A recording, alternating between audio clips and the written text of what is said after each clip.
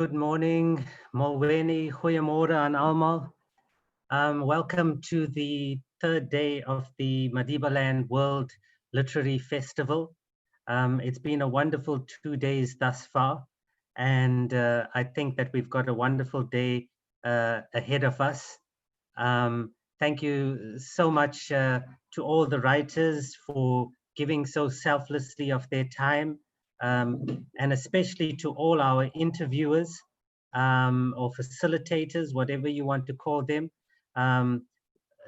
For a festival of such a large nature, we need all the help that we can get. So thank you so much to each and every one today for giving of your time and for making this festival something that people will remember. Today, I'm going to be taking a bit of a back seat, and I am going to be leaving you in the capable hands for most of the time of the facilitators and the interviewers, and they will take charge of the sessions. Ons eerste sessie van 10:00 tot 11:00 is 'n Afrikaanse sessie, en ek gee oor nou aan Thys Himan, wat ons eerste sessie sal behartig saam met Jean Meyring. So oor na julle, geniet die res van die dag en ek sien uit na al die lesings. Baie dankie dan. Totsiens.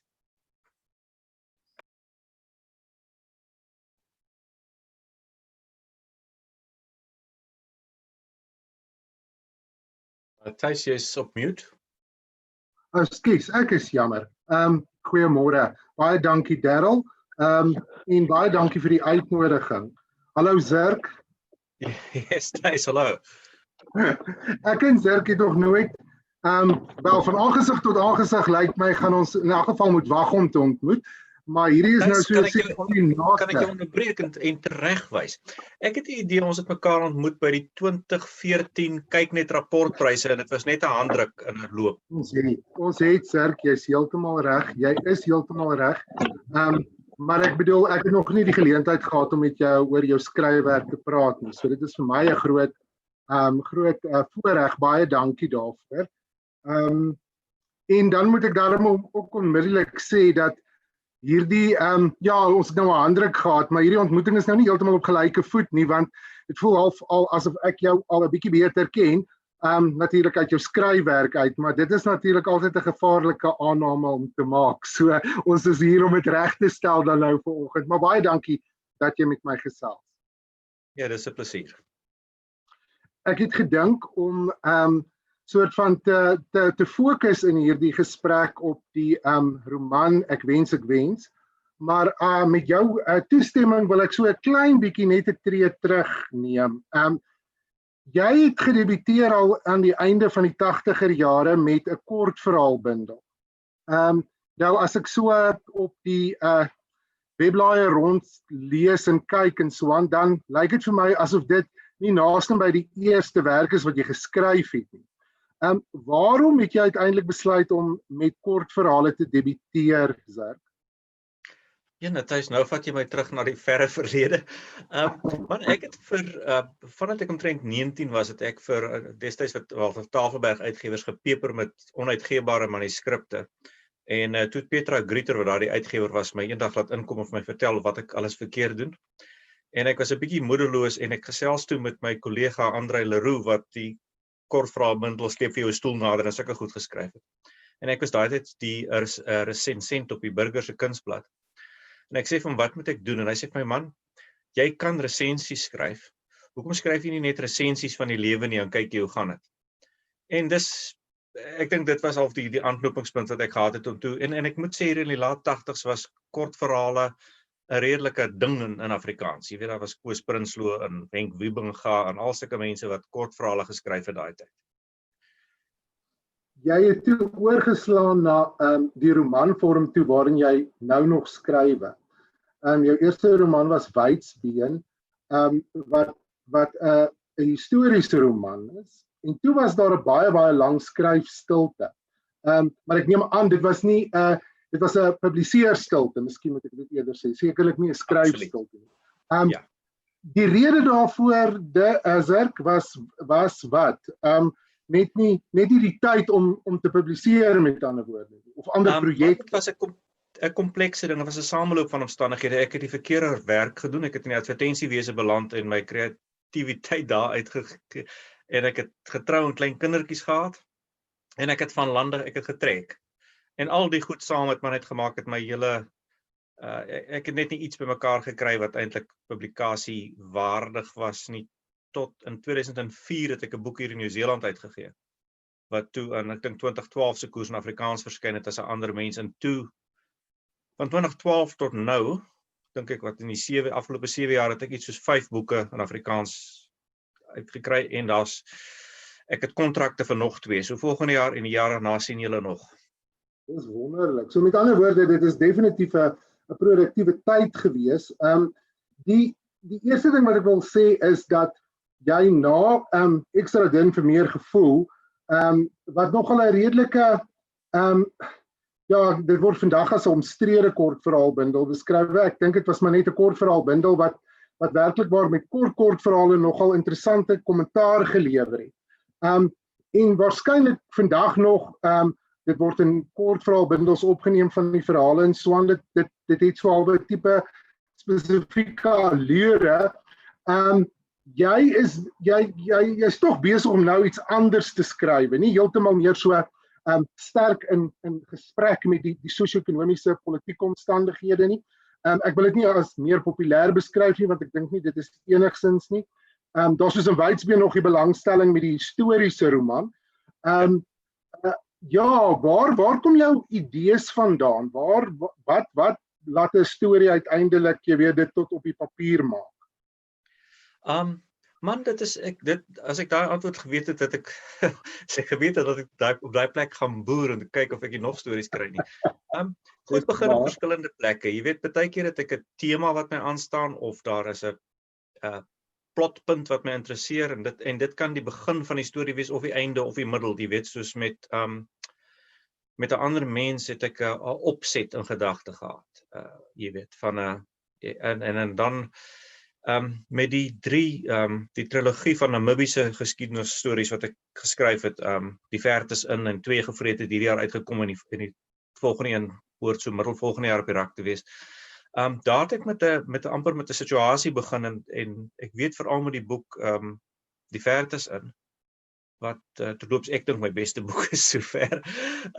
Nie dat mense wat pryse uitdeel saamstem nie, maar daar het ek begin ek het net 'n begin gehad, en ek die storie het ontwikkel soos ek aangaan. En jy het gesê jy wil graag praat oor ek wens, daar het ek 'n redelike goeie, jy weet, ek het die idee gekry van 'n ek kan nie basies heel volledig die idee gehad van die begrafnisondernemer wat begin glo hy kan 'n wens wat gaan waar word. En die sentrale toneel, of ek weet nie, ek beskou dit as die sentrale toneel, maar die toneel tussen hom en die seentjie, waar die seentjie basies die doodkus kom aanpas, dit het ek al in 2011 geskryf. So hy het in my laai gelê vir 'n goeie klompie jare, voordat ek hom opgetel het en uitgebrei het in iets wat ek aanvanklik gehoor het nie uitgeebaar gaan wees nie, maar gelukkig het ek 'n uitgewer gevind wat gedink het hulle kan 'n kans vat met hom. Ja, dankie Vader. Die ding wat ek vir jou wil vra is, jy skryf nou, ek meen in Wydsbeen het jy oor die historiese figuur geskryf, en daai titel Wydsbeen wys onder meer op die karakter wat eintlik met sy bene op 2 vaste lande staan, of in 2 plekke in elk geval. Dis ook iets wat amper op 'n manier van jou van toepassing is. Ek meen, jy gee uit in Suid-Afrika en Afrikaans.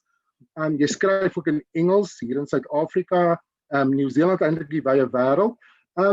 Hoe kondig 'n verhaal hom by jou aan, in watter taal? Of is dit iets wat sukkel met ander tale, ek meen ek is regtig nie altyd so goed in ander tale nie, is dit iets wat ek net nie met my brein kan omvat nie?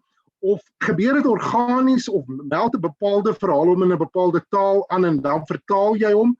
Of, en ek wil nou nie te veel vra nie, dit hou hopelik met mekaar verband, of is jy soos André P. Brink wat so met die linker aan die een boek skryf in die een taal en dan met die ander hand in die ander taal, jy weet, soos wat hy gesê het van sy latere romans ontstaan het. Ek het sommer net gewonder. Ja, man, 'n bietjie van albei. Ek het vandat ek Nieu-Seeland toe getrek het in die laat 90s, het ek al oorgeslaan en in Engels begin skryf. Maar wat gebeur het met die vertaal van by Engelse boeke in Afrikaans? Ek moet sê die hele klompie van my laaste klomp boeke is meestal aanvanklik in Engels geskryf. Maar die vertaling is ook 'n verwerking en wat ek dan doen is dan verander die storie so dat ek weer moet terugvertaal Engels toe. So dis maar 'n heen en weer geskrywery. Ek het nou eintlik my selfvertroue in Afrikaans het bietjie agteruit gegaan met die jare. En eintlik van nou van 2012 af toe hulle vir my vra om die boek wat 'n ander mens geword het te vertaal in Afrikaans, het ek gesê wel ek weet nie of ek kan nie. Toe skryf ek een hoofstuk en ek sê is dit Afrikaans? En hulle sê toe ja nee, dit is darm Afrikaans. Maar ek dink my Afrikaans het bietjie bygekom. Jy weet dit was 'n bietjie verroes en dit is nou nog seker 'n bietjie oudtyds. Jy weet ek is nie daagliks in kontak met mense wat Afrikaans praat nie. Maar wat nogal snaaks is vir my is in die laaste tyd het dit baie keer gebeur dat ek jy weet ek maak 'n dokument op my rekenaar oop en ek skryf 'n ent en dan kyk ek af en sien ek maar hierdie blad het ek nou in Afrikaans geskryf en die vorige blad was in Engels. So dis maar ek is redelik gemaklik in al twee tale. So dit is dis op die ou en gaan maar 'n heen en weer vertalery raak. Ek verstaan. En jy's ook nou soos jy nou net gesê het ook 'n baie produktiewe vertaler van fiksie en van nie fiksie. Ek wil voor ek by ek wens kom, dis nou 'n vreeslike lang aanloop, ekskuus. Wil ek net gou by jou hoor, is daar 'n spesifieke rede waarom jy sekere werke uit Engels vertaal of hang dit maar met vertaalopdragte saam? Wat ek bedoel is dit werk wat jou op 'n persoonlike vlak interesseer of is dit meer die gevolg van dinge wat eintlik op jou lesenaar beland? Want jy's veral bekend vir jou vertalings van jy weet die skrywers soos Kerr en Wilbur Smith en so aan. Is dit ook leesgunstelinge of ja, ek het net gewonder, omdat dit op 'n manier aansluit by jou skryfwerk, maar ook nie regtig nie. Nee, dit is goed wat op my tafel beland. Kerr toevallig is iemand wie se boeke ek besit en gelees het uit vrye keuse. Wilbur Smith is nie. En ek gaan maar volstaan daarmee. Hy is nie iemand wat ek sal lees as ek lees hom nie van self nie. Nee. En hoe het jy op A.B. de Villiers beland? Ek bedoel, dit was vir my nogal interessant, om die autobiografie van A.B. Wel, in die eerste plek het ek nie gedink 'n mens kan al 'n autobiografie skryf nie. Ek is my al 10 jaar oor my autobiografie ouderdom. Maar ek het net gewonder hoe dit was ook maar 'n opdrag. Dit was 'n opdrag, maar weet jy wat baie interessant was aan daai boek is, die spookskrywer neem ek aan, het A.B. se vertellings van sy kinderdae wat in Afrikaans is, dan nou in Engels geskryf. En ek het dit dan gaan vertaal in Afrikaans en ek het behalwe gesê, vat dit terug na A.B. toe, want as ek sê, hy het vir sy ma dit gesê en sy ma dat geantwoord, weet ons is nou al 2 stappies van die waarheid af, en hy moet liewerster onthou wat gebeur het daai tyd. Dit was 'n interessante, en cricket terminologie is bizar kompleks, dit het my gegooi, hoor. Is jy self 'n cricket ondersteuner en liefhebber? Nee, ek kyk cricket. Ek het al vir AB sien speel en so aan, maar ek is nie, jy weet, en ook omdat ek in die buiteland bly, hoor ek nie Afrikaanse cricket kommentaar nie. So die Afrikaanse terme was vir my 'n probleem en ek het op die ouend kontak gemaak met een van die Afrikaanse kommentators om te sê, wat noem julle, jy weet, een of ander bizarre cricket term, wat is die Afrikaanse woord wat julle daarvoor gebruik? Nou goed, dan dink ek is ek nou genoop om eintlik na ek wens toe oor te gaan. Die eerste moetswillige vraagie is, het jy al met Petra gepraat nadat ek wens nou al hierdie pryse gewen het? Nee, ek het geen kontak met haar vir jare nie, wat baie jammer is. Ja. Nee. Toe jy nou gesê het, sy het vir jou alles vertel wat verkeerd was, toe tog ek miskien het jy vir haar gewys, jy weet, kyk hierso, ek is nou reg. Maar die boek word baie keer beskryf as 'n klein boekie, as 'n dun boekie. Dit is die woorde wat 'n mens kry wanneer 'n mens nou na resensies kyk. Maar dit is ook eintlik 'n uitsonderlike roman in die opsig dat dit regtig die afgelope jaar 'n heel wat pryse gewen het. Ek bedoel dit is iets wat uitstaan, nie net die W.H. Hofmeyer prys nie, maar ook 2 kyk net rapportpryse, die een vir mees verfilmbare teks wat 'n ander mens ook vroeër gewen het. En dan natuurlik ook die prys vir fiksie. Wat is die belang van pryse vir jou, Zerk? Wat beteken 'n prys? Oeh, dis 'n groot vraag. Een van die maklike antwoorde is daar land 'n bietjie geld in my bankrekening. Hoera, dis baie lekker. Nee, maar ek dink vir al die wel die hof, ek het van tevore die filmprys gewen en dit was lekker, maar dit voel altyd so half so bietjie soos 'n troostprys, jy weet. En ek het nie gedink dat ek ooit in my lewe 'n prys vir literatuur sal wen nie. Alhoewel en nou moet ek heeltemal ook, want ek weet dit is die droom van my tienerjare af. En ek het net mettertyd tot die aanvaarding en insig gekom dat dit wat ek skryf so half tussen kommersieel en literêr val en dat dit nou nie die literêre mense soos jy sal beïndruk nie. En ek weet in rapport het hulle my aangehaal in 'n onderhoud dat ek gesê die boek is 'n snuistery en nou nie die soort ding wat ooit 'n prys gaan wen nie. So toe ek benoem is vir die prys, was ek baie verbaas en ek het ook, jy weet, ek was benoem saam met Cornelis Breitenbach en onder meer en Etienne van Heerden. Nou Etienne van Heerden, jy weet, wen al wat 'n prys is. Sy nuwe boek is volgens alle berigte uitstekend. So ek het nie vir 'n oomblik gedink ek is 'n kans nie. My weet ek die kortlys gehaal het ek gedink fantasties, dit is die hoogtepunt van my literêre verering of wat ook al, of erkenning. En die dag toe dit die prys wen was ek uit die veld geslaan soos, jy weet, dit was totaal ongelooflik. Ek het nou al die storie vertel, maar ek het nie eers in die nag wakker geword vir die prys nie, want jy weet, waarom sal ek nou wakker word in die middel van die Nieu-Seelandse nag om te hoor Etienne het nog 'n prys gewen. En toe bel my uitgewer my wakker. Nee, dit was regtig wonderlik en ek kan nie eintlik vir jou sê hoe vir 'n geweldige invloed dit het nie, want dit is op 'n manier maar dit iets is wat ek vir so lank in my jonger dae veral gedink het dalk op my pad lê vorentoe en voordat ek nou tot ander insigte gekom het. En toe dit my nou so uit die blou te tref is 'n geweldige ding. Jy weet, dit voel net hoe sal ek nou vir jou sê, maar daar is 'n klub of 'n baie eksklusiewe klub en jy stap elke dag voor die deur verby en kyk so nou na by die venster in, maar jy weet jy's nie 'n soort mens wat ooit in daai klub kom nie. En dan eendag stap jy verby en die deurman steek sy arm uit en gryp jou en ruk jou in die klub. Nou ek het so dit is wonderlik, maar ek het geen illusies dat dit my, jy weet, ek staan nog op Dinsdag aand gaan sit ek die vullis uit. Dis nie asof mense, jy weet, na my kyk as ek in die straat loop, veral die in Nieu-Seeland nie, maar dit sal ook nie in Suid-Afrika eers so gewees het. Jy weet, ons mense wat in die literêre wêreld is, dink dalk die literêre wêreld is belangrik, maar jy weet, as ek vir WP se B-span rugby gespeel het, was ek waarskynlik bekender as wat ek nou is, you know.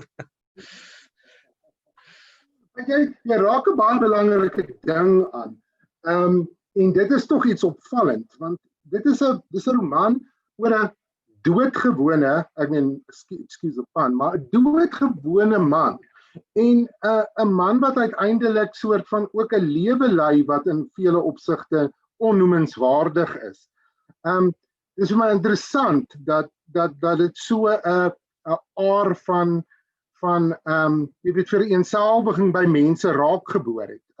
Iemand het in 'n onderhoud gesê dit is die regte boek op die regte tyd. Nou mense moet baie versigtig wees om so 'n opmerking te maak. Ek dink dis die regte boek vir enige tyd. Dis my gevoel. Ek dink daar's 'n tydloosheid aan die boek. Maar dink jy dit het iets te doen, en dis nou moeilik want ek plaas jou nou eintlik sekerlik in 'n posisie waarin jy nie regtig geplaas kan word nie, maar dink jy die feit dat die boek soveel hoop inhou, dat daar werklik waar iets positief in die boek is iets waarmee baie lesers uiteindelik, jy weet, op verskillende vlakke, populêre lesers wat nou klein bietjie meer literêre agtergrond en pretensie en wat ook al het, daarmee geïdentifiseer en geassosieer het? Man, ek wonder baie keer as ons nie hierdie hele besigheid met COVID gehad het nie, of die boek so goed sou gedoen het. Ja, ek meen, hoe sal 'n mens nou weet? Jy weet, die boek moes 'n jaar vroeër uitgekom het as wat hy uitgekom het. En is om ander redes is hy's uitgeskuif om plek te maak vir die Duitse Wesboek. En ek dink baie keer, nou sê nou hy het 'n jaar vroeër uitgekom en hy was in dieselfde groepie as die Daal van Daan van der Walt, sou hy dan 'n prys gewen het. You know, maar dis eintlik 'n jy weet, hoe sal ons nou weet? Jy weet, ons het soos die unbearable lightness of being, jy weet, goed gebeur net een keer en jy weet nie wat sou gebeur het as dit anders was nie. Ek dink dat die hoopvolheid van die boek, dis vir my baie duidelik, dat die hoopvolheid van die boek mense aanspreek. En ek is nie seker nie, die boek het nou maar pas 2-3 weke gelede in Nieu-Seeland uitgekom. Ek sal verbaas wees as hy hier dieselfde effek het. Ek dink daar's miskien, Suid-Afrika het 'n unieke situasie en mense is 'n baie unieke gemoedswêreld. En ek dink waar 'n hoopvolle ding dalk net soveel meer aanklank vind by mense. En dis my regtig,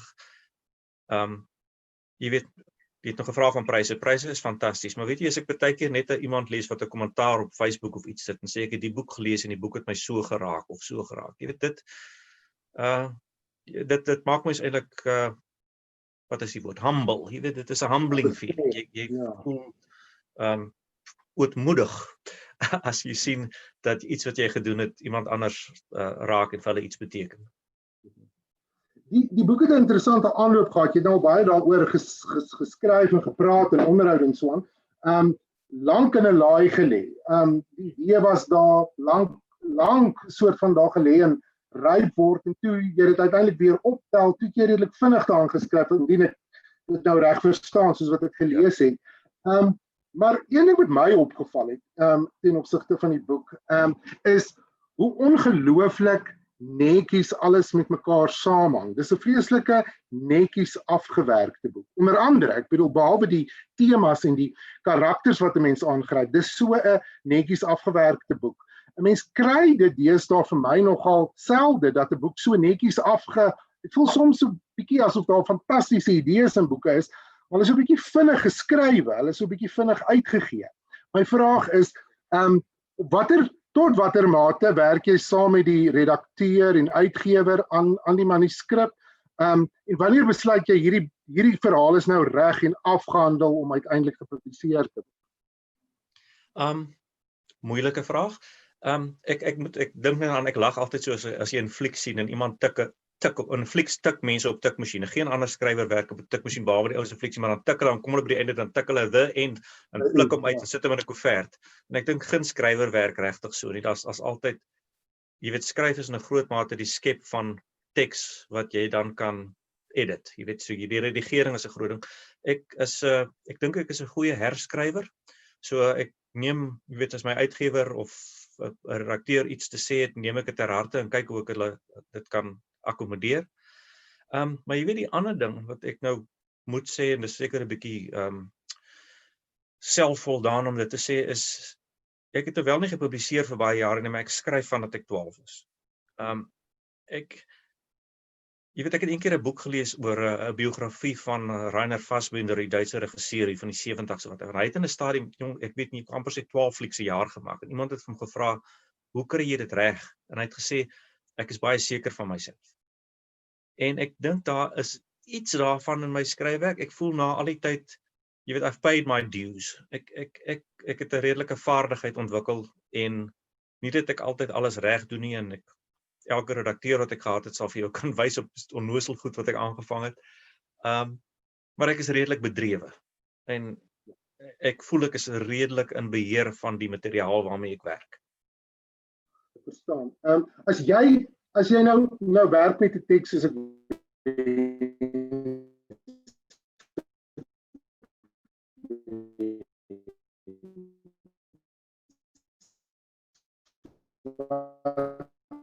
nou hierdie interessante gegewe het van 'n land. Ek bedoel, dis so wonderlik, maar sy lewe is so saai. Ek bedoel, dit is just werklik fantastiese gegevens. Wat ek wil vra is, tot watter mate vertel jy net 'n verhaal en wanneer begin jy aan elemente soos temas en idees, gedagtes, ander dinge dink? Is die fokus dus eintlik net om die verhaal vertel te kry? Want dit val tog vir my op asof daar so 'n bewustheid van baie ander dinge in jou skryfwerk. Dis nie net 'n verhaal wat vertel word nie. Daar's ook 'n bewustheid van hoe jy die verhaal vertel en wat die implikasies van die vertel van die verhaal is. Dis seker 'n moeilike ding vir 'n skrywer om te antwoord, want ek bedoel, jy skryf maar. Ja, dit is Ek dink al daai goed is in jou kop. Jy weet, dis nie asof jy net ek het in 'n stadium besluit dat as ek moet kies tussen 'n diepere betekenis in 'n lekker storie, dan gaan ek gaan vir die lekker storie. Maar as ek albei kan doen, des te beter. Dis ja. En ek skryf oor goed wat my interesseer en dit beteken gewoonlik dat daar 'n tematiese element is wat my kop besig hou.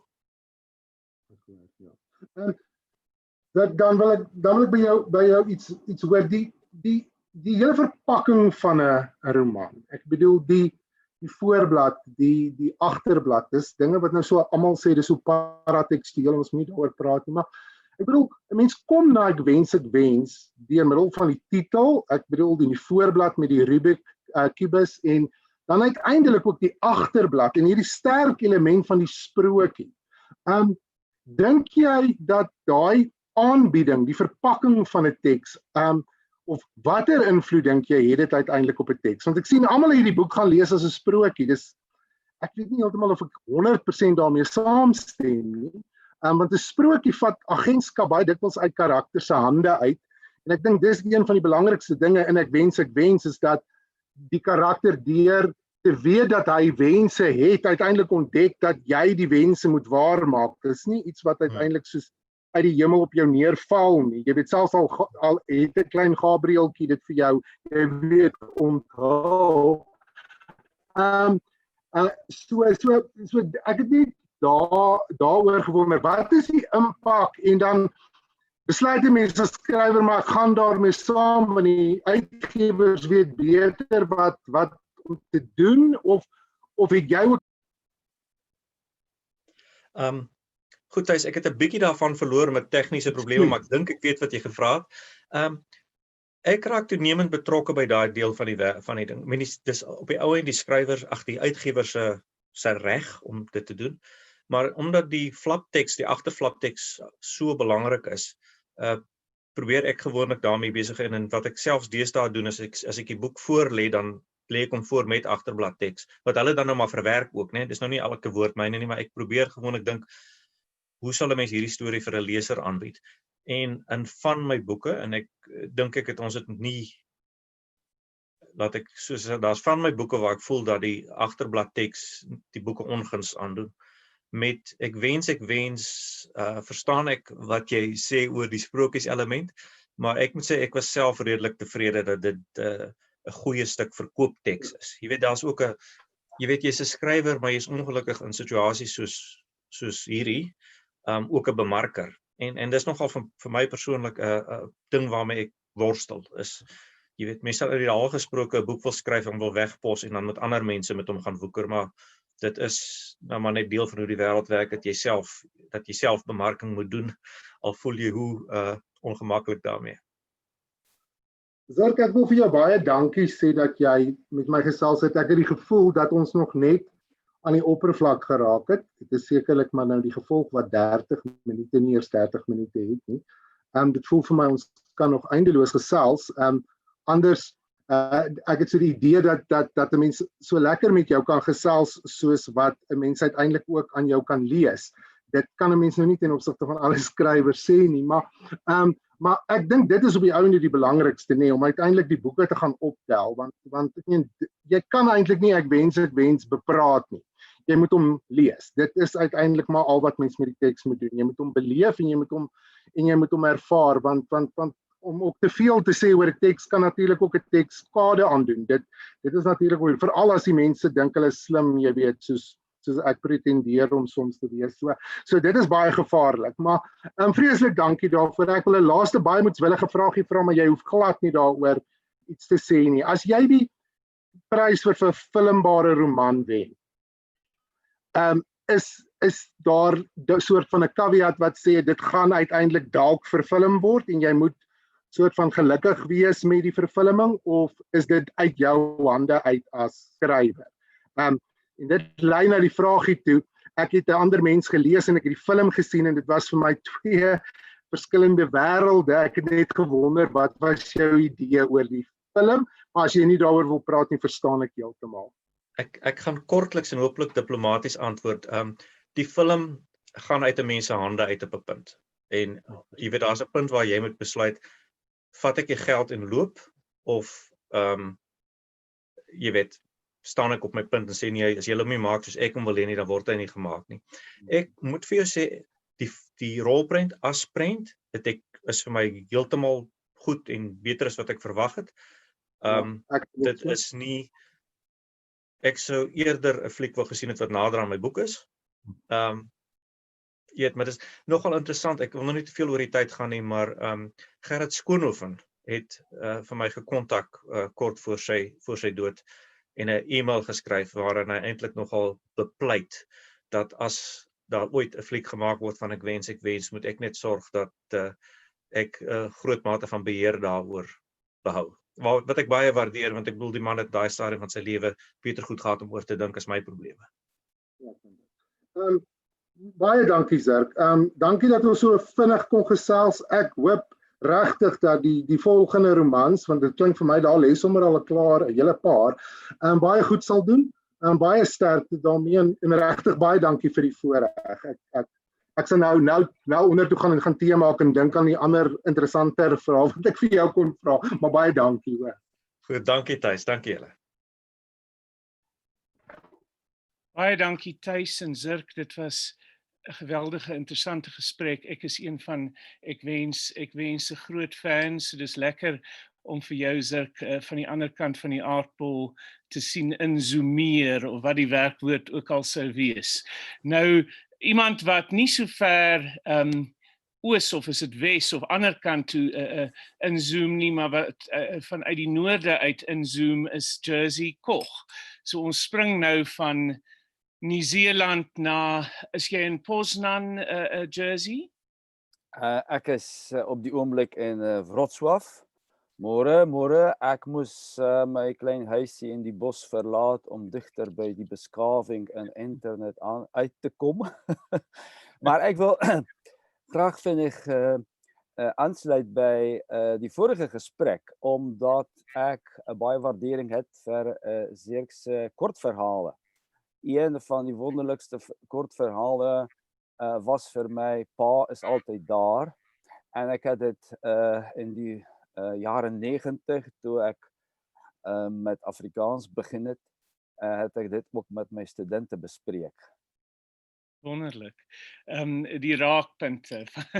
Ja. In 'n groot mate is jy 'n unieke figuur in die Afrikaanse letterkunde.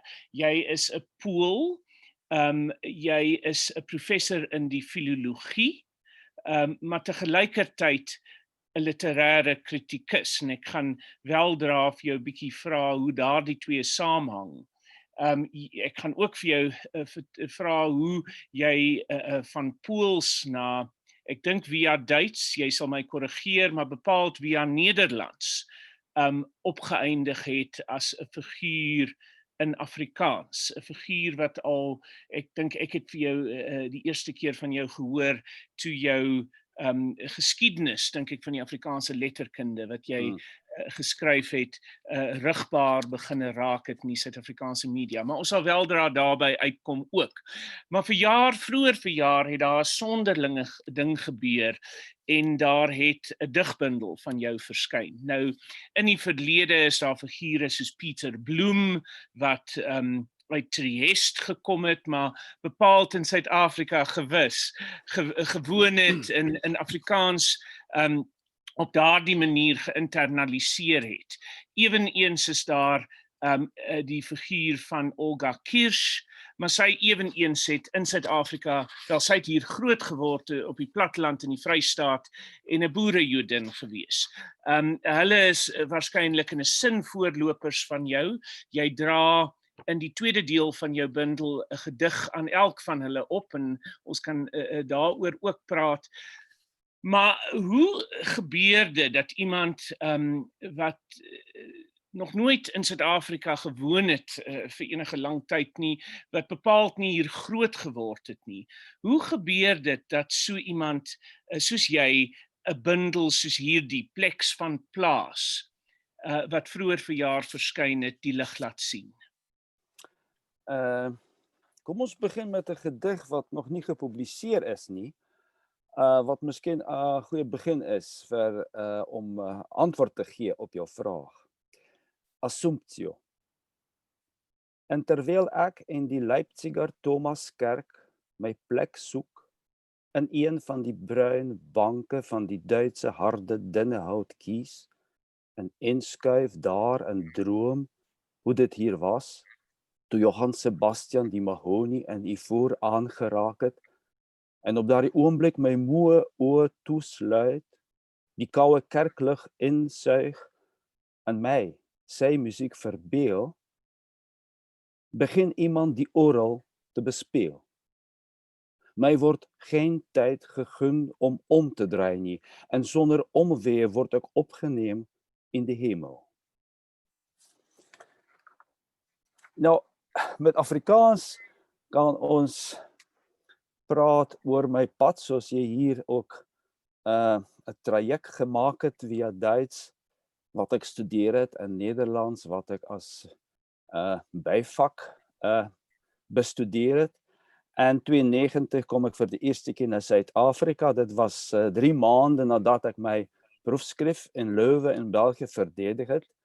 En ek het op die drempel gestaan om aan iets nuuts te begin. En oorspronklike planne was om Surinaams-Nederlandse literatuur, Antilliaanse literatuur onder die loep te neem. Ek het al 'n biblioteek saamgestel om daardie navorsing te begin. Maar toe kom ek na Potchefstroom, dan is dit Pretoria, Bloemfontein, Kaapstad, Stellenbosch binne amper 2 weke. En toe het ek gedink, dit is miskien die moment om met Afrikaans te begin. My aandag is altyd afgeneem toe deur het, gedoen het, gelees het, want dis lidwoord in Nederlands, en natuurlik die sogenoemde dubbele ontkenning, wat my heeltemal in die war gebring het. Maar sedert 2000 is ek eintlik 'n gereelde besoeker in Suid-Afrika. Ek kom elke jaar, hierdie jaar sal 'n uitsondering wees, en ons verstaan almal hoekom. En dit is besonder jammer dat ek nie aan enkele evenemente kon deelneem, ook in verband met my digbundel. Maar dit is soos dit is, en mens moet dit aanvaar. Maar jy kan ook aan die ander kant kyk na omgaan met taal. Hoe werk die taal in ons koppe? Die moedertaal, maar ook die ander tale wat ons aanleer en op gereelde basis praat, of slegs van tyd tot tyd. Om die waarheid te sê, ek weet nie hoe dit by my werk nie. Op 'n gegeewe oomblik, en dit was jare gelede, het ek met die hond van ons gaan stap, in die vroeë oggend. Dit was koud, en skielik by 'n klein waterpoeletjie kom daar Afrikaanse woorde wat in my kop sambal, jy weet, hulle kom by mekaar, word baie kompak. En dit is die eerste gedig. En dit is omtrent soos met daardie Bach in my gedig Assumptio wat ek voorgelees het.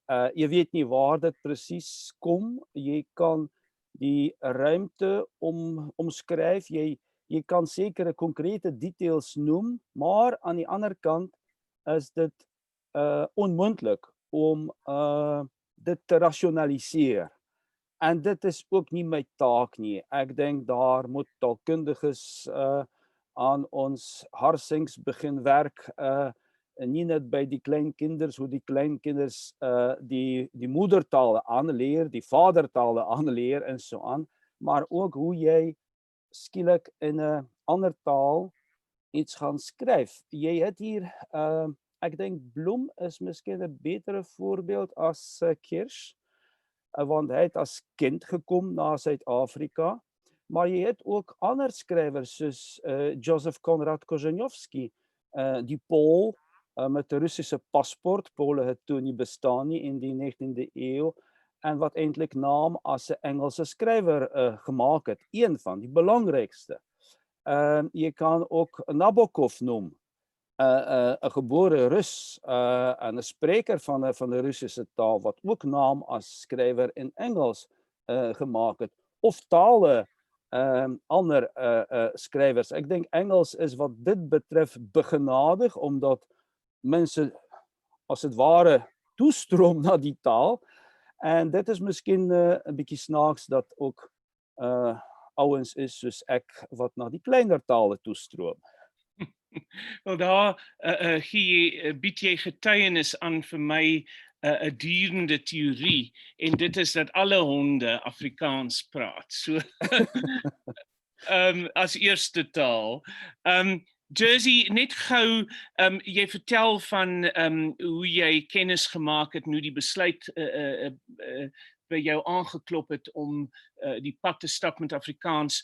Hoe het jy net prakties gesproke die taal aangeleer? Want jy praat 'n baie mooi Afrikaans, as ek dit mag sê. Jou aksent is goed.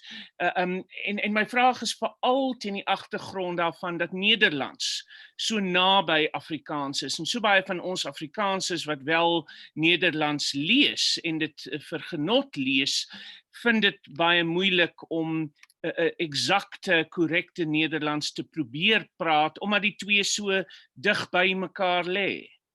In my geval is dit ook dat ek van die een taal na die ander oorgaan. Skuif, switch. Ek is nou besig om 'n roman uit Nederlands na Pools te vertaal, en nou kom skielik hierdie gesprek. En Nederlands help seker by die begin om Afrikaans te verstaan.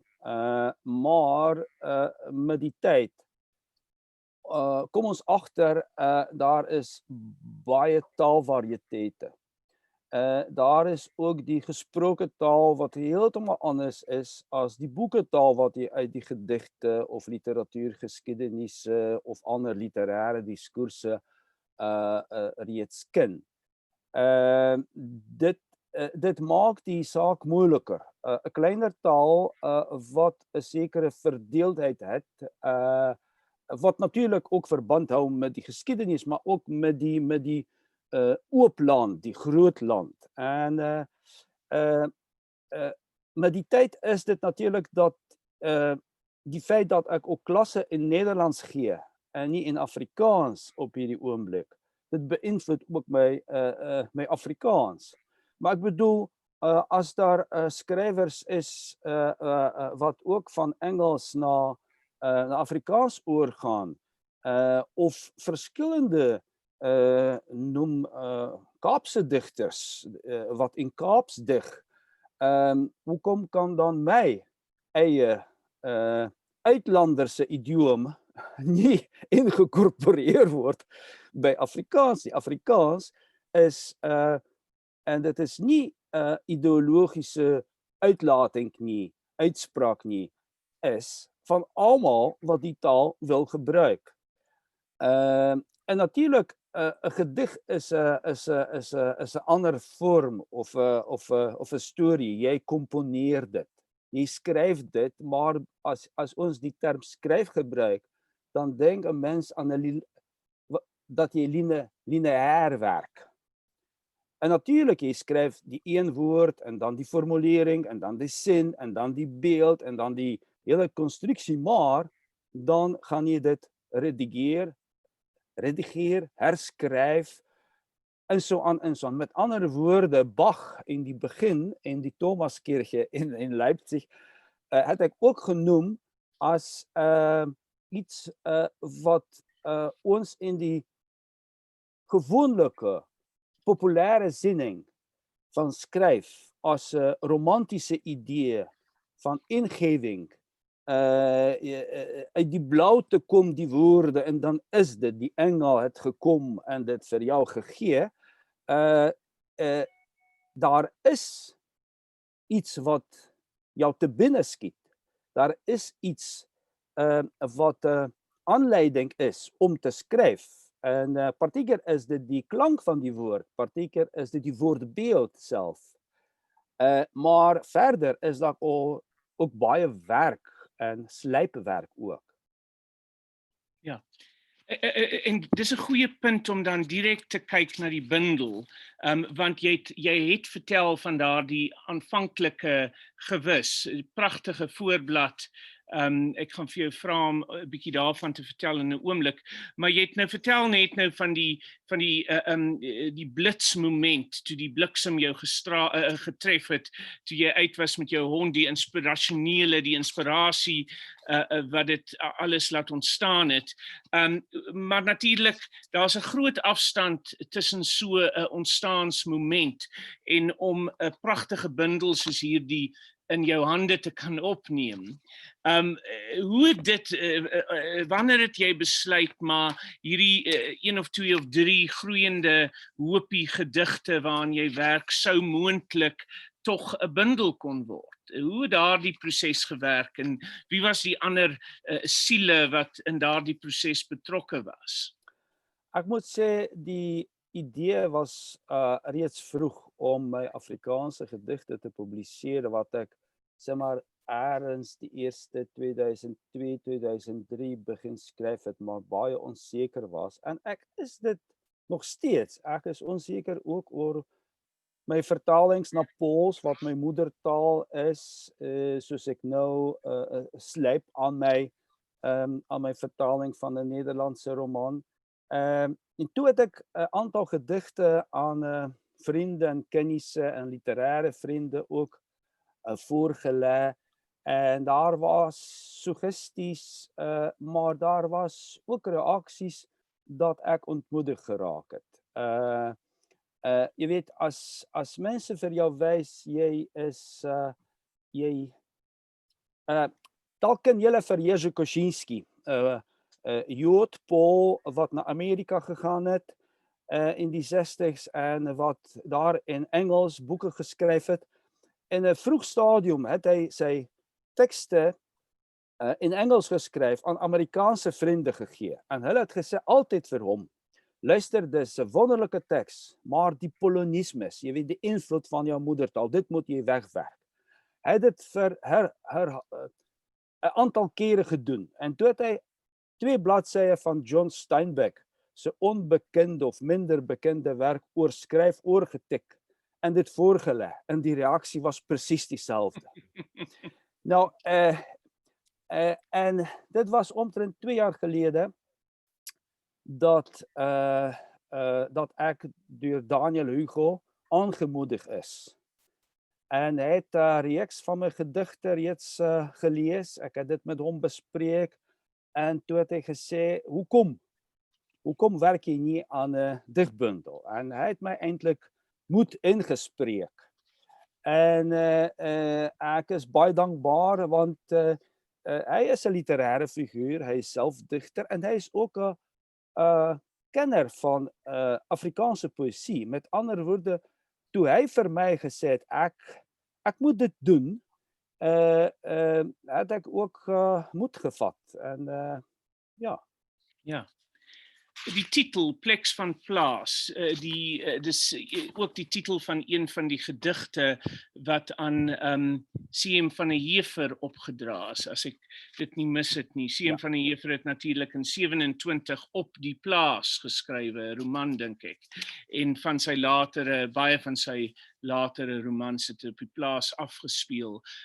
Vertel bietjie van hoekom dit die titelgedig is en hoekom spesifiek opgedra aan C.M. van der Heever. Ek hou van die formulering wat ek daar saamgestel het, pleks van plaas. Dit is eintlik my herinnering aan my somermaande deurgebring op die plaas van my ouma en van my oom. hoe ouder ek word, hoe belangriker vir my is. Ek verstaan nou beter as toe dat dit baie belangrike ervaring was van werk en speel as kind, dan as 'n tiener, om mense te sien in die oestyd. Presies in Julie, Augustus in die noordelike halfrond is dit oestyd en werkende mense en ook erkenning vir daardie werk, agting vir die mense. Met ander woorde, en self ook, as jy ontdek as 'n tiener, hoekom ons wenkbraue het as die sweet loop, dan loop dit nie in jou oë. Dit is 'n anatomiese ontdekking wat jy aan die lewende lywe van jouself maak. Ja, maar dat hierdie spesifieke gedig die titel gegee het aan die bundel is min of meer toeval. Dit is nie intensie gewees, dit was eintlik oorspronklik werkstitel wat uiteindelik die definitiewe titel van die bundel geword het, en miskien tereg omdat herinnering, omdat geskiedenis, omdat tussen ervarings te wees tog een van die hoofonderwerpe van die bundel is, soos ek dit nou terugskouend ontdek. Wil jy asseblief vir ons die vers lees?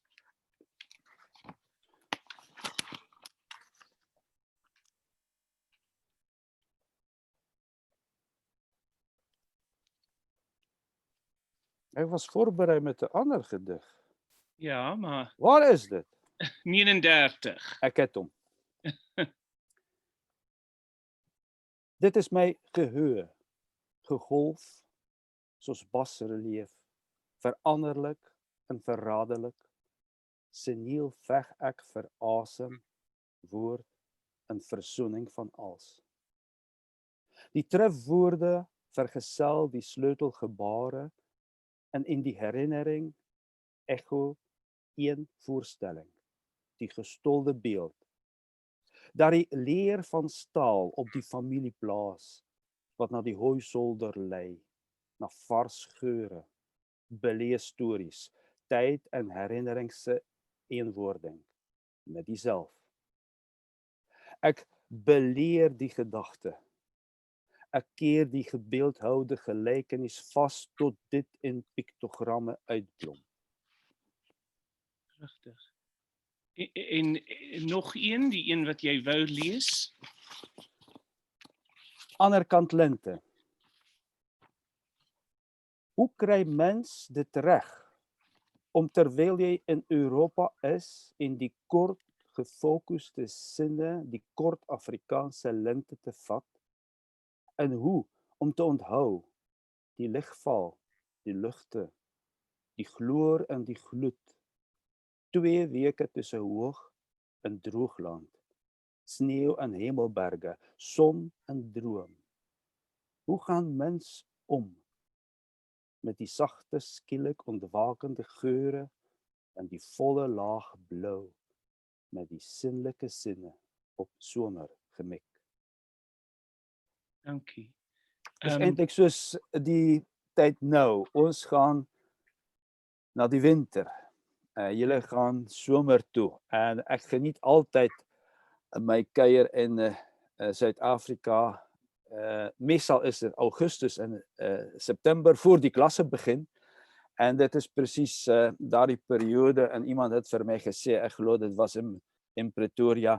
Ja, ons het lente, 2 weke. En Jersey, jy het vertel van verse waarmee jy tans besig is. Is daar 'n volgende bundel in afwagting? Ek weet nie, miskien. Ons sal sien wat die toekoms bring. Ek werk nie na 'n digbundel toe nie, maar ek werk aan afsonderlike gedigte. En daar is reeds enkele, en ons sal sien. En ons het nou in die afgelope aantal jare, veral deur die werk van Daniel Hugo, wat jy genoem het, ook in 'n mindere mate iemand soos Fanie Olivier, het ons 'n baie sterk stroom vertalings wat veral uit Nederlands in Afrikaans verskyn. Maar daar is 'n groot leegte wat werk uit Pools betref. Wat sou jou, as 'n mens jou por om van die groot Poolse romans in Afrikaans oor te sit? Ek dink daar sou 'n groot aanvraag na so iets wees. Ek dink Olga Tokarczuk wat die Nobelprys gewen het en ek glo 2 jaar voor die tyd of 1 jaar was dit die internasionale boekerprys.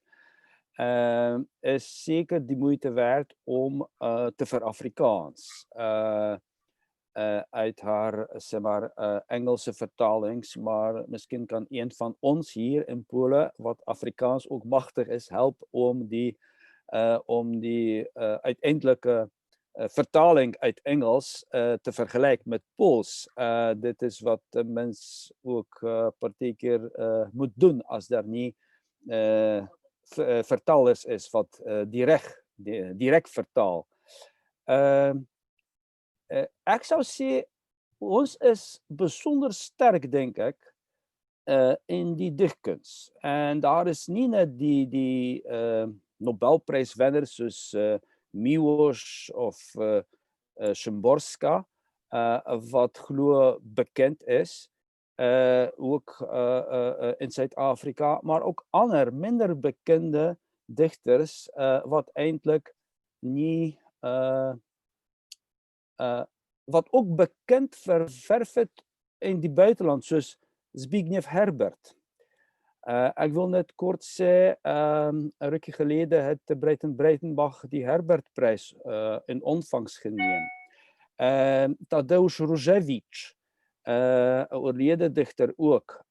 Dit is ons klassiekers wat moderne klassiekers is.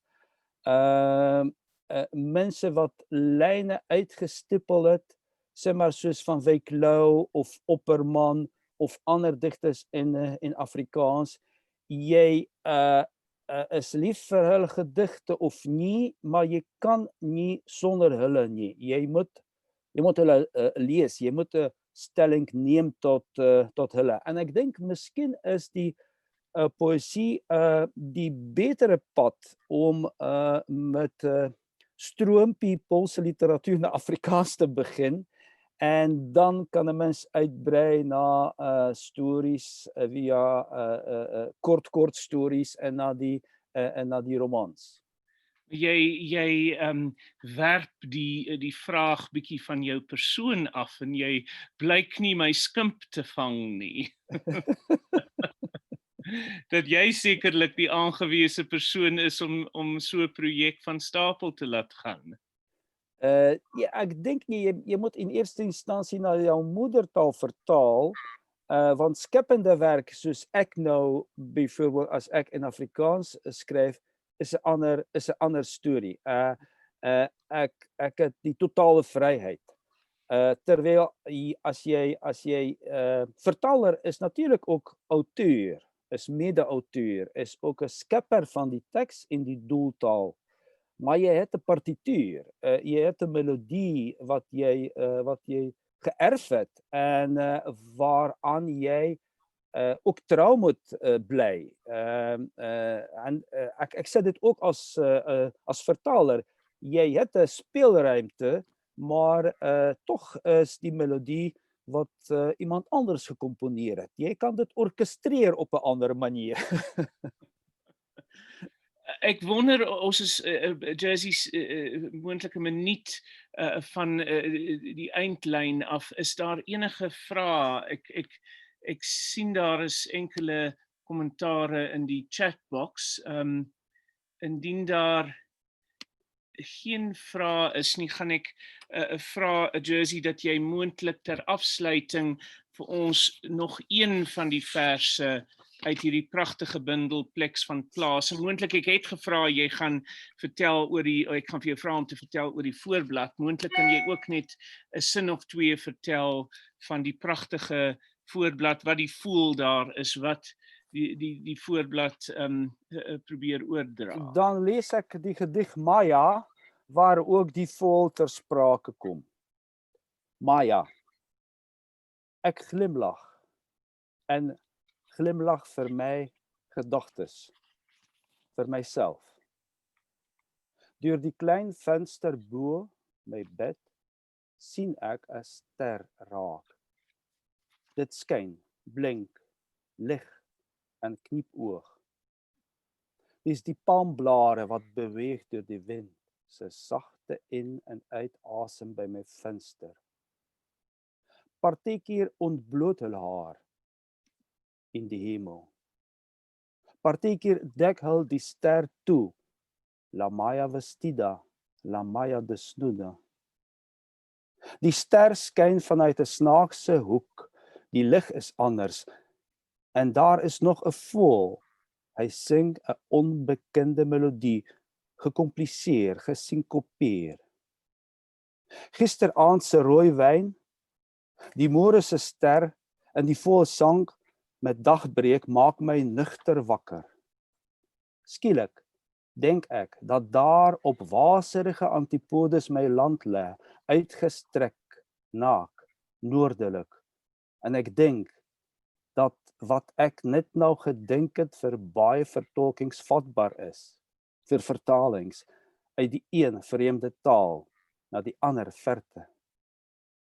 Ek wag nog op die Hadidas, toe hulle na die stad vol hellings gaan vlieg, die heilige voëls wat godsgruwelik skree en my aan hierdie plek vaspin. Dit is 'n antwoord, gewis. Dankie. Baie dankie. Jersey, baie dankie vir jou deelname vandag en dankie vir die werk wat jy vir en in Afrikaans doen. Jou, soos jy dit getipeer het, inkommers, idiolek of hoe mense dit ook al sal stel, is 'n verryking van Afrikaans en hierdie bundel is werklik iets opwindends. Dis 'n baie mooi bundel en ons sien uit na jou verdere skepende werk wat hopelik vinnig sal kom. Baie dankie vir die gesprek. Baie dankie.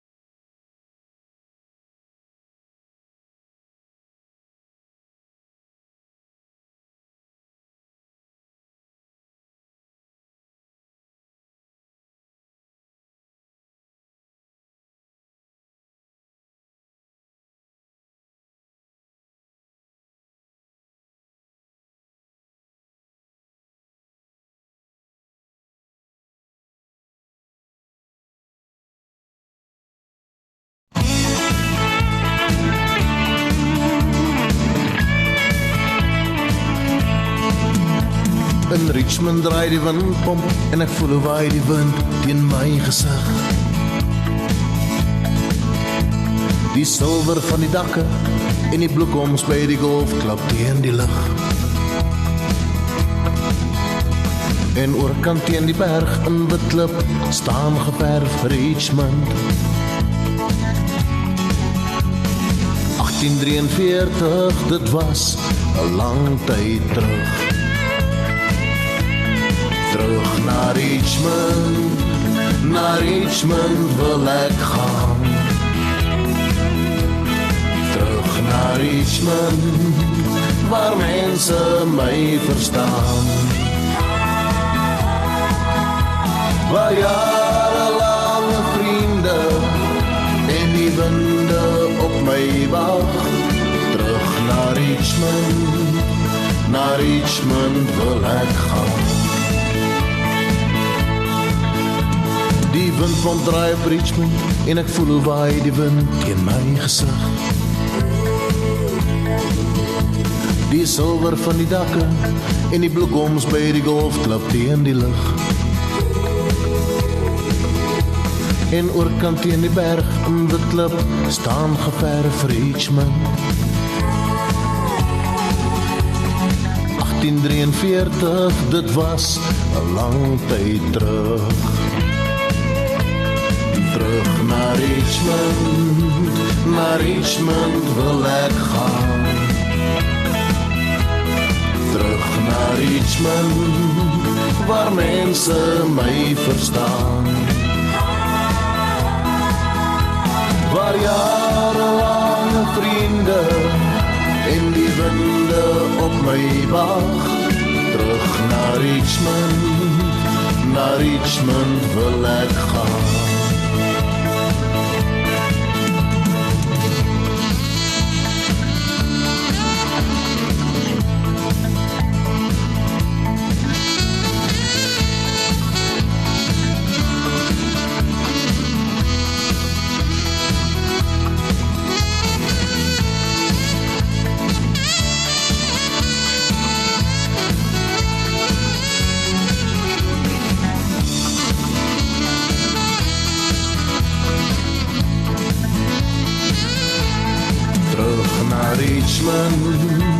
Naar Richmond wil ek gaan. Terug naar Richmond, waar mense my verstaan. Waar jarelange vriende en die winde op my wag. Terug naar Richmond wil ek gaan. Naar Richmond wil ek gaan. Naar Richmond wil ek gaan.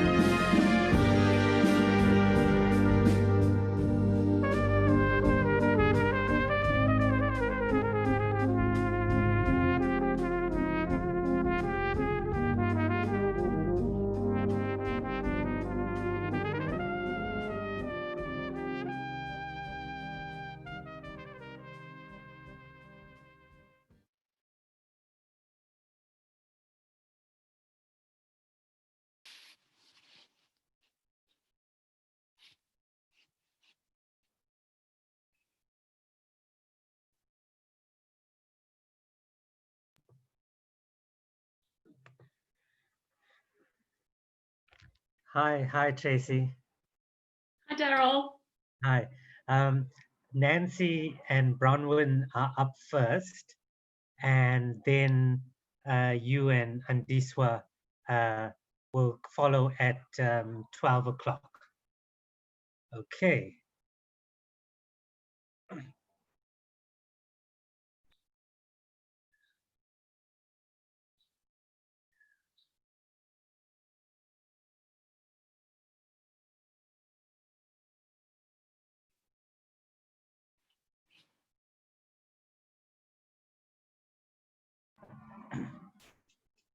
Graham, just let me know if Nancy is having trouble connecting. If so, I think Tracy and Diswa are here. We can fill in, but we'll give Nancy some time to get going. Will do.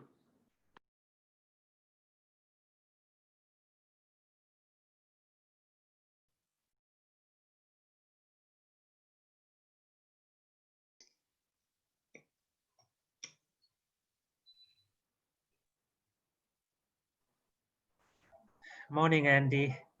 Good morning. Good morning. Morning. We're just waiting to see if Nancy Richards is ready, in which case she will go first. But if we don't manage, then you and Tracy can start off. Okay.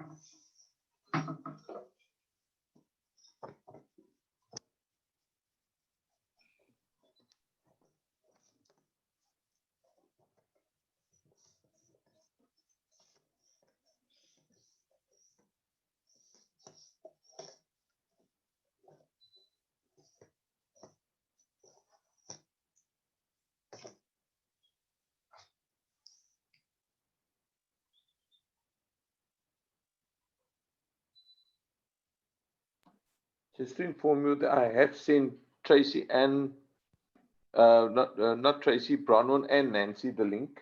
So we're just waiting on them to connect. Okay. I think if they don't connect in the next minute, I'm going to start, although my dogs are starting to have a fit over here, but we'll try our best. Well, we're ready to go. Okay, I think let's do it, Tracy. Andy, welcome everyone to the second session of the morning. It gives me great pleasure to welcome Tracy Going and Diswa Kawa. Tracy Going will speak on her book. Tracy Going will speak on a book, Brutal Legacy, and Andy will speak on her book, Cornele Enough. Sorry. And what I wanted to say is we'll divide the session. We will start with Andy, if you don't mind, Tracy. And the way I want to do it is just to inform listeners that Desiree Ann Martin was supposed to conduct an interview, but unfortunately she's in hospital. So I'm going to hand over to Andy and Tracy to carry us through the session. And they are such good speakers that I have no doubt that you would not have noticed it otherwise, that wasn't our intention. But I want to start with you, Andy. Can you please introduce yourself and introduce your book? And you did say that you wanted to read certain passages that would give readers an indication about what the book is about. But I think people need a bit of background information before you go into the reading. So welcome to the both of you, and we look forward to the next 30 odd minutes together with you. Thanks, Daryl. Thank you. I'm Andy Kawa. I'm a businesswoman and human rights activist. I wrote the book Kwanele Enough after my incident of gang rape on 9th December 2010 at King's Beach in Port Elizabeth. I was abducted around 2:30 in the afternoon by a man, taken to the nearby dunes, and that ended up being 15 hours of gang rape. I was saved the following morning. I wrote, after coming out, I tried to get my case investigated. That's where I had trouble with the justice system. It's been 10 years now, 8 years trying to get justice. What happened is that the case was not investigated, and I ended up taking a civil claim against the Minister of Police. We won the case in a landmark case in November 28th, 2018, where the judge said that the police had duty of care, and if at all they do not investigate, they're liable to damages. The police took the case, the judgment on appeal at the Supreme Court of Appeal. We lost. We currently have a date. We're going to the Constitutional Court on the 9th of February. I will read the first extract. It talks about that day on 9th December. It was an afternoon on a Thursday. I was in Port Elizabeth on a detour, about to take a flight to Johannesburg back to my work. I had a board meeting the following morning. And what intrigued me as I was driving through Summer Strand was that the beach was full of people and it was 2:30. It was like, wow, what kind of life is this? I should move to the coast. And then I decided I would take a 15-minute walk at King's Beach, a beach that I'm very familiar with because I'm basically from Port Elizabeth. And then I will read. There's something magical about Port Elizabeth's coastline on those rare, still days when the west wind doesn't whip around the bay, sending even seagulls scaling. That's not often in a month. So when you do encounter a calm day in Ibai, you take advantage of it. On a whim, I pull off Marine Drive in King's Beach parking lot. It's a wide expanse of concrete, and even in December, you can usually find a parking place. I head for a spot near a narrow road between the two dunes leading to the sea. There are 3 hours before my flight back to Johannesburg, and there's time for a walk on the beach. It's busy. There are buses spilling with kids for the last day before the summer break, and there's a circus tent set up and people are queuing for tickets. Going to the circus was always a special December holiday treat for me as a child. I grew up in Port Elizabeth. Returning to those warm memories of being on a merry-go-round with my brother and sister makes me happy. I want to be part of the carefree crowd. I parked next to the police van. 2 officers are inside eating lunch and seemingly not in a hurry. I have suitcases in the back of my car. Sometimes vagrants hang around here looking for an opportunity to steal. So I appreciate the security police presence, what the security police presence brings.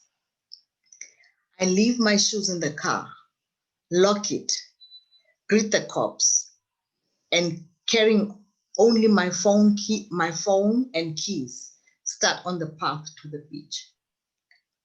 Halfway, I get paranoid about the car and go back to double check that I've locked it. Police or not, there are often car jammers about. There's also, I will later discover, a CCTV camera that picks up my movements. Kings Beach is nearly 2 kilometers long, extending from Humwood on the western side to the harbor wall on the east.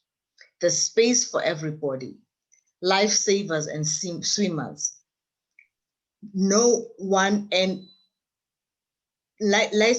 Lifesavers and swimmers on one end, joggers, dogs, and walkers on the other. It could be the best beach contender were it not for the proximity of unsightly ore dumps and an oil tank farm, a legacy of the apartheid spatial planning. They loom over the dunes, giving the area an industrial look. When the winds come from the northeast, the manganese dust blows all over the shore. My friend Tembi and I have just spent a week at St. Francis Health Center near Port Alfred, being pampered, pummeled, and starved. We drove back to PE this morning. I dropped her at my dad's in New Brighton, while I came to the city to meet an estate agent. Nothing is too far away in Port Elizabeth. It's my mother's birthday in a few days, and I've put in an offer to buy a house for her in Somerset Strand. Close to the beach, the estate agent is as excited as I am. We pop a bottle of champagne while I sign the papers. I'm sorry I won't be around to see my mom's face when they hand her the keys to the front door, but I need to go home to Johannesburg, to my business. My daughter Celi is returning to South Africa after completing her master's in law at Oxford. She'll be taking up a job at the Constitutional Court in the new year. When I was a child growing up in the township of New Brighton, north of the city, my father would sometimes bring us to the King's Beach. In the late 60s, blacks weren't allowed on the main beaches, but Dad didn't let that bother him. He'd wake me and my brother and older sister before dawn, and would be jumping over the waves by sunrise, before the white folk had stirred. By the time they arrived, we were gone, sand in our hair, salt in our lips. A lifesaver's whistle brings me back to reality, and I turn away from the teachers and parents hovering beside towels and mounds of clothing and make for the shoreline. From there, I head for the harbor wall, a 15-minute walk to a quiet place where starfish, clams, mussels cling to the rocks, covered in emerald seaweed. I bend down to roll the trousers of my white linen suit, and then send a quick text to a friend. Deal done, price accepted, happiest day of my life, to be able to do that for my mom. Minutes later, It was to turn out to be the worst day of my life. Hermit crabs scuttle along the shore ahead of me, and I can almost hear the clickety-click of their legs. I once read somewhere that they are known for colonizing shells when they outgrow theirs and will fight one another for the best home. If a vacant shell is too big, they'll queue up and wait until the right size crab arrives, then grabs its newly emptied shell. Like humans, it's natural to want shelter, to have somewhere to belong. Our physical surroundings play an important role in creating meaning and organization in our lives. That's why I feel so pleased to be able to provide Mom with a new home. I had my house and my dad's house renovated a few years ago so that he could also live in comfort. Mom lives in Kucha, 20 kilometers away. I'm engrossed in my thoughts and don't see him approaching first. I focus on the sea to my right and the harbor wall ahead. He comes from the dunes on the left, a pink and white woman's straw hat on his head and a towel around his neck. Something about his efforts to appear beachy don't ring true. As he draws closer, I see his eyes and see danger. I swing around away from him, quickening my pace. As I turn, so does he, pretending to go back from where he came. Seconds later, he's at my back. Don't scream. If you make a noise, I'll kill you. He wrenches a ring that is precious to me from my finger and pockets it, then takes my sunglasses and my car keys. My phone, he throws into the sea. I'm filled with a sense of dread. This isn't a robbery. Something ghastly is about to happen. And that's when your life changes, doesn't it, Annie? That is where my life changes. Yeah, that just that one day. And then, of course, you spent the last how many years fighting for justice? And I've spent the last 10 years fighting justice. And we just received a word from the Constitutional Court on Friday that they will hear my appeal on the 9th of February, 2021. It feels as though, with just listening to you read, it feels as though you're still quite traumatized by it. Yes. Yeah, I think what this year has shown us as well with the levels of violence against women is that our bodies are crime scenes. And I sit here as well and I listen to your story, and my story is from further back in time. But I think we never ever walk away from the trauma of what happened to us. My book is called Brutal Legacy, and it's a story of domestic violence. So I knew my perpetrator. The fundamental difference was that you did not know your perpetrator. You thought you were safe. You thought you were amongst people. I was locked in my home, and the very first time he truly physically abused me was the time he held me hostage for 8 hours overnight, dragging me through my home, telling me he's going to kill me. And when I've read your story as well, you had the same, essentially we had the same experience where you were held captive for twice as long, for 16 hours in bushes, and you were repeatedly raped. And the police failed you. The police didn't fail me necessarily in my court case, but certainly the justice system failed me. And when I listen to your story all these years later, it makes me angry, and it makes me realize that not much seems to change, and there really isn't justice. There is not justice. And yet we as women, you and I, sit here today, and we cannot tell women not to go to court. We need to keep fighting, but we need to know, I certainly want women to know that when you go to court, it's going to come at a very high price. And in fact, you need to have done a fair amount of healing by the time you step into that court. You need to be strong when you step into that courtroom. Would you agree? Yes.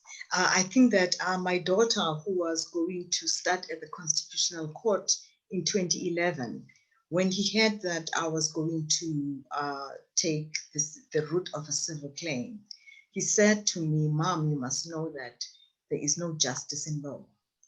And this is coming from a lawyer, because at the end of the day, no matter what your case is about, it ends up being about who can argue first, who can argue better, who can put better arguments, and that's it. And the technicalities based on what has happened before in other cases and so forth, and the will of the judges. And not to mention, you know, what you're talking about there is the financial costs, and it really is. My experience also was the one who had the better defense team, you know, and the better lawyers was more likely to come out the victor. And you and I haven't even touched on the emotional cost or the time of work and of living to go and spend all that time in the courtroom. You actually you walked away from your brokerage company, didn't you? You never went back. And I never went back to business. And so, I mean, I think that it is the financial cost. It really shattered my my livelihood, and it changed the trajectory of my life. And it has come at a great financial cost. Yeah, what happened to me as well, I think, and for all of us who go through trauma, it fundamentally changes who we are.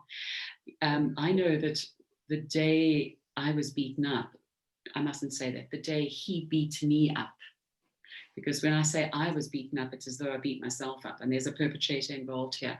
The day he beat me up was the day he divided my life into a before and after. And yes, of course, I've healed over time, but I'm still, I still am always hypervigilant.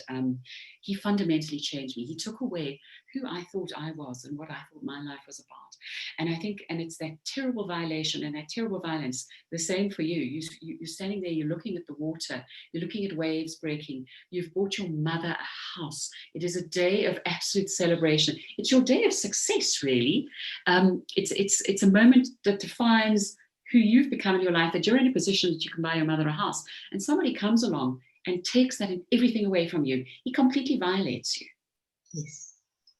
Yes. That changes us. Yes. And then you go to the police, they do not investigate the case. I investigate the case myself, and they do not even want to use the information that I give them. And so you become violated again by the system. You see, the problem is the police and the investigators, they are our gatekeepers to justice. If they do not make that tight docket that is filled with investigative material, and if they do not do that, you are not able to go to court because you need evidence. So they are really our gatekeepers to justice. And if at all we want changes to happen where perpetrators are taken to book, the way in which investigation is happening in South Africa has to change, because I've met so many rape victims who walk around with their case number, but who have never been called for anything for years on end, still with the hope that one day their perpetrator will be caught. Andy, how did the writing of a book go? What was that process for you? Why did you decide to write a book? I decided to write a book for initially, I think that it was for me. It was going to be the 10th year this year. And there wasn't anything tangible that I can put my hand on about what I had done in the decade. You know, I think that had I been in business, I would have probably have amassed more money, have made more acquisitions and so forth. But here I was, for 10 years, I couldn't make an account of what I had done. And so I thought that the little things I did along the way could, if put down into a document could help me reconcile how 10 years can go by and you have got nothing to show. Wow. Well, I wrote, it was the 20th year coming up, and I actually wrote it for other people, because what happened was when Oscar Pistorius murdered Reva, I think because of where I come from, I was never ever going to find him innocent. I know there are people who do believe that he really thought there was an intruder. I'm not one of those people who will ever be able to believe that. And then, of course, we watched the court case and the whole trial unfolded, and there were so many parallels between what happened in that courtroom as to what had happened in my courtroom. And I was so outraged by the entire process that nothing had changed after all these years. And I thought, well, I'm going to write a book. I want people to understand what it's like coming from a home of domestic violence, what it was like getting involved with an abusive man, thinking, that this would never happen to me, and then going to court and living out that entire process. So I wrote the book to give, I wrote it in outrage, actually, and in protest, and I wrote it to give insight and understanding, so people could understand what really happens in a home of domestic violence, because people use the word provocation, they throw that word around. I know, coming from a home of domestic violence, the word provocation, there was no provocation. And in my own situation as well, there was absolutely no provocation. I had a history of violence. I never knew it at the time. But I wrote the book to give insight. And as I got to the end of the book writing process, I suddenly thought, oh my gosh, what have I done? I've actually written this book for myself. So it was quite funny. So I had the opposite of you. And then I thought, what have I done? Do I really want people to know so much about me? But by then the contracts were signed and the book was going off to print. And now that I've had 2 years since my book has come out, I can step back from my own story, and I'm glad that I did it. I feel empowered that I did it, and I think you feel the same way. You're feeling empowered. Yes, I also wrote. I think that was the one part. I also wrote it because I felt that we still have problems with cases. There still will be other women who will be going through the same experiences that I have. And I have for 10 years been trying to get justice. So I felt that I needed to write it in case somebody else is struggling. Maybe there's something that they can gain from the book. My son was shot 2 years ago in an armed robbery, and it was very, very traumatic, and it was touch and go as to whether he made it, and he eventually made it. Now, it's 2 years later, and the police have yet to take a statement from him. And I'm so grateful as a mother, and having gone through the court system, I'm so grateful that my child is not going to be dragged through the court for the next 5 years dealing with someone who shot him in a restaurant in an armed robbery. And it was interesting because I spoke to him 2 days ago, and he said to me that he had contacted his detective the day before, and I was quite taken aback by it. And he wanted to speak to his detective. He wants to know what's happening. And I didn't realize that he was searching for those answers. He wants to know what's happened. And of course, like in your case, nothing has happened, because if you can't even take a statement 2 years later. So I'm beginning to understand that search in the process of, wanting to be heard, wanting your words to be heard, wanting to be believed, and wanting to take action. Yes. There is a need for that, because I think that there's a need for closure.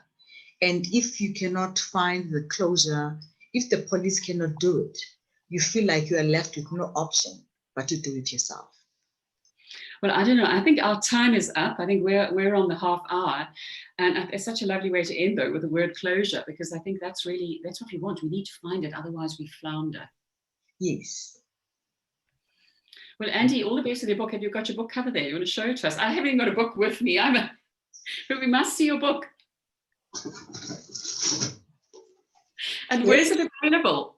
Oh, it's a beautiful cover. Where is it available? It is available at exclusive CNA and most bookstores in the country. Kwanele, enough. Well, mine is called Brutal Legacy, also available in exclusive books and other bookstores. All the best, Andy. I've started reading yours. Yes. Thank you. Thank you, Daryl. Okay. I just wanted to say we've got a bit of time because we just can't track Nancy down, but we're going to have a bit of a chat. questions if the audience want to ask.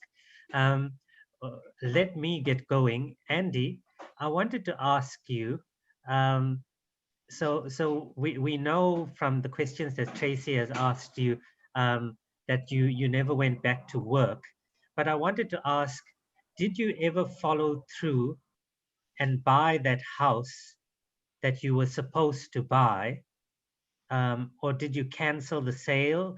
Or what was the story around that?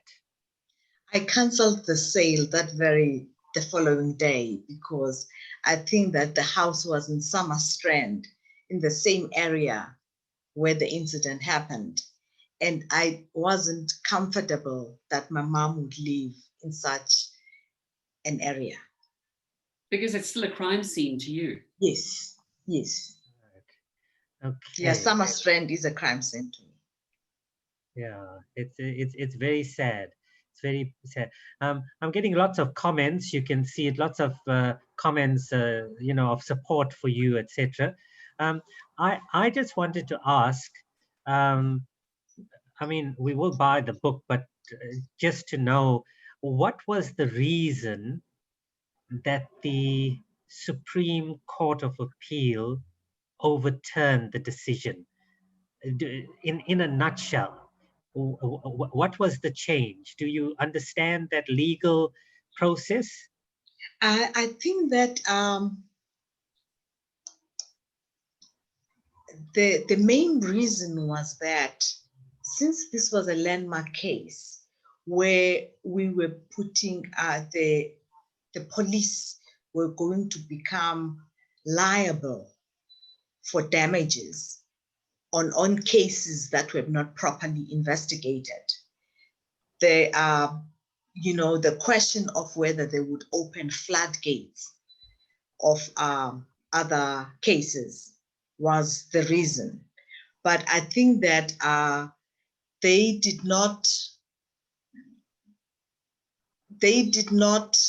follow case law in terms of supporting their reasons to overturn it. Okay. And do your now in a case like this, is it? I heard Tracy saying, or I think you said that your son is a lawyer. So is your My son? daughter. Your daughter. Is your daughter now the one who's fighting the case for you? No, my daughter doesn't want to hear anything about my incident. Really traumatized her, so Right. she doesn't want to know about my incident. I've got Norton Rose Fulbright. My lawyer is David Capellas. They've been the legal team working on my case, and they'll be taking it to Constitutional Court. Fortunately, you can find law firms that can take your case on contingency, and that's what they've done for me. Okay. Andy, we've got a question from Carla Buerta. She says, what did your writing process look like? Did you write during the night or day? Were there moments where you felt more motivated to write and share your story, or were there some challenges in your writing process? What happened was that I had diaries that I had kept since the incident. So I had diaries for 9 years, and I had court papers for all those periods, and I had court papers. So it was a matter of putting together and compiling the story. I did have moments where I did not want to go there. I think that there will be something in court that happened that I want to bring into the book, where it will take me weeks and weeks on end to actually be able to engage with the material. But the material was all available from my diaries. And it was me remembering the story and narrating the story. Okay. We've got a question again for you, Andy. Sorry, lots of questions coming through now. From Ilana Bragan, she says, Andy, where did your emotional support come from during this time? From my mother, from my daughter, I think my family, friends disappeared. For some reason, I think that there is a stigma towards rape, because friends, I would meet somebody and they would say, oh, you know, I've been thinking of calling you, but I'm afraid. I don't know what I would say to you. And then I say, this is how rape victims become stigmatized, because people are afraid to talk to you. So, and then I say, does it mean that then I will be left in isolation because everybody is afraid to talk to you? I think that there's no language for I'm sorry or having sympathizing with a rape person. Whereas if somebody is dead, people will go and visit the bereaved. But what I found was that with me, I would hear stories, I would hear rumors about me, whereas people were not coming to me. So my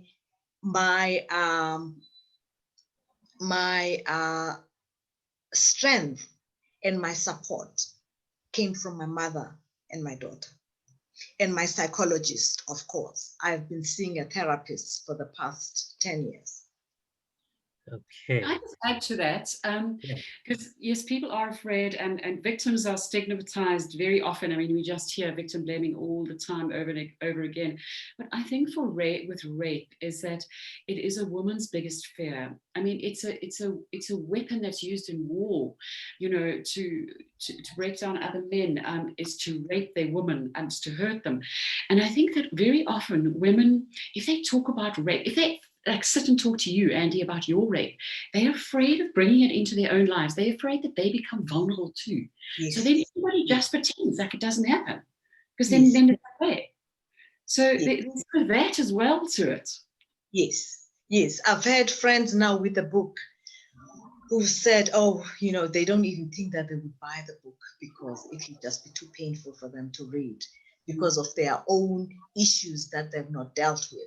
These are the same friends. I've even had one friend who said to me, please do not discuss your situation with me. Now, you would think that you understand it in a way, but then you see how you are left in isolation. And because people have their own wounds that they've not dealt with.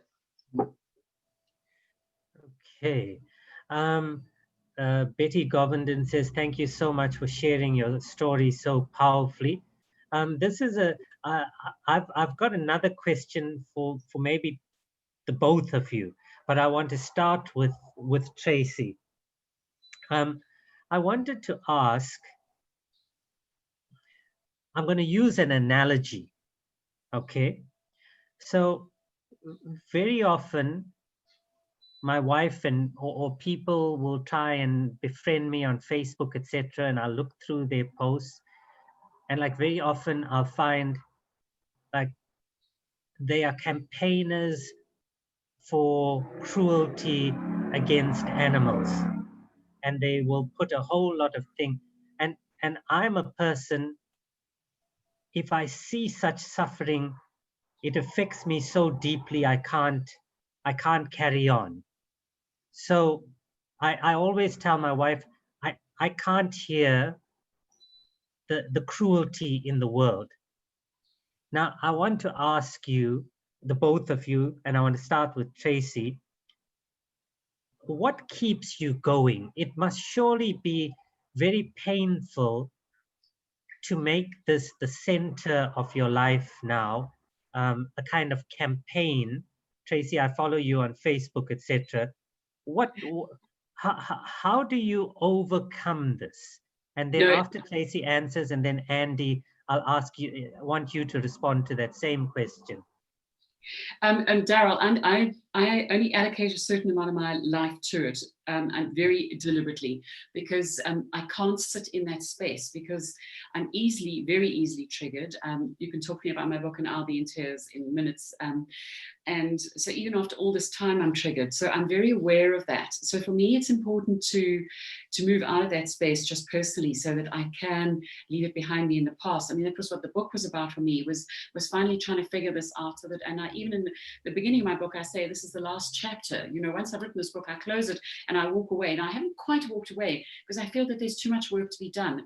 And because I come from such a from a position of strength, you know, just myself as a person, I'm resilient and I'm strong.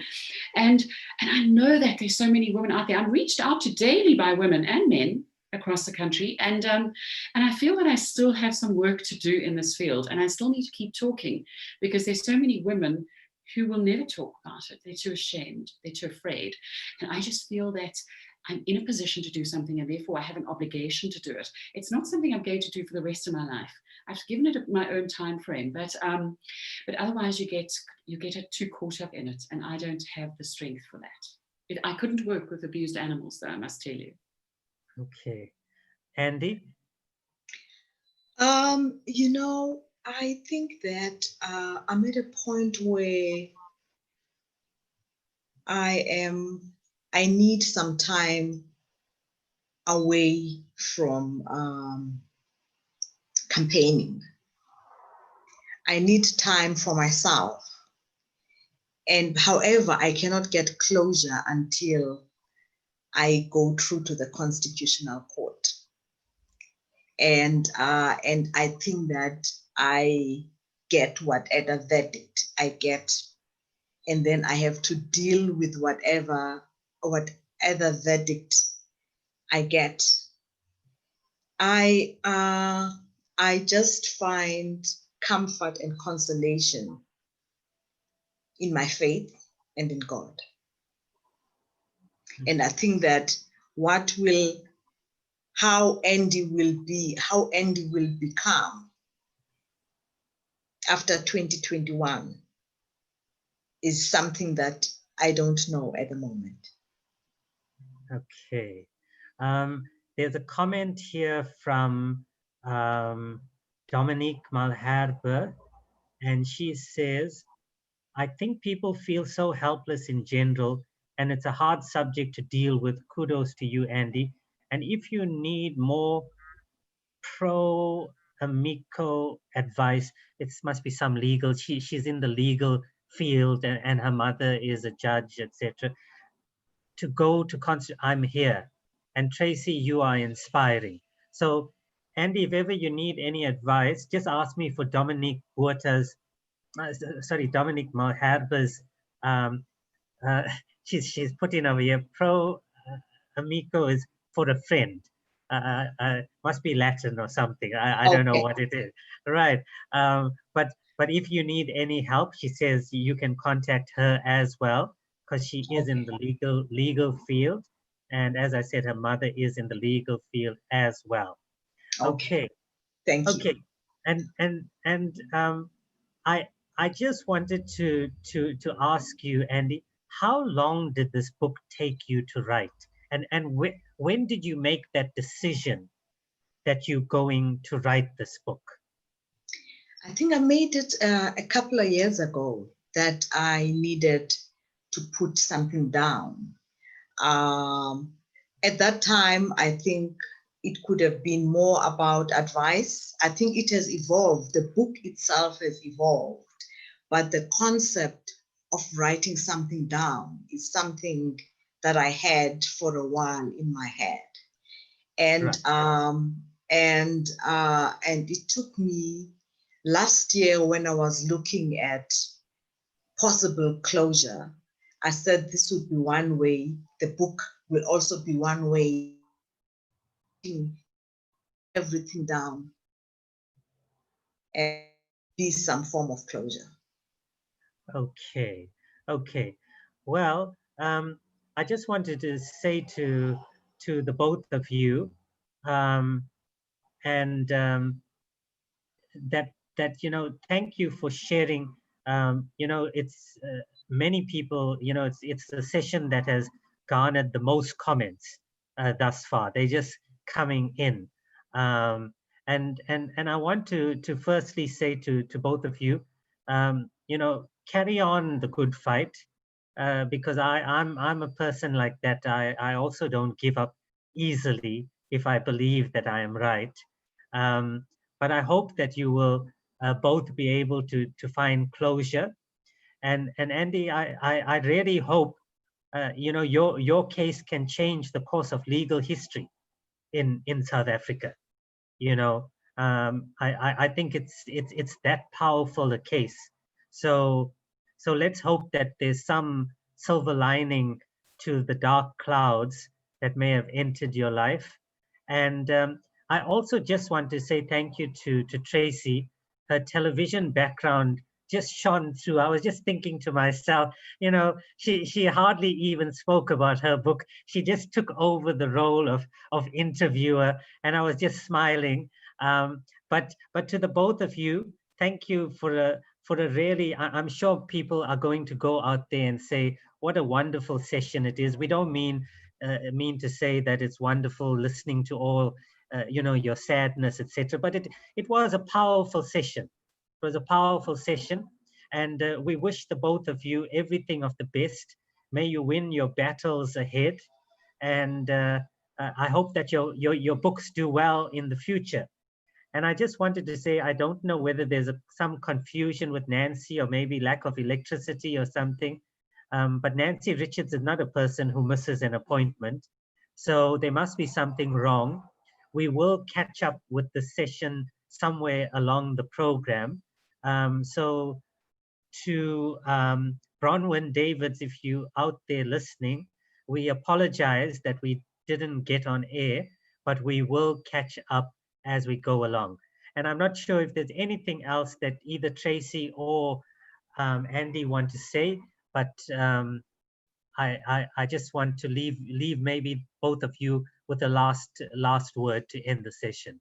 Well, I actually just want to congratulate Andy, because that is enormously brave. And the fact that you actually take on the might of the police force and the ineptitude that we see far too much of, I think is unbelievable. It's remarkable. And I just want her to know that we really, we are out there, I think especially all women in this country, we are right behind you. And we just hope that she wins her case and that she actually brings about seriously positive change in the country.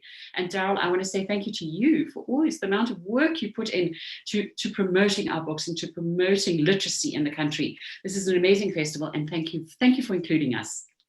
Thanks, Tracy. Andy, do you want to say anything as a closing comment? I think Andy's left, but Daryl, go well, and I'm going to tune into some of your other interviews. Go well, bye-bye. Okay, bye-bye, bye, thanks so much. And to Graham and Melody out there, let's have some music and calm down after a topsy-turvy session. And people, we will be back at 1 o'clock for the next session.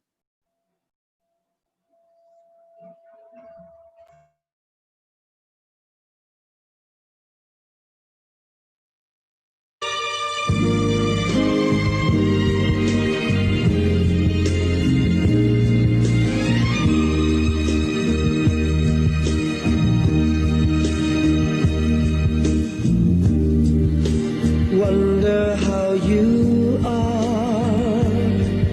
I love you. Oh, how I miss you. 'Cause you're my way of life.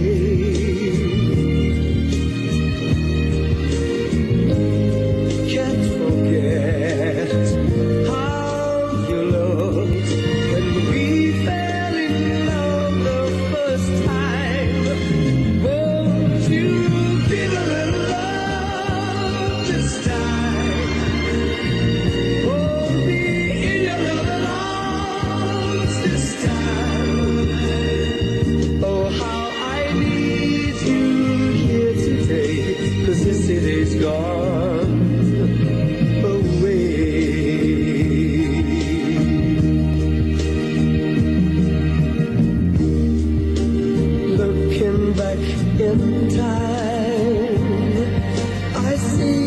you.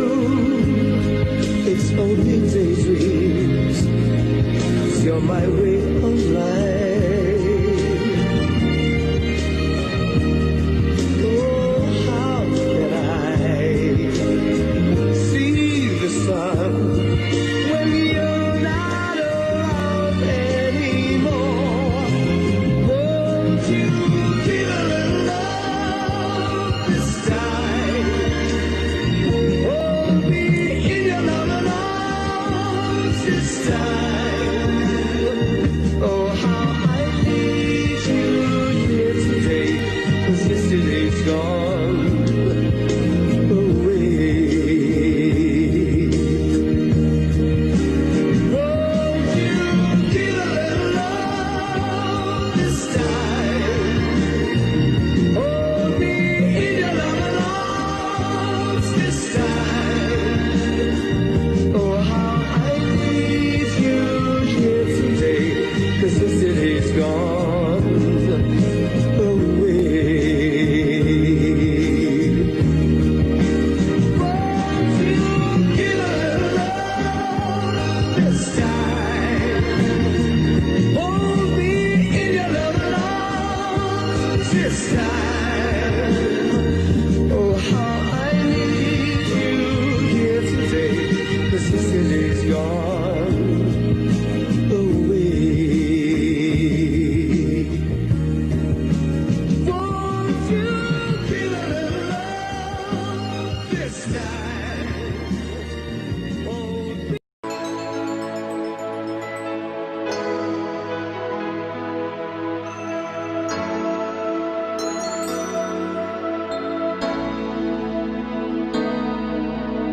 There comes a time when we hear a certain call, when the world must come together as one.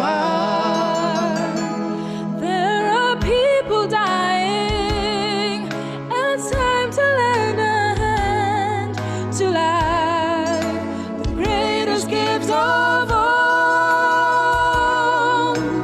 We can go on pretending day by day that someone somewhere will soon make a change. We are all a part of God's great big family, and the truth, you know, love is what we need. We are the world, we are the children, we are the ones to make a brighter day, so let's start giving. There's a choice making, we're saving our lives. It's true, we'll make a better day, just you and me.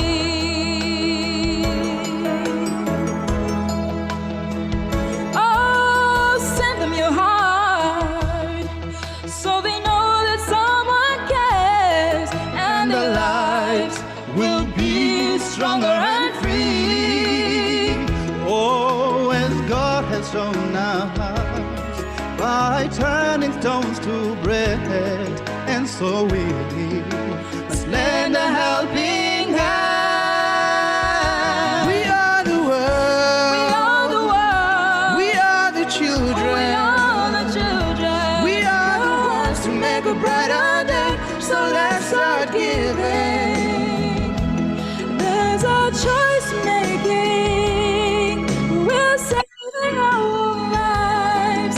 It's true, we'll make a better day, just you and me. When you're down and out, there seems no hope at all. But if we just believe, there's no way we can fall. Well, let's realize, oh, that a change can only come when we stand together as one. We are the world, we are the children, we are the ones to make a brighter day, so let's start giving. There's a choice making, we're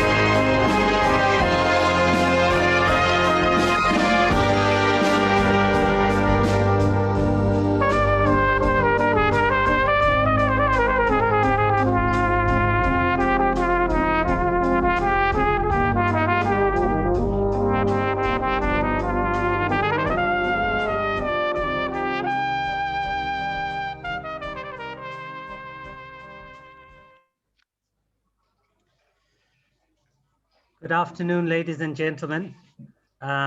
Welcome to the post-lunch session on the third day of the Madibaland World Literary Festival. It gives me great pleasure to introduce to you my good friend Peter Baker from Booktown, Richmond.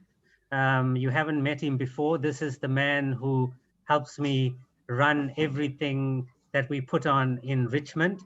For those of you who haven't been to Richmond, he is the man who can drink the most wine and still be standing up straight at 2 a.m. in the morning and be back in our headquarters to run events for the next day at 7 a.m. in the morning.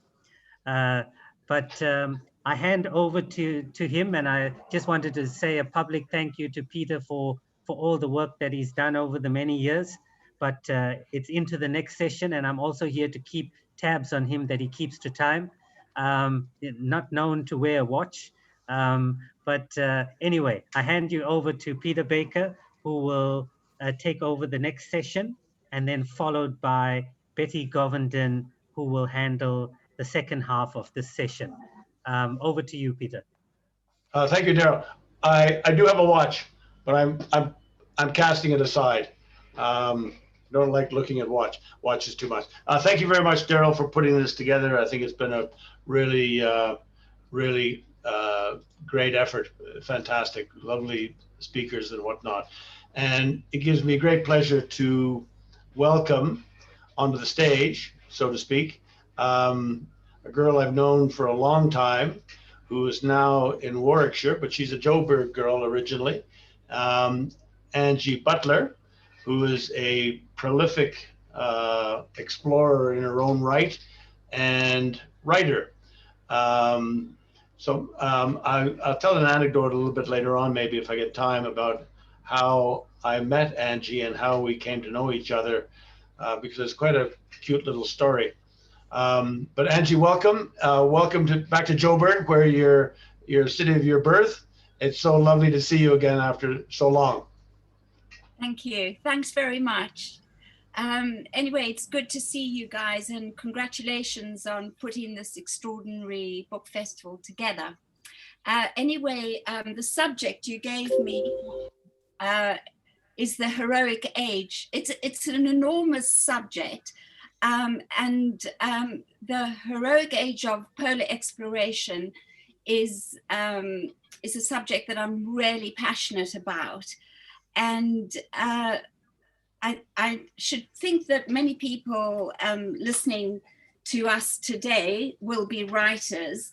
And what is of interest is that the book that set me off on this path it's the seminal work on polar exploration, and it's called The Worst Journey in the World. And even if you're not really interested in the time of the heroic age, which really started in 1901 and finished in 1922 when Shackleton died at the age of 47, for the most beautifully written book by an Edwardian, I urge you to read it. It's extraordinary how many people you talk to who are interested in the heroic age started by being inspired by reading this book. It was written by someone called Apsley Cherry Garrard, and he was on the Scots expedition of the Terra Nova 1911 when Scott and his comrades died. And you see the title, The Worst Journey in the World, and you immediately think, well, that's what he's writing about. He's writing about Captain Scott dying on this expedition, which for Scott and his companions was a truly horrific death. But no, what he's writing about is actually an expedition he did within the Terra Nova expedition, which he did with 2 other men. And it was walking in the depth of winter, so it was pitch dark. And he was walking from Cape Evans to the rookery, the penguin rookery of Cape Crozier. And that is what The Worst Journey in the World is about. He describes it was so cold that their teeth shattered, and how they survived it is actually beyond any polar historian or anyone who understands anything about Antarctica. Anyway, it's a great read, and this I've always been interested from a small child. I've always been interested in adventure, in survival, and in privations, and I'm often asked why, and I can only think the reason being that my father was a prisoner of war during the Second World War for 5 years, and he was one of the few that survived in 2 camps, one in Italy and one in Germany. And unlike many soldiers, he talked a lot about his survival in these camps. And I think that's where he planted a seed for me. I've always been fascinated why and how people survive. My father was a great disciplinarian, and so much is about a discipline. So once I read this book, The Worst Journey in the World, I started literally hoovering up everything I could on the heroic age. And of course, I came across Sir Ernest Shackleton, besides reading about Scott.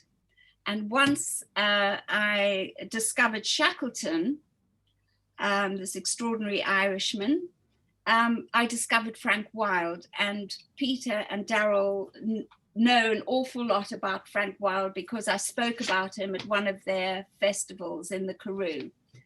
So I started to research this man who was Shackleton's right-hand man. I spent 8 years researching him, and I realized very early on that no one knew where his remains were, where his ashes were scattered, had he been buried. But I realized that no one knew, and I had a very strong sense that his ashes were still somewhere to be found. And if I really pressed on with this journey of researching him and trying to find out what had happened to Frank Wilde, who died in South Africa in 1939. Now we're talking about one of the greatest polar explorers of the heroic age. He had more understanding and experience of Antarctica than Shackleton, Scott, Amundsen, who reached the South Pole. Put them all together. Frank Wilde understood more about Antarctica and had experienced more of Antarctica than any of these 3 men. But sadly, after Shackleton died at the age of 47, in 1922, Frank Wilde went out to South Africa, spent the last 16 years of his life, and he died there. And as I say, no one knew really anything about his life in South Africa. I had a great advantage having grown up there, and I became obsessed about this man. After 8 years, as I said, I did discover his ashes that were hidden in a columbarium. At the time, I didn't even know what a columbarium was. Anyway, it's where ashes are held, not where ashes are held to be buried, but where ashes are held to be collected. And this columbarium was in Braamfontein Cemetery under the chapel.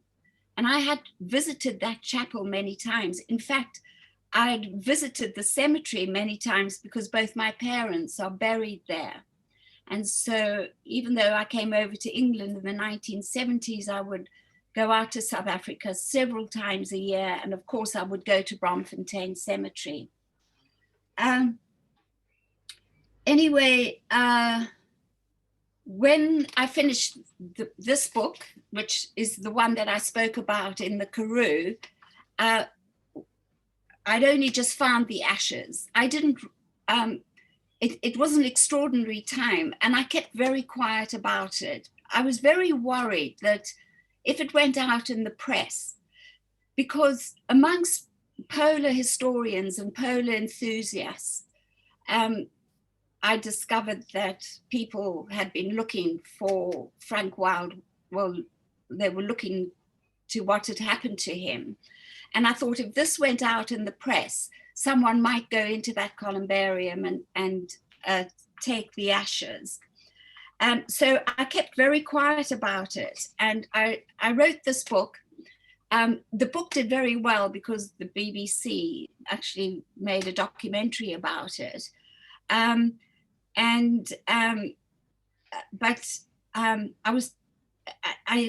found the ashes, but I wasn't quite sure what I was actually going to do with the ashes.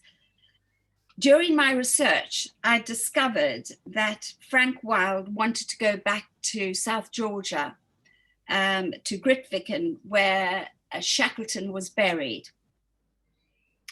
He was Shackleton's right-hand man. They really, truly loved each other. And it is said that Shackleton, in the 3 expeditions that he put together to go down to Antarctica, he never made a decision without talking to his right-hand man, which was Frank Wilde.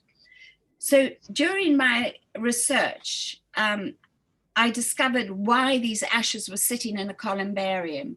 The reason being that Frank Wilde's second wife, Trixie, she died in 1975, and she had been put in an old age home in about the mid-1960s. I believe she'd kept Frank Wilde's ashes with her all that time, Frank Wilde having died in Klerksdorp in 1939.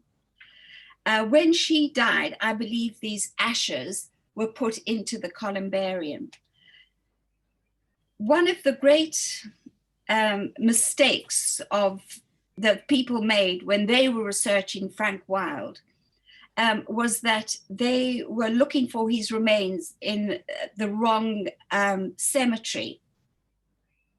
And the reason being was that when he died, and poor old Trixie was absolutely devastated, she was told by an Antarctic Society in Johannesburg not to have him buried, but to have him cremated, because they would then get his ashes to be buried alongside Shackleton, which is where Frank Wilde wanted to be.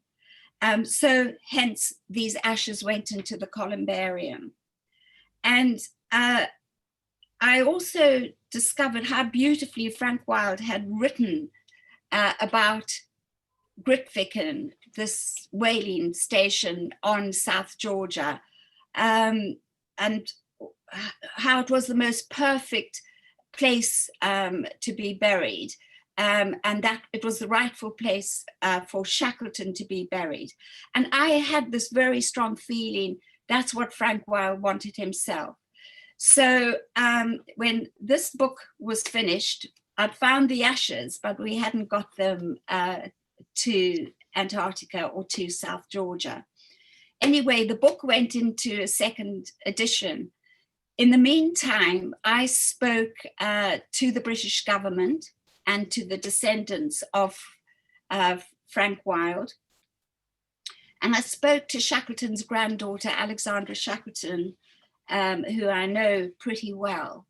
And I asked them all permission, the British government being the most difficult, can we take these ashes to Grytviken to be buried? And I also actually had to speak to the governor of the Falklands, who's the commissioner of South Georgia. And he wrote the most beautiful letter, and he said, this is the rightful place for Frank Wilde. So in the second edition of my book, The Quest for Frank Wilde, I then could add the story of us taking Frank Wilde's ashes to be buried in Grytviken. And, you know, over the years, people say, this is a wonderful thing that you did for Frank Wilde. But I can tell you that Frank Wilde has done so much more for me, because through my interest and passion of Antarctica and of the heroic age, I first went down to Antarctica in 2005, just as a tourist, to see what it felt like. I didn't actually even know that you could get down to Antarctica, but I discovered that you could. You could go by ship, leave from the southern tip of Argentina, from Ushuaia, and get down to Antarctica, which you go down the peninsula of Antarctica. The second and third time I went down to Antarctica, I went as a journalist, sort of blagged my way onto the ship. And each time I met someone, Carolina Mantella, who then became my partner in expedition, a travel expedition company, which is called Ice Tracks. And that and many, many other things Frank Wild brought to my life. While I was writing the Frank Wild book with a slight sort of attention deficit disorder, I started also researching modern day adventurers. And I wrote this book, which is called Ice Tracks. And we named our company, I don't know whether you can see that, named our company after this book.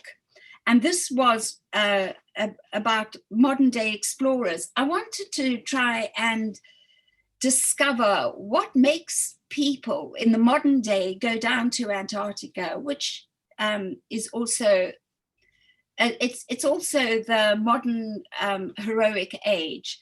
And so I wrote this book, Ice Tracks, Today's Heroic Age of Polar Adventure, had great fun doing it. But I must point out why people go down to Antarctica today to explore it and to reach the South Pole or to cross the whole of Antarctica are really for very different reasons. It's usually, it's the same as the old heroic age in the way that it's competitive. But of course, today you've got satellite phones. You have to phone into the base every day. There are aeroplanes that land on Antarctica and can rescue you, and it's completely different. In the period of the heroic age that I'm so passionate about, these men went down for 2 years, sometimes 3 years, and quite often 4 years. And of course, many of them never came back.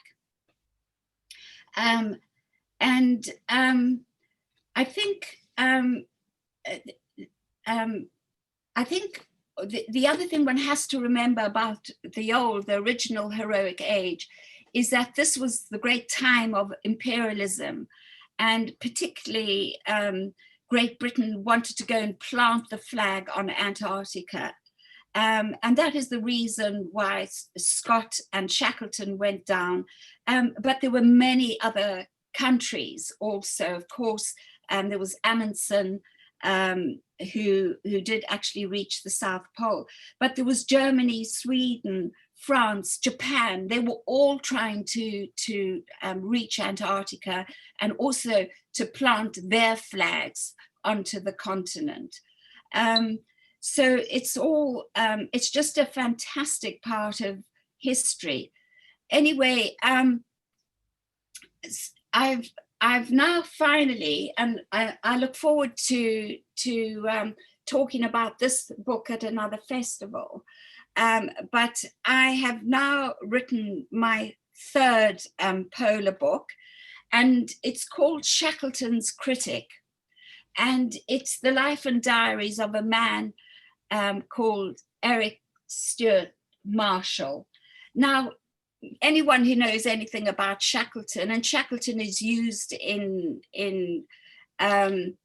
business today because he was such a brilliant leader, and so much of how he's led his men is used today. And he was very much loved by his men. And he was an extraordinary leader, and as was actually Scott. I'm not one of those polar enthusiasts who will say, you know, Shackleton was the best and brush off Captain Robert Scott, because all in their own way, they were extraordinary men. But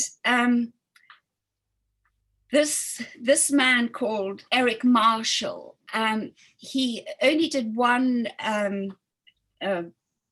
expedition down to Antarctica, and it was on the Nimrod expedition of 1907, and it was led by Shackleton, and Frank Wild was obviously on that expedition as well.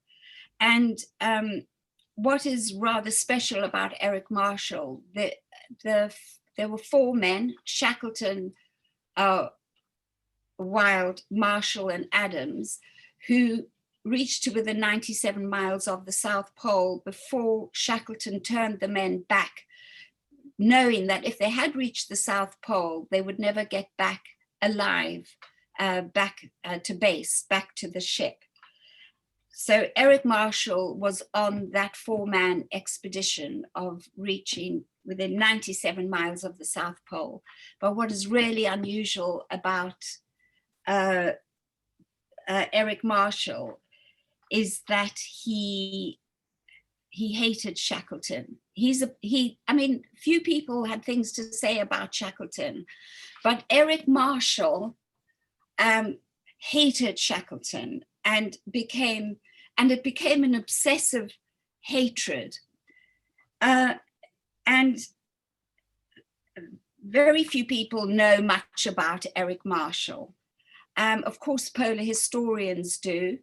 And I took on this book, and the various people in the polar world that I said, oh, I'm writing a book on Eric Marshall, said to me, well, good luck to you, knowing that he was an extraordinarily difficult man, and there's not very much known about him. In fact, there was someone called Leif Mills who started to write a book and gave up, saying there wasn't really enough out there to write this book.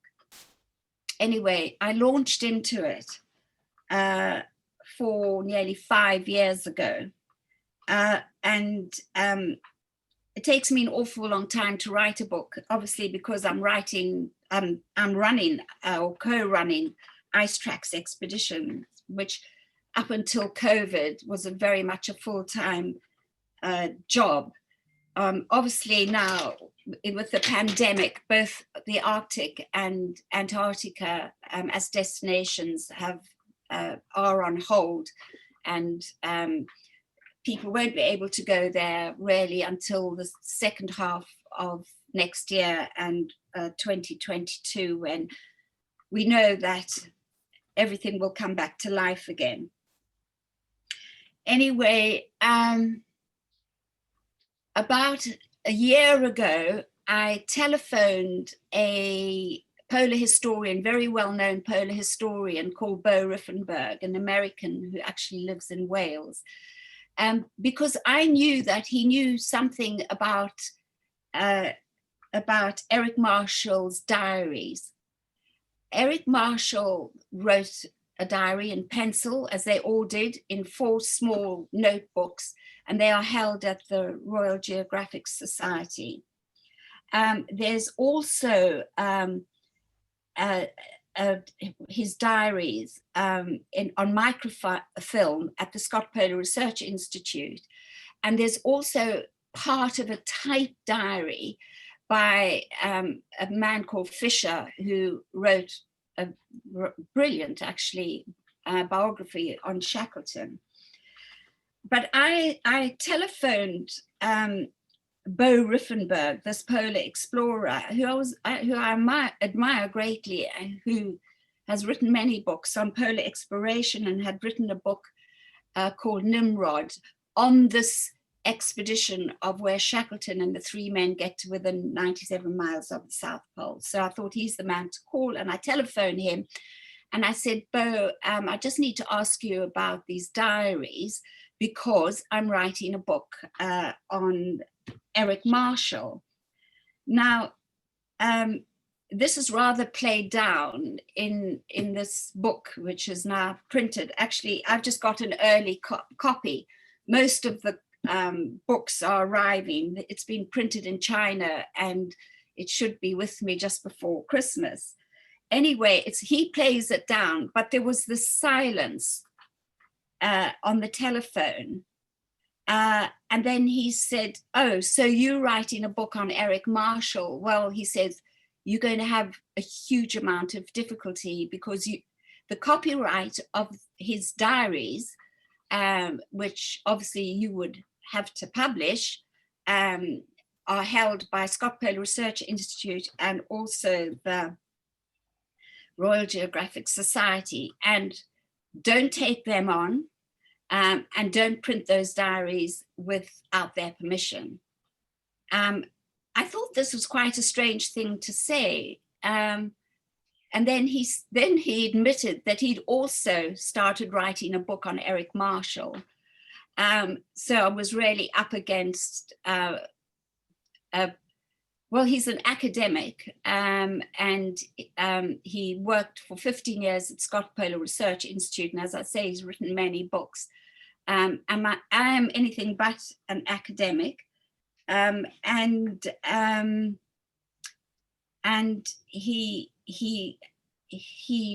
it was right for him to tell me not to publish the diaries. But then I said to him, well, Bo, I am holding a unique diary of Eric Marshall's. I have been given permission to publish it. And when I say it's unique, there is no one else who has this diary other than the man who let me take a copy of it. And again, there was a big silence. And then my mind, I worked very sort of quickly on the same sort of telephone conversation. And I thought the sensible thing now is to ask him if you'd like to co-author this book with me. And in that very same conversation, I said, Bo, well, you've been writing a book on Eric Marshall. You can't get any further with it because you can't publish the diaries. I actually have a unique diary. How about joining me on this project? And so a year ago, I took on this co-author. And I'm sure there are many writers listening to this talk. And it's very interesting having a co-author because, as I say, I'd been working on this book for, for at least 4 years. And now suddenly I'm handing my baby over to another parent who's going to co-parent this project, which is very close to my heart. And anyway, I had to let that one go. The one thing I'd done, which Bo hadn't done, was that I traveled to America, and extraordinarily, Eric Marshall's daughter, Dawn, her name was Erica Dawn Marshall, but she changed, she lost the Erica, she fell out with her father and lost the Erica, is alive. I can't say alive and well. She's very, very frail. She's 95 and she lives in the States. And I went over and spent some days with her. So I got a real insight into this character who farmed in Kenya and went on an extraordinary expedition in New Guinea. And I have that diary as well, which is also published in this book. And so I will have to say that bringing Bo Riffenberg into this project has produced a much, much better book. He has really brought Eric Marshall into the heroic age context. And no one could do it better than he has done it. I have brought in much more the domestic side of Eric Marshall, of his early life, his time at school. He was at a very tough public school in England. So I think together we now have a book that I can honestly say I'm very, very proud of, but it's thanks to very much to Bo Riffenberg. I just want to, because I've only got a couple of minutes left, just quickly to go back to Frank Wilde. There isn't a week that goes by when someone hasn't contacted me regarding Frank Wilde. And just last week, someone found me online and said they'd bought a bunch of books in an auction.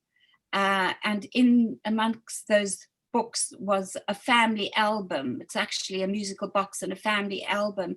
And the name Wilde is all over it. And the only thing they could find about Wilde was finding me. And they said they're going to put it on eBay and they'll sell it for £200. And I went, oh, whoa. I said, could you take some photographs of the photographs in the album, which they did. And of course, there was Frank Wilde and his family members. One of those photographs was Frank Wilde's brother, who was called Eustace, who died during the Boer War in South Africa. He wasn't killed during the Boer War. He died of typhoid, as many soldiers, I think more died of typhoid than British soldiers than were actually killed. And there, for the first time, we see a photograph of Frank Wilde's brother. Anyway, this... And you just, sorry, we got a couple more minutes. Sorry. So this woman who'd found this box of books in the auction, I said, look, you were going to put this album on eBay for £200. I'm very happy to pay you £200. Do not put it on eBay. Would you kindly send it to me? And she put it in the post and she said, you can have it, it's yours. And so it's something like this happens every week with Frank Wilde. So I have an awful lot to thank for Frank Wilde.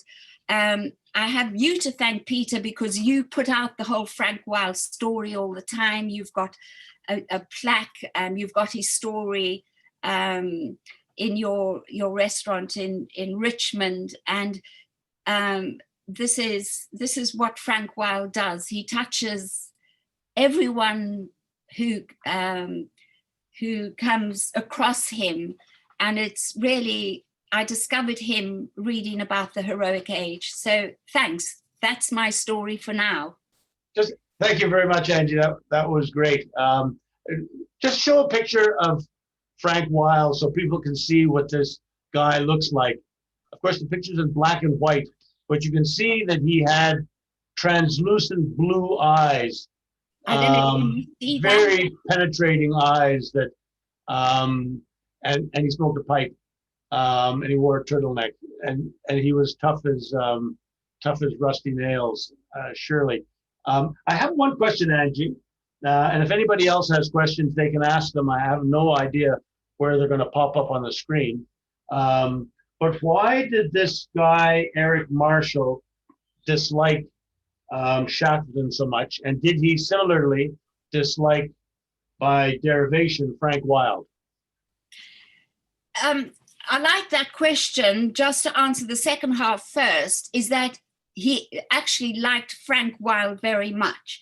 I mean, on this expedition to reach within 97 miles of the South Pole, on the way back, all four men very nearly died. Actually, thanks to Eric Marshall, they didn't, because Eric Marshall managed to get to a depot, pick up some food and get back to the men who were literally taking their last few breaths. But he was a great admirer of Frank Wilde. Frank Wilde said the most terrible things about Eric Marshall, you know, Bo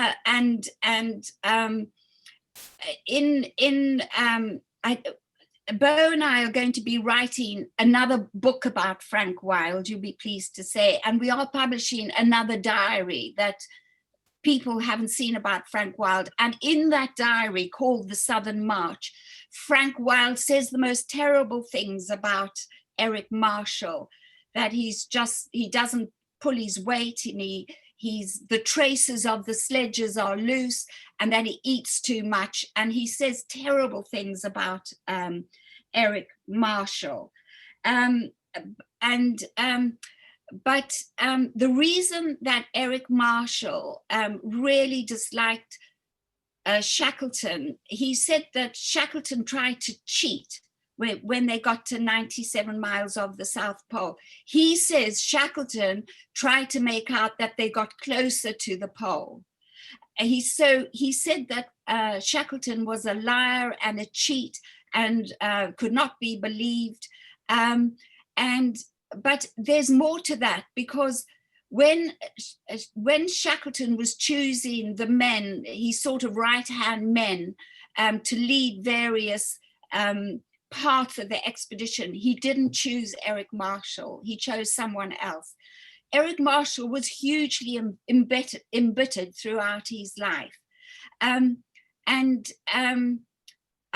I know Shackleton's granddaughter very well. In fact, I had lunch with her before our lockdown, and I was very nervous talking about this book, because she wouldn't want to hear that anyone said anything negative about her grandfather. In fact, most people don't think anyone has said anything negative. But what Eric Marshall does is accuse Shackleton of really being a cheat and a liar, and only interested in himself and not interested in his men or supporting his men. And of course, a lot of that isn't true. But it's interesting perspective. But I'll just close with a very happy note, which I don't think you mentioned, is that you did manage to get to South Georgia with Frank and bury him next to Shackleton. I did. So thank goodness, with our own voyaging company in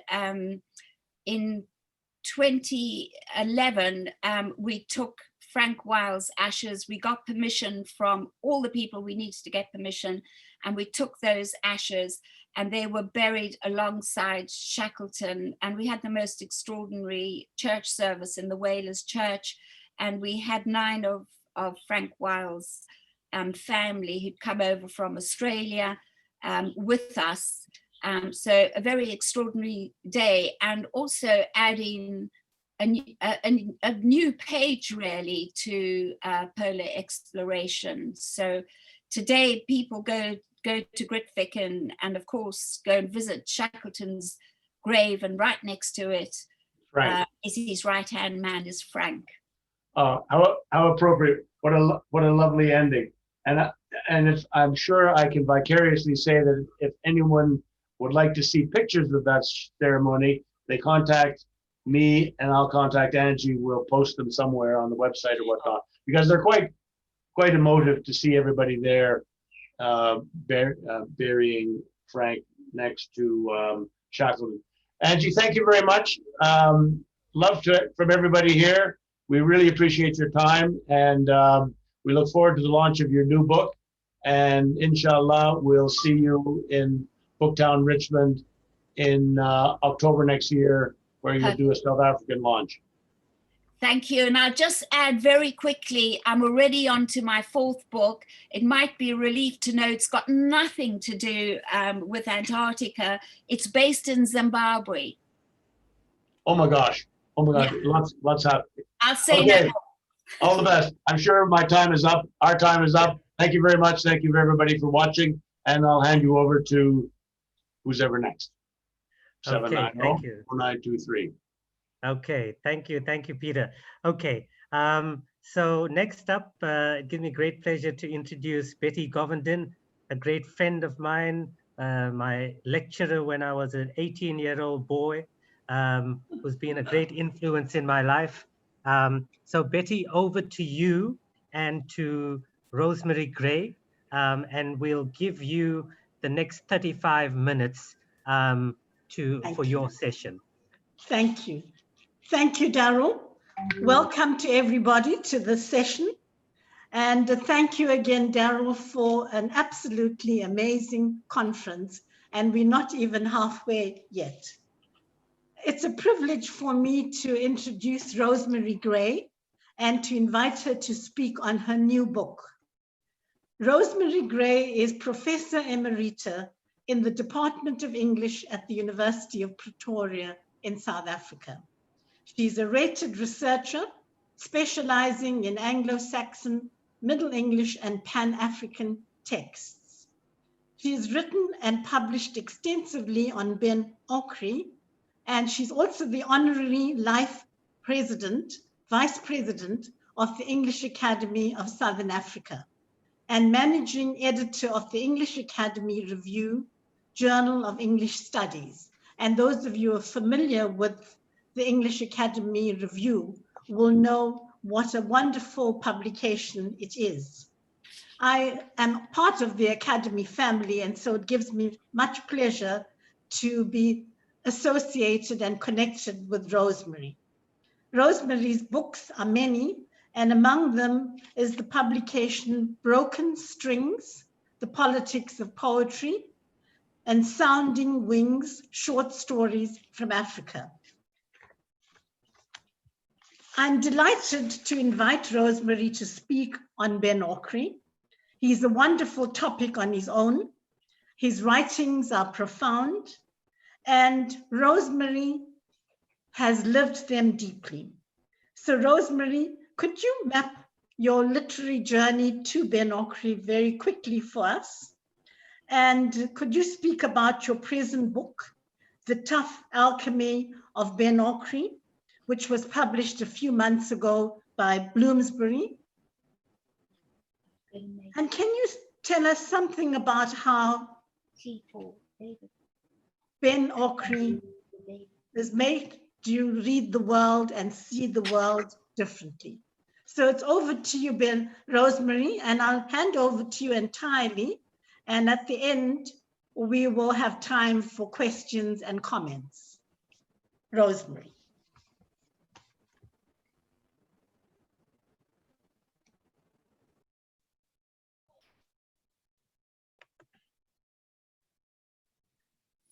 Rosemary, if you're there, you need to unmute yourself.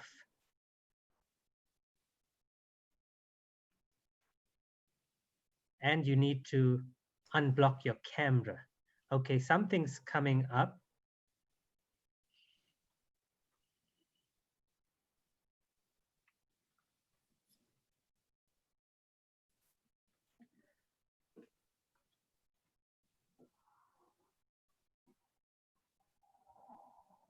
Rosemary, at the bottom of your screen, if you take your cursor on the screen to the bottom. Okay. I've done that. Yes. Okay. Okay. We can. Okay, we can hear you, but we can't see you. So after you unmute yourself, next to that mute button to your right is a button called Stop Video. Can you click on? Can you click on that and maybe see? But if we can't see your video, maybe we're going to just have to listen to you. But try that. Start video. Yes, press that. I pressed it. Yes. I have pressed it. Okay. It keeps Okay. saying stop video. Not video. Okay, I'm wondering, you know where your camera is on your computer? It's right at the top of the tip of your computer. I wonder if your camera is on, or if you can shift it either to your left or your right, and let's see if anything comes up. Do it slowly. Recording. No, just stop video. I don't have. Okay, wait, something's happening. Okay, okay, let's just see. Okay, Rosemary, maybe you should try and maybe let's.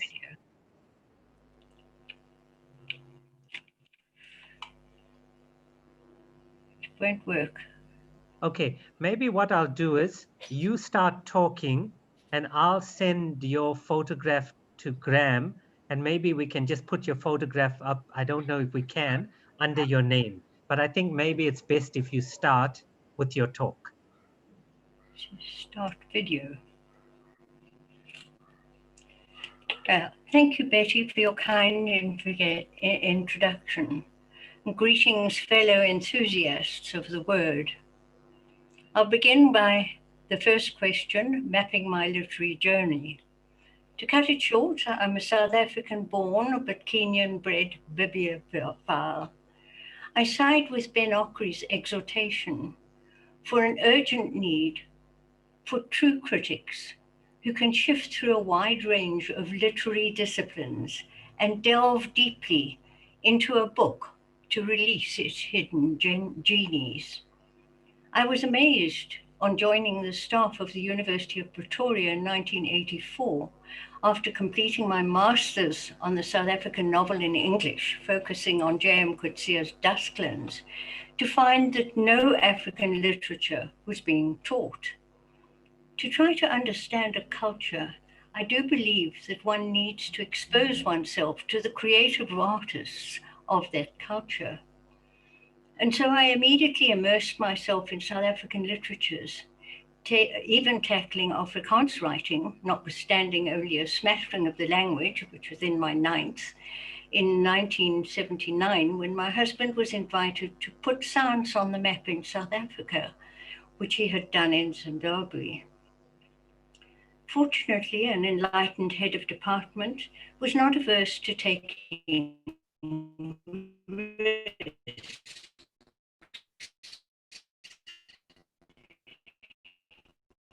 He cautiously allowed me to introduce the likes of Kenyan Ben Okri, Kenyan Ngugi wa Thiong'o, and Nigerians Wally Soyinka and Chinua Achebe at postgraduate level. To initiate our undergraduate students to South African literature, I co-published with Stevens The Politics of Poetry. The latter has gone into its 9th edition, I'm pleased to say. Ben Okri's The Famished Road came out in 1991, winning the Booker Prize. It fast became a favorite of my final year students in English, who shared my excitement at so rich and complex a text. Astonishing the Gods soon followed, which, as I confessed to my students, absolutely astonished me, notwithstanding astonishing the gods. My scientific analytical mind kicked in, and I presented a paper at Harvard using the Hermetic 8 steps to divine grace as my critiquing lens for the novel. Now, there was no turning back. Unlike Jean Le Carré's spy who came in from the cold, I did not, have no intention of, coming in. I have become something of an undercover agent, concentrating my writings on fellow African Ben Okri, thanks too to the advice of peer reviewers for the NRF who suggested that I do so. And I cannot do better than to quote Okri's words that grace the foreword to my monograph on the importance of good critics to writers.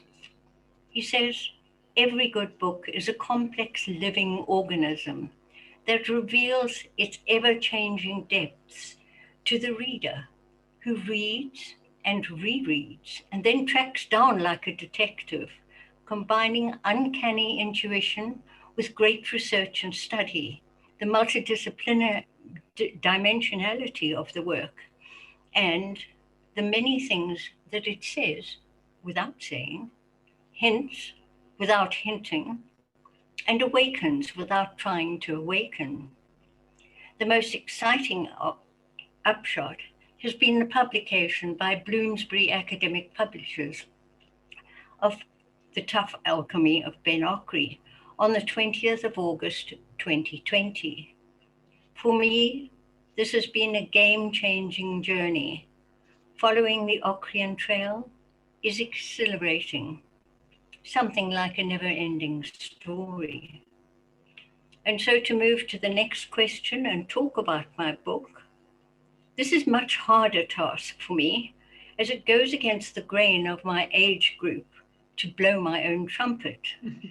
So I hope one of my reviewers will forgive me if I quote his or her words. Asked for an initial impression, he or she said that the book was, and he hyphenated, unput-downable, going on to describe it as a deep engagement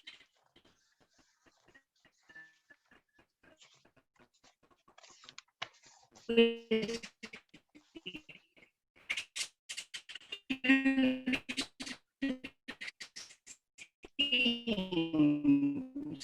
themes that are only emerged in describing my meaning of Ockery's aesthetics and the depth of the printed word. Of course, there's much debate, academic debate about aesthetics and can we actually access them. This flattering review continues with, it is evident in this collection of critical essays that the author, stroke critic, has engaged deeply and differently with each of the texts she has analyzed and discussed. Her understanding of the oeuvre of Ockery is unrivaled, and she may be regarded, with the corpus of the works she has written on Ockery, as an expert and specialist on this writer. Her reading and interpretation of the oeuvre, it adds, is academically rigorous, methodologically thorough, imaginative, creative, and intelligent. I quote, "The monograph is refreshing because the author reveals new perspectives, themes, imageries, sensibilities. The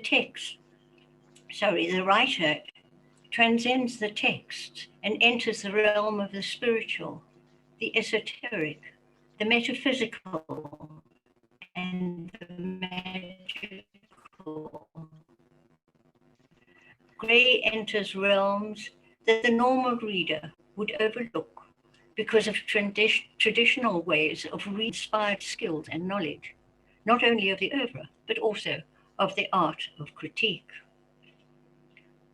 The reviewer found that it was particularly refreshing to read how the poems of Ockery and Schoenker resonate so well in one of the essays, which she said was evidence of the academic skills of Gray.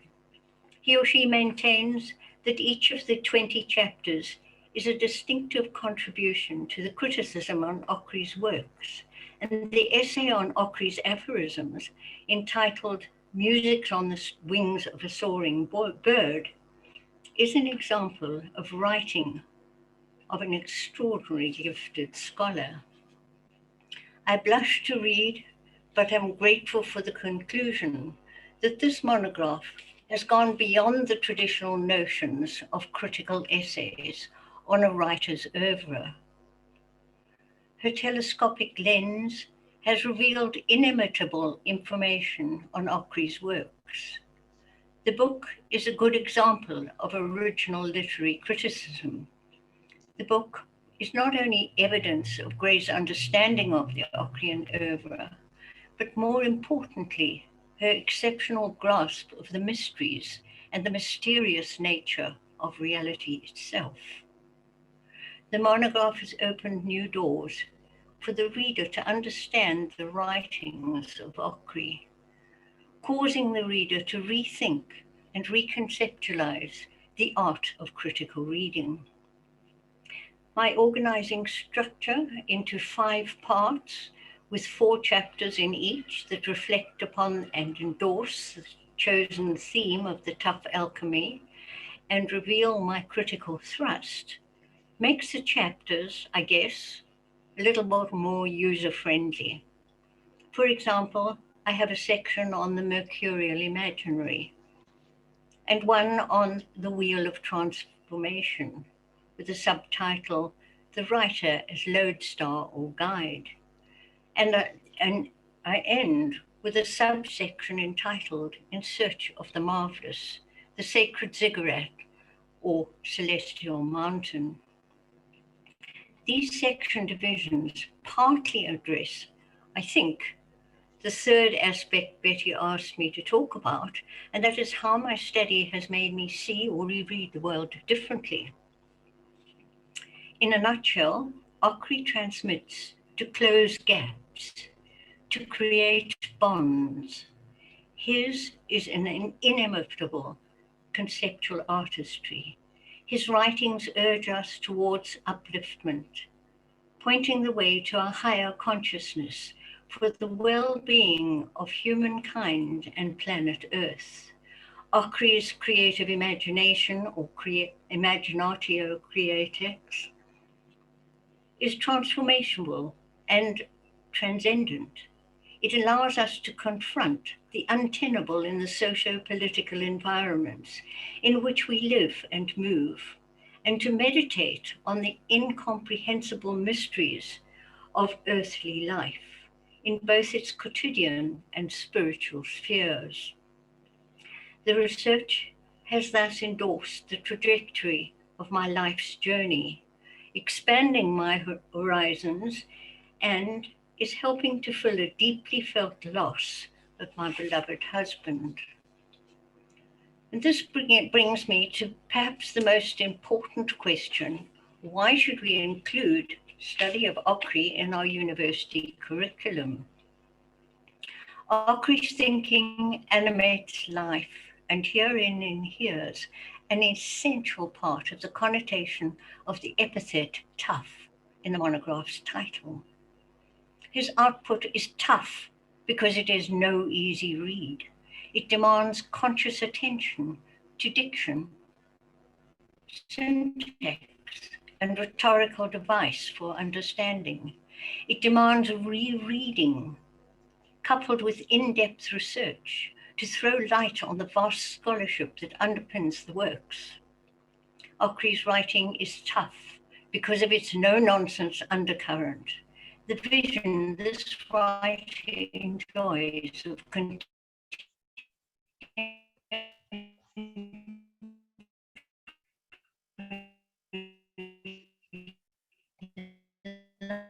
life is found on the COVID-19 issue and on the Grenfell Towers.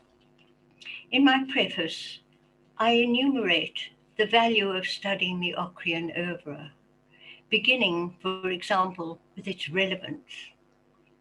In the enormous angst and unresolved issues of materialism, of loss of faith, and a higher order, as well as in the higher order, as well as in indigenous knowledge systems, of the defeat of nationhood, the primordial sap, the global warming, the fourth industrial revolution, the COVID-19 pandemic, and general disillusionment of the 21st century.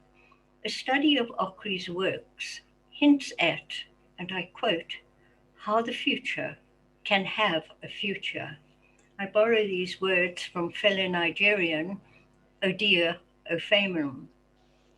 And I'm currently working on another book with Lisa Combrink that has 2 essays by Odia that really are a must read. Ockery suggests that even as a labor of Sisyphus, these issues that are the concern of modernity, post-coloniality, and decoloniality should not be abandoned. The corpus manifests an awareness of the crisis facing our planet as the Holocene bears its poisoned fruits on mankind, while subtly paving the way for a better future for all through love and creativity. Then too, there is literary excellence. Ockery's work is shot through with profound ecological understanding. It is cerebral, yet accessible. The political dimension is interwoven with a powerful sense of the interconnectedness of all things. Its Homeric foundations and African mythological themes connect Ockery and his writing with the deep beginnings of literature. In reading a work by this visionary author, one is imperceptibly led to believe in our obligation to address contemporary dilemmas. With this guiding principle, storytellers are asked by Ben Okri to consider how to make those intuitive leaps that can transform humanity, how to make this mysterious faculty available to all.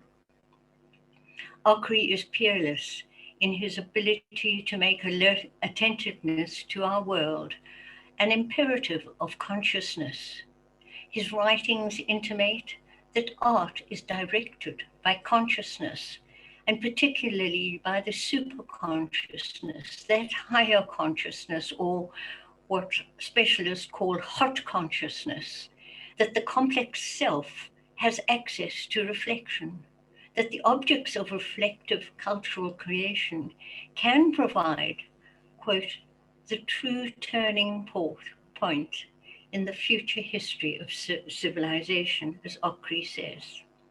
The works emit an intoxication of encounter with the best self, and that self for the betterment of all people. Then there is the uniqueness of this body of work. It covers all the literary generic categories, each challenging in some way the boundaries and possibilities of genre and of art.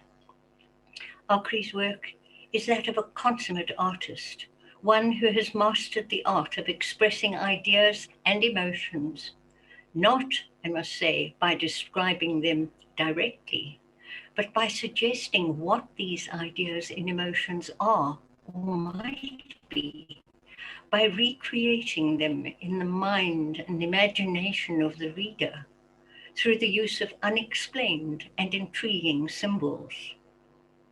I was asked in closing then to comment on the role of the imagination in a decolonial context. There is a linear thread in the corpus, and I have written well over 30 essays on it.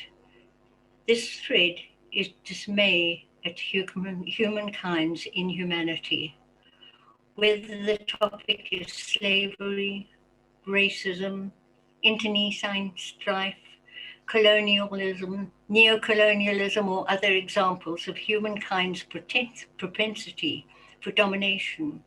This thread is coupled, however, with a dream of a better world in which love, beauty, and cosmic awareness can lead to redemption if we use our imaginations. Eschewing the stance of the subaltern and pointing to the decolonization of the mind, to quote Ngugi again, through the agency of the creative imagination, Okri's works explore three burning theoretical issues in today's fraught socio-political climate: decolonial turns, post-colonial shifts, and cultural connections. The title or the theme of our previous conference in 2017. In the context of hyperconnectivity, smartphones, social media, and surround sounds, Okri urges the reader to stop. Stop for a moment, just stop, and to read slowly. His aim is to restore the pleasure principle, for readers to think about and enjoy the pure act of reading, the significance of every word that is printed. A paradox is that his work is imbued with a feeling of perfect happiness and by implication, a picture of paradise, while conveying a mood of deep and dark despair. In the final analysis, I have to say that it is the work, its value, the light it gives, the clarity it engenders, the hope it sustains, the magic it awakens, and the beauty it spreads that should entice a study of the Okrian corpus. I sincerely hope that you will all buy the book or get your libraries to buy it, because it is quite costly. I thank you all for listening, and I thank Daryl and his team for this opportunity. I would be remiss if I failed to thank Rajendra Chetty for facilitating my participation by alerting me to this wonderful event that was to span 3 days and has extended to 9, which actually speaks for itself. Asante sana. Thank you, Rosemary. Thank you so much.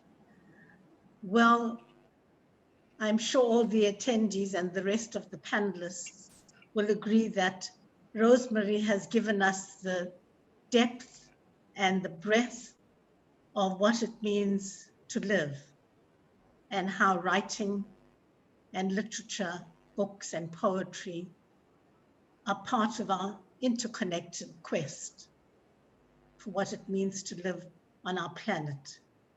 Rosemary, thank you so much for redefining knowledge and knowledges, for reminding us. You showed the same tenacity as Angie Butler did in her explorations, the tenacity that is required, and indeed the visionary disposition that is required of the writer, but also of the critic.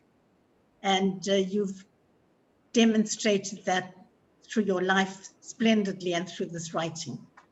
And I think we all learn from what you're saying about how when we tend to emphasize and overemphasize knowledge in a one-dimensional way and define knowledge in one-dimensional terms, you and Ben Okri are pointing us to the interconnectedness, the unity of all that is, of the spiritual, the aesthetic, the intuitive, the creative, how they all come together. And you have inspired us to go and rediscover Ben Okri all over again. I don't see any questions, but if you would like to put up your hand or make a comment, it would be very good to hear you. Betty, may I just intercept for a moment? Yes, sure. I'd like to thank you so much for those kind words and the kind synopsis, and also to apologize for viewers. It seems that my particular screen, my computer, is too old, like myself, to have some photographic capacity. I mean, I do have a man who sits at the top of my computer, which I can use for Skype. I don't know whether that would have helped. And Rosemary, just before we conclude, I wondered if you could say how perhaps Ben Okri could be experienced, and his thoughts in less formal and structured spaces in our institutions and outside, because there is the interrogative, you're questioning, but you're also meditating, contemplating, and sharing together, and in that way participating in the quest to be one world and to connect human and non-human. So it's not about writing examinations and reading a text and ticking it off, but it's about how it changes how we live and see ourselves and see the world, and in many ways how all our worlds are interconnected rather than compartmentalized. Yeah. Thank you. One of the most, Ben Okri is unarguably one of the most important contemporary writers living today. He performs readings, he inspires creative writings, he participates, he supports, and I have to thank Ben while I'm at it, for the support he's given me throughout this rather tortuous journey trying to bring my monograph to fruition. Ben paid me the enormous compliment of saying in his foreword,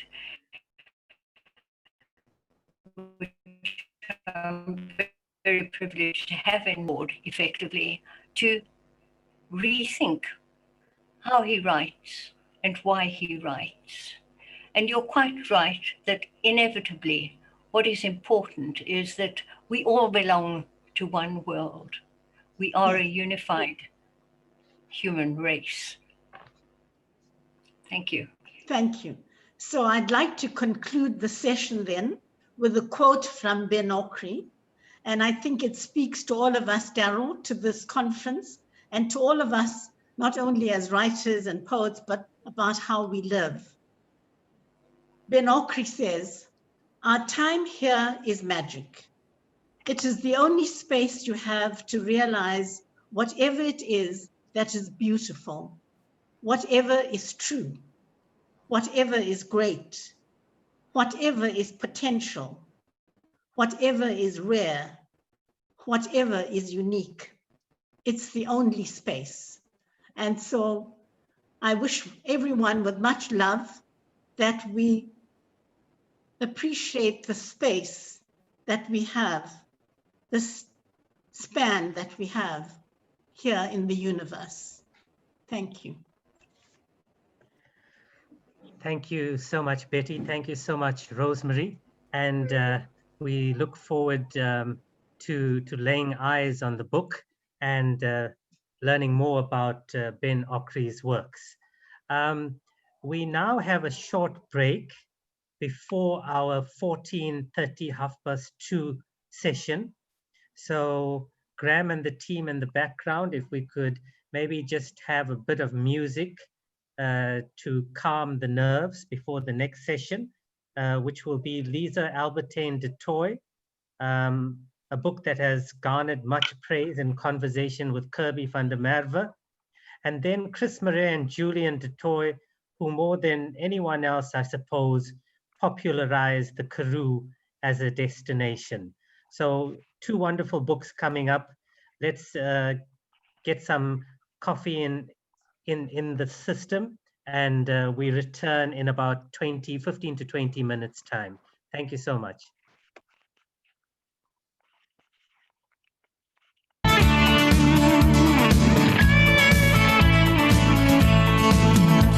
In Richmond draai die windpomp en ek voel hoe waai die wind teen my gesig. Die silwer van die dakke en die bloekoms by die golfklub teen die lug. En oorkant teen die berg in Witklip staan geverf Richmond. 1843, dit was 'n lang tyd terug. Terug naar Richmond wil ek gaan. Terug naar Richmond, waar mense my verstaan. Waar jarelange vriende en die winde op my wag. Terug naar Richmond wil ek gaan. Die windpomp draai op Richmond en ek voel hoe waai die wind teen my gesig. Die silwer van die dakke en die bloekoms by die golfklub teen die lug. En oorkant teen die berg in Witklip staan geverf Richmond. 1843, dit was 'n lang tyd terug. Terug naar Richmond wil ek gaan. Terug naar Richmond, waar mense my verstaan. Waar jarelange vriende en die winde op my wag. Terug naar na Richmond wil ek gaan.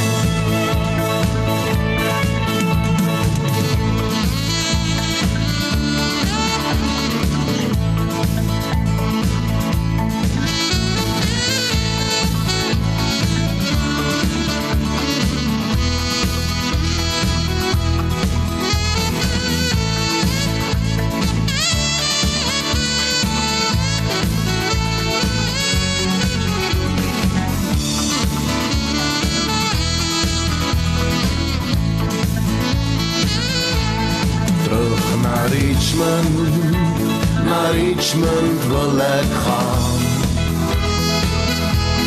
Terug na Richmond, waar mense my verstaan.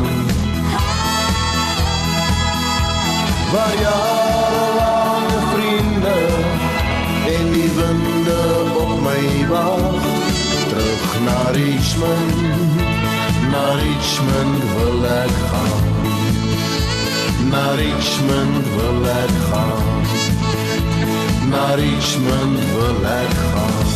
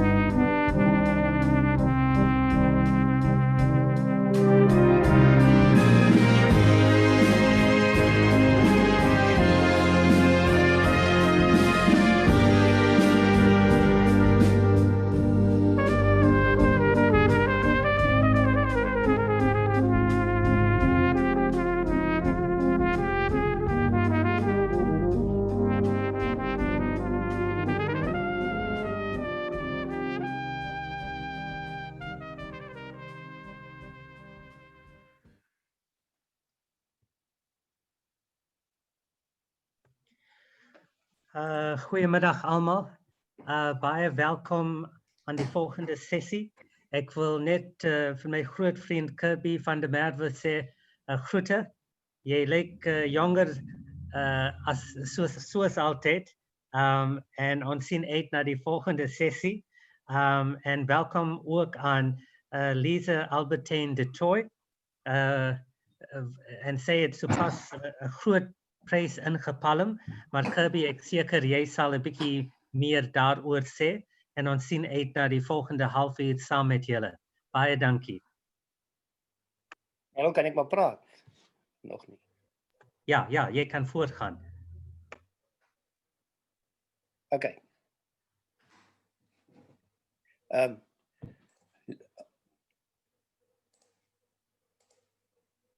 Daryl, baie dankie vir die kans om deel te neem.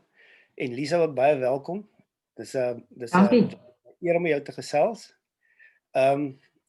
Groet uit die Sandveld. Jy's mos in die Swartland, nee, hoor ek. Dis reg, ja, Swartland. Ja. Okay, so laat ek net as ek met die deur in die huis val. Ek het jou manuskrip Kinders van die Spoorwerwe as 'n manuskrip gelees, anoniem. Maar ek wil net begin deur die 'n deel van die lesersverslag vir jou te lees. Opvallend van die teks is die fyn natuurbeskrywing wat sterk herinner aan Reservoir 13. John McGregor se meedoenlose optekening van die landskap, die weer, diere, goggas en dies meer. Dit is een van die sterk eienskappe van die roman. Dit is 'n plaasroman. Jy kan met my verskil as jy wil, nee. Maar in hierdie geval is die wit boere en hul gesinne, die randfigure en die Kalimpie gesin sentraal tot die roman. En nou die Mita Kalimpie is 'n wonderlike karakter. Die Kalimpie is 'n breinvrou, is die archetypiese aardmoeder figuur. Sy herinner sterk aan Ma Joad van The Grapes of Wrath van Steinbeck. Sy is 'n voorvegter vir gesin en geregtigheid, voed, klee, sorg vir die vriend en vyand en soog letterlik in 'n stadium. En soos nee, dit is nou Ma Joad, nee. En soog letterlik. En soos die mitiese trekkervroue wat kalf oor die Drakensberg trek, loop sy op 'n keer 40 km van die plaas af dorp toe en terug vir haar kind. Die skrywer ek nou eers 'n bietjie daar spring. Die teks lees besonder vlot. Die storie ontvou langsam op die ritme van uitgestrekte dorre Bo-Karoo en fyn beskrywing van die natuur.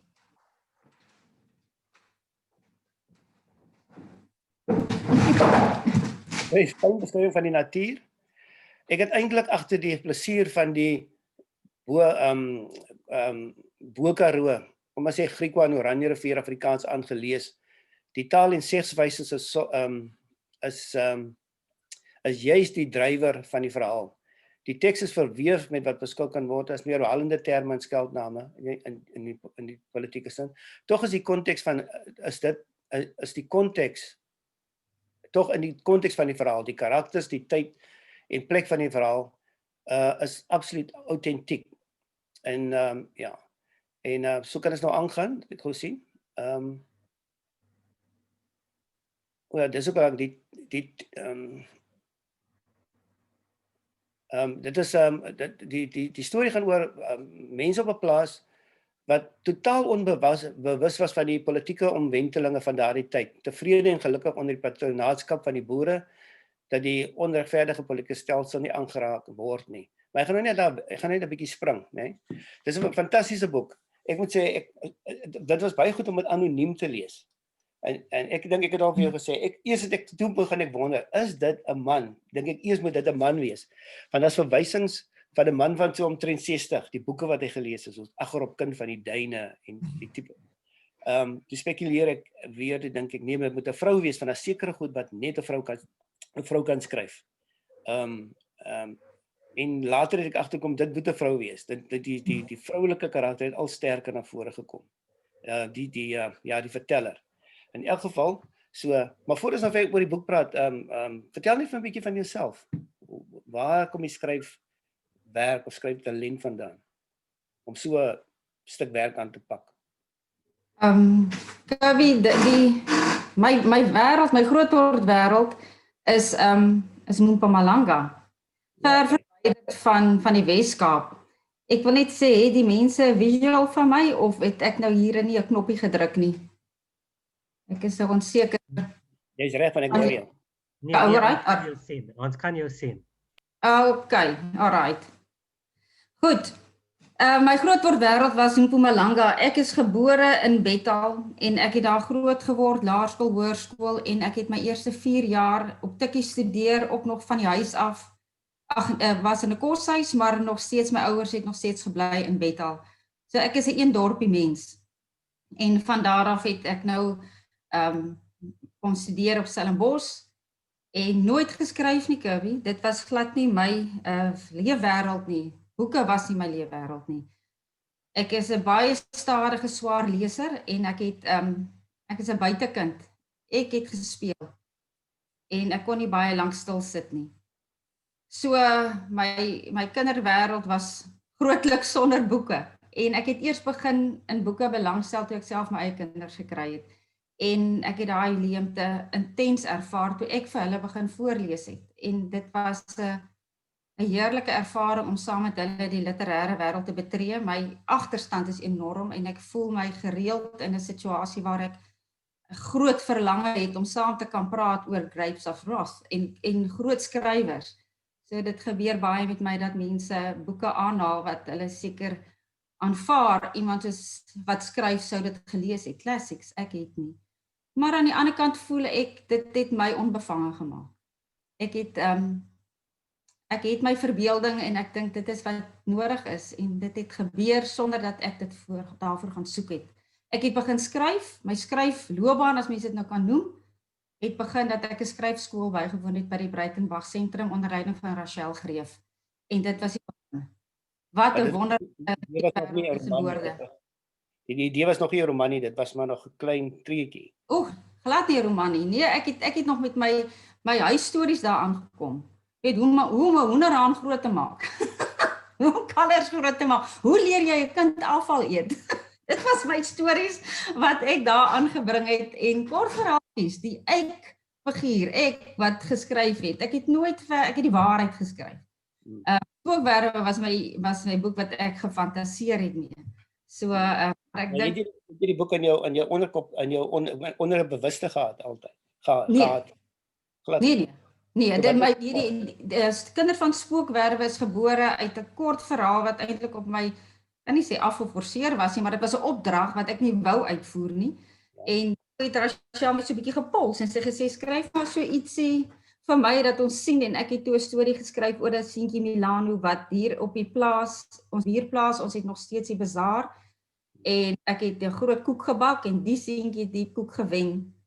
En ek het maar net 'n baie kort storie geskryf oor hom wat die koek gewen het. Hy was 5 jaar oud, vreeslik in sy skik en daar het Spookwerwe begin. So daai klein stukkie in Spookwerwe waar hulle op bazaar hou, waar Milano nou daar 'n insident ervaar het. Dit was die kort verhaal. En daar het 'n boek uitgekom. Maar hoe werk jy want kyk, almal wat skryf weet is verskriklik harde werk. Of skryf jy maklik? Is nie bloed, sweet en trane nie. Weet jy Kirby, omdat ek nog 'n stewige stuk werk, né? Dit is 'n stewige boek. Ek het eintlik nie besef wat ek doen, ekskuus. Ons het 'n klankprobleem hier. Ek onderbreek jou eintlik, so ek was eintlik nie bewus van wat ek doen nie. Jy weet, vir my was om 'n roman te skryf, daar's so 'n term fools rush where angel fear to tread. Ek het geen vrees gehad om te begin skryf nie. Dit was net 'n vloei van karakters en die karakters het in my kop begin vorm aanneem en aanvanklik was Milano my hoofkarakter. Ek het gedink ek skryf 'n jeugroman. En logies het Mita net vorendag getree en ek het agter haar begin aanskryf. So ek het eintlik hierdie boek maklik geskryf. Dit was nie vir my ek was nie bewus van druk wat op my is nie. Niemand het my aangejaag nie. Niemand het 'n verwagting van my gehad nie. Ek het nêrens gepubliseer nie. Ek was anoniem vir die skrywerswêreld.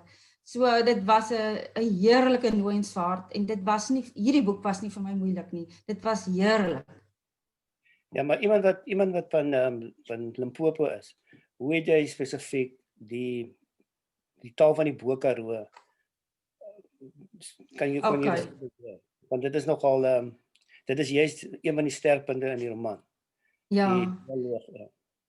Ek is getroud met 'n swartlander, maar my skoonma kom van Prieska wêreld af. En my man het ons nou eenmal 'n jaar gevat na Prieska toe. En daar het ek hierdie Afrikaans gehoor. Wat anders is as die Bolandse Afrikaans, wat ook vir my natuurlike wonderlike ervaring was komende van Mpumalanga af. So, maar dit was 'n ou Afrikaans. Dit was vir my so mooi dat mense so gemaklik amper formeel Afrikaans kan besig.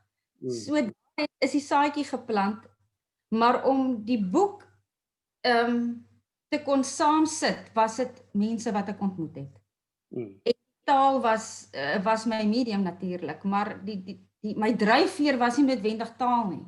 Dit was mense en toe ek die mense begin ontmoet, al hoe meer het die taal al hoe meer na vore gekom en so dit was 'n wonderlike huwelik. Ja, kyk, die roman spreek van iemand wat autentiek die plaas ken, plaaslewe. Daai plaaslewe is spesifiek van die plaas in die Bo-Karoo of wat jy net vir plaas in 'n Limpopo plaas verplaas na die Bo-Karoo toe. Baie spesifiek die Bo-Karoo. Baie onderhoude. Baie. Daai ding kon jy kan nie so 'n lewens staan en uitdink.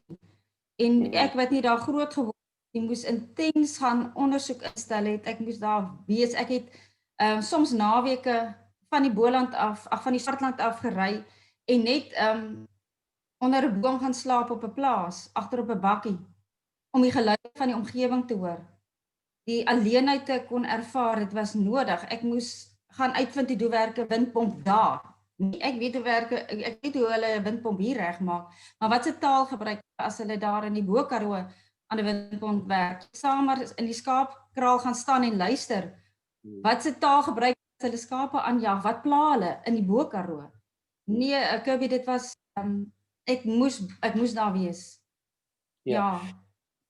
Toe my karakters Swartland toe kom, was dit natuurlik makliker, want toe was my bronne nader. Ja. Die ander ding oor die natuur, wat vir my autentiek is,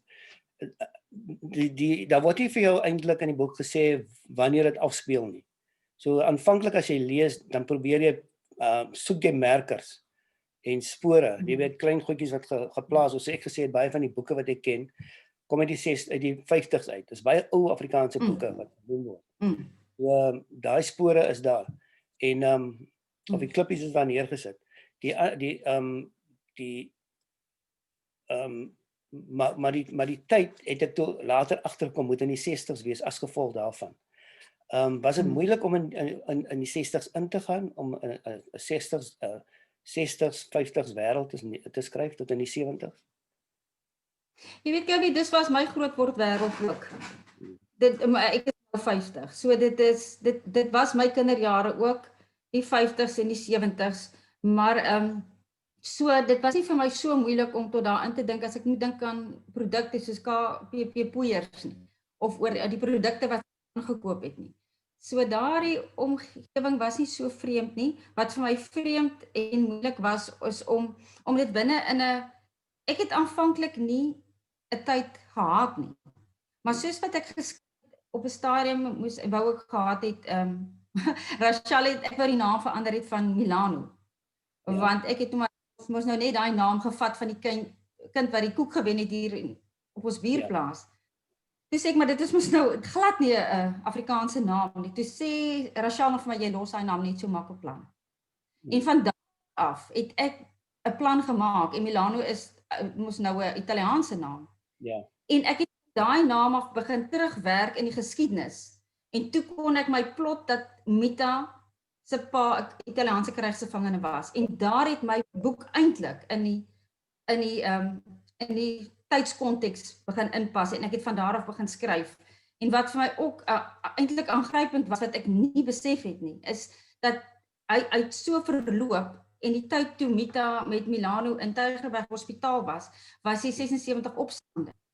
Ja. En ek het dit nie geweet nie. Ek het nie natuurlik jy weet van daai goed, maar ek het nie besef dit pas op daai stadium in die boek nie. Jy kan dit ignoreer nie. En ek het daai ding besef toe ek Poppy Nongena lees. Ja. Toe ek my boek klaar geskryf het en ek is nou besig met finale afronding, so die tydperk was vir my sekondêr tot die menslikheidstorie wat ek wou neersit. Want op die ouend is vir my, het gaan oor mens wees. Dit gaan oor 'n lewe van 'n mens, maar natuurlik is binne in 'n tydgleuf en daai het later gekom en ek was eintlik bly daaroor want dit het gemaak dat ek ongeforseerd kon skryf en ek het hom later geplot. So ja. Ja, ek hou persoonlik van net iemand wat storie vertel sonder variasies of sonder goed wat geteleskopeer word, te slimheid. En ek dink dis hoekom die boek vir my so verfrissend was, vars was. Die ander ding wat vir my wat ek besonder geniet het, was juist die tydverloop, hoe jy met tyd gewerk het. Ek noem juist Reservoir 13, want die tydverloop word die hele tyd deur seisoene en pleintjies en hoe die elke jaar wat dis die karakter, een van die hoofkarakters het verdwyn, 'n dogtertjie. En hoe die tydverloop aangedui word net deur die wisseling van seisoene en elke seisoen word weer beskryf. Soos herhalend elke keer vashou. In die geval sommer van bladsy 1 af is daar natuurbeskrywing, maar nie net sulke lukrake natuurbeskrywing as dit dui definitief tyd aan. Van daai oomblik af. En jy sien die tyd verloop konstant deur die lewe op 'n plaas van mense wat nie eens weet van Sputnik nie of mense op die maan geland het nie, want dit is heeltemal afgeslote agter die, jy weet, baie ver van almal af. So hulle lewe is klein, maar net beperk tot die plaas, maar dit is ook vol lewe, né? Dit is interessant. Absoluut, ja. Dit is daai die sterkte van 'n gekonsentreerde eenvoud. Ja, presies, ja. Wat heerlik was, want hy's gekonsentreerd en in daai gegeewe wêreld van hulle, het hulle 'n lewe gehad. Gebeur die lewe ten volle. Ja, presies. En baie wêreld so kompleks met sosiale media en met invloede dat ek dink partykeer verloor ons onsself, maar dat ek vermoed en dit is in my geval so dat ek het 'n hinkering en 'n verlange na daai gekonsentreerde eenvoud toe. Waar die buitewêreld afgesny word en waarmee is jy besig? Ons is en wie is die mense rondom jou? Dit is vir my wat die boek ook eintlik ook saamvat. Ja, dis ons moderne mense se wêreld is te groot vir partykeer. Maar net vir die skrywer vir die leser sê, dis nie nostalgie nie.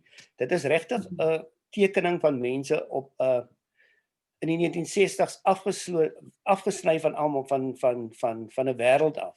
Van sê van 'n wat in die wêreld gebeur met ruimtereise, die koue oorlog bestaan nie in 'n wêreld nie, hulle het die idee nie. Hulle idee is regtig net op hier in die plante elke dag. En die ander ding wat ook interessant is, ek dink hulle het so 'n ou bakkie wat hulle gery het. Ja. Dit is 'n suikerse bakkie. Ja. Maar dis is maar hulle stap en ry met 'n perd. Dis van hulle ry grensdrade. Ja, so dit is en wat alles op 'n eenvoudige rit gebeur. Ja. Sê my die karakters is verskriklik sterk. Vertel my 'n bietjie van Mita en die groot ek wil nou nie die naam van die titel weggee nie, maar die waar kom okay, vertel vir ons die titel, die kuns van spookwerwe. Waar kom jy in die titel en hoe sluit dit by die storie aan? Okay, die titel was absoluut die idee natuurlik, maar jy kan So ek dink Mita jy het nou self die woord gebruik, 'n aardsmoeder. En daai karakter het 'n behoefte om te versorg, om haar kuikens onder haar vlerke in te kry, sy's 'n hen. Sy kloek, sy kan gevaarlik opgewonde raak. Dis seker die dele wat ek die lekkerste geskryf het, is wanneer Mita vir haar mense opkom. En as daar tydjie is, sal ek graag so 'n stukkie wil lees van daai energie van daai vrou is vir my sprekend van haar. Maar Mita as 'n is menslikheid, is moederlikheid, dit is pligsgetrouheid, dit is 'n versorgingsdrang, dit is 'n trots van wie ek is. Ek is wat ek is. Sy vergelyk haar nie met ander nie. Sy's 'n mens in haar eie reg. So daai Mita karakter is sterk, maar Kirby, jy kan nie Hendrik het ek baie sag uitgebeeld. Maar Hendrik is vir my net so sterk karakter. Hy staan by haar en hy keer haar dat sy haar nie te pletter teen 'n muur loop nie. Van Mita is 'n opgewonde vrou. Sy kan emosioneel raak en daai sagte buffer wat hy vir haar gee, hy laat haar toe tot op 'n punt en dan neem hy sy besluit en ek bedoel daai hele opset is vir my eintlik sprekend wat ons land ook nodig het. Ek sê dit nou vir jou retrospek nadat ek self my boek gelees het, maar die spookwerwe Wil jy so 'n stukkie voorlees? Wil jy 'n stukkie ek sal voorlees? graag wil minuut, ja? Dan net 'n minuut oor. Nee, dis van nou so baie om oor te praat, maar lees 'n stukkie. Okay, dan ek gaan vir jou hier so 'n stukkie lees. Mita het vir Letty uitgehaal. Letty is 'n skinderbek en Letty het stories versprei oor haar kind wat sy nog niks van gehou het nie. Nou kom ek lees gou hier sy kom toe by Letty aan want sy het gehoor Letty het stories versprei oor oor Milano, haar seun, en sy kan dit nou nie verdra nie. Môre Mita, groet Letty nou. Wat bring jy vanoggend na my toe? Vra Letty oorvriendelik. Moenie vir my môre nie, Mita. Vandag wil ek askies Mita hê. Van jou. Mita staan hande op die heup en kan sien wat kom. Praat. Laat ek hoor wat vir jou so oorkook. Kyk Letty, my nerve is dun. Ek is nie lus vir stukkie strap met jou vanoggend nie. Hier is dinge wat sommer lynreg gesê gaan word. Dis tyd dat jy maniere geleer word. Maniere? Wat se maniere? Sê sy verontwaardig. Om jou bek te hou oor dinge waarvan jy niks af weet nie. Wat weet ek, want sy is niks van af nie.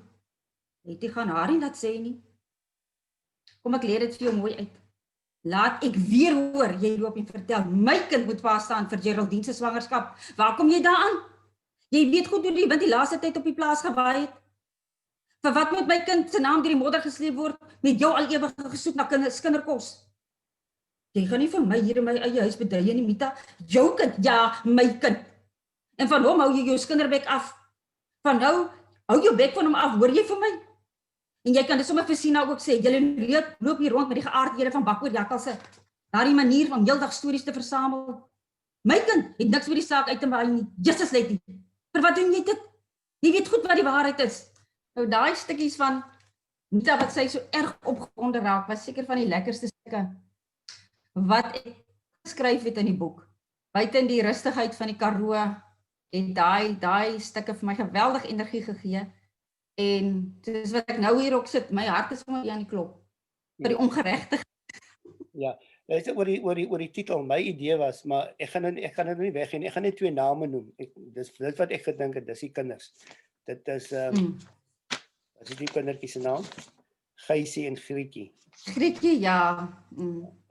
Wil jy daaroor praat? Ja, die titel Kyk, Gysie en Grietjie was vir my 'n sprong in menslikheid. Weet ek wou Mita het getreur. Mita is 'n mens wat in die boek. Wil jy gou vir die luisteraars sê wat het gebeur? Ja, die boek begin waar haar tweeling so 8 maande oud doodgepik word deur 'n slang. Albei op een dag het sy verloor en sy kon nêrens heen gaan nie, want hulle is 80 km van die laaste dorp en die bakkie wat ons net van gepraat het was baie ver. Hy was uit op die skaapwêreld, hy het skape gewerk en dat haar man was uit Hendrik was uit met die perde. Daar was geen vervoer vir haar nie. So sy moes die dood stelselmatig sien in haar kinders. Dit is 'n baie traumatiese begin, baie hartseer, maar die boek is oor die algemeen dink ek nie hartseer boek nie, maar sy het toe die kleintjies begrawe onder 'n kameeldoornboom en haar verlange in die hele boek spook daai kinders en verlang sy aan hulle en was verskriklik om hulle daar te los en Swartland toe te trek. Van Mita sit haar kinders onder haar vlerk. Sy versaak nie haar kinders nie. Sy neem handslammers in. Sy versorg die katte. Dit is vir haar belangrik. Selfs al hy brandsiek hond wat daar inkom. Ou Ribbes, sy het hom versorg. So dit spook by haar en die feit dat sy daarna kinderloos was, want sy is toe gesteriliseer na die tweetjies op aanbeveling van die dokter. So ja, die kinders van Spookwerwe reis saam met haar as moeder. Kan ek jou, maar dis natuurlik 'n vraag wat jy natuurlik voor gewag het oor appropriasie. Is dit vir 'n wit vrou van wat oor die lewe van breinmense skryf, plaaswerkers. Hoe sal jy dit Jy is nou die eerste persoon wat my seker publiek vra, want ek het geskram want ek was nie, dit is duidelik dat ek nie sensitief was vir die hele beweging of gevoelendheid nie. Ek was nie bewus daarvan nie en ek was nie sensitief genoeg daarvoor nie, want as ek was, het ek daarvan geweet. Maar ek het nie daarvan geweet. So, en die feit dat ek die woord moes gaan opsoek het, was vir my eintlik skokkend. En die sinonieme wat hulle gee, maak baie hartseer, want die woord sê dishonest. En die sinonieme is diefstal en iets vir jouself toe eien. Nou, ek is baie dankbaar ek het dit nie geweet voor die tyd nie. Want ek sou nie die boek geskryf het nie. Want ek sou met soveel vrese daai my storie, my waarneming van my landsburgers. So ek met soveel vrese betas het dat daar sou geen manier gewees het hoe ek in dit kon inkom nie. So ja, daai vrese sou gewees het om ander seer te maak. Ek sou net daai gedagte dat ek iets van iemand steel, die gedagte dat ek dat ek my kreatiwiteit gaan verloor en ek kan nie dink wat ek wil dink nie en ek kan nie gaan soek wat ek na reg soek nie. Geweldige inhibering, maar nadat die manuskrip aanvaar is, het my uitgewer vir my baie saggies hierdie ding gewys, liefde, waarmee is jy besig? En die eerste ding wat ek vir haar gesê het is ek wil geen onderhoud toestaan nie. Ek sien die kans hiervoor nie. Dit was glad nie my intensie nie. En ek was baie bang. Baie vir die God wat oor my gaan spoel en ek was nie gereed daarvoor nie. Maar mettertyd is ek geforseer om daaroor te dink. Oor wat het ek gedoen? En ek is nou gereed vir kritiek. Want ek het groot geword in die proses. Ek is nie nou meer om kant betrap nie. Maar vir my as ouderdom gee my weg as 'n bevoorregte wit Suid-Afrikaanse vrou. Weet jy kan nie daarvan loskom nie. So dank Vader ek kon hierdie boek skryf want dit is deel van my genesingsproses ook in hierdie land. Dat ek vir die eerste keer kan gemotiveer word deur 'n liefde vir my mense, my medemenslikheid. En dat ons eintlik so te mekaar leef en dat ek mense kon ontmoet. En in my baie onderhoude wat ek gevoer het, gasvryheid, die gulheid, die behoefte om te vertel, om verstaan te word, om geliefd te word, om erken te word, is universeel. En dit het spontaan gebeur, Kirby. So dit is vir my, dank Vader, ek het dit nie oor die tyd geweet nie. Dit was 'n seëning vir my. Ja. So dit is my gevoel, maar duidelik was ek nie sensitief vir die hele gevoel rondom nie, wat ek absoluut kan verstaan. Ja, maar dit is 'n baie verskriklike suksesvolle boek. Die ander ding is waarmee as jy nou besig, as jy nou nog steeds in die paradys of as jy nou buite? Nee, my voet is rond. Nee, ek is besig met ek was besig met 'n boek en ek het dit gelos. En toe kom daar 'n storie so op die sykant in soos 'n systroom en hy het my gevat sonder dat ek gedink het en ek het aan daai een begin skryf en ek het die laaste tyd besef miskien is daai storie 'n bietjie 'n te groot hap op hierdie stadium. Ek gaan weer terug na die ou storie toe sien jy ek is nie regtig besig met ietsie maar my koppie werk. Ek is met woorde besig in my kop. Maar hoe werk jy? Werk jy tussen na skool of werk jy vroeg in die oggend? Jy weet net so 'n bietjie oor jou skryf. Ja, ek het 'n beheerraadspos. Ek is 'n remediërende onderwyseres en ek werk net per uur. So ek werk Vrydag by die skool nie. So Vrydagoggende is 'n heerlike skryfervaring vir my. Dan klim ek in en baie keer as ek gaan my skryfwerk word geskoei op navorsing. So dis my sterkste been waarop ek staan en dit beteken ek het tyd nodig en ek moet ry. So ek ry baie keer donderdag direk na skool. Ja. Ry ek na 'n plek toe en ek slaap oor en ek kom eers Sondag terug. So dan doen ek navorsing en dan skryf ek, maar oor die algemeen skryf ek maar saans en Vrydag. Maar baie geluk met die ek weet jy of daar mense is wat vrae wil vra aan die Darryl. Is dat dalk vra? Ja. Dis maar direk vir Lisa. Ja, ek gaan dit direk vir en dis nie eintlik 'n vraag nie en ek voel baie sterk oor die saak, so ek gaan dit in Engels vir julle stel en maar julle kan in Afrikaans reageer. Now, I am not sure where this whole idea of appropriation came into play. You can quote me and I will go on record as saying, it is the stupidest thing that I've ever heard. I believe that all fictional writing is a form of appropriation. And so I think it was a blessing, as you say, that you knew nothing about it.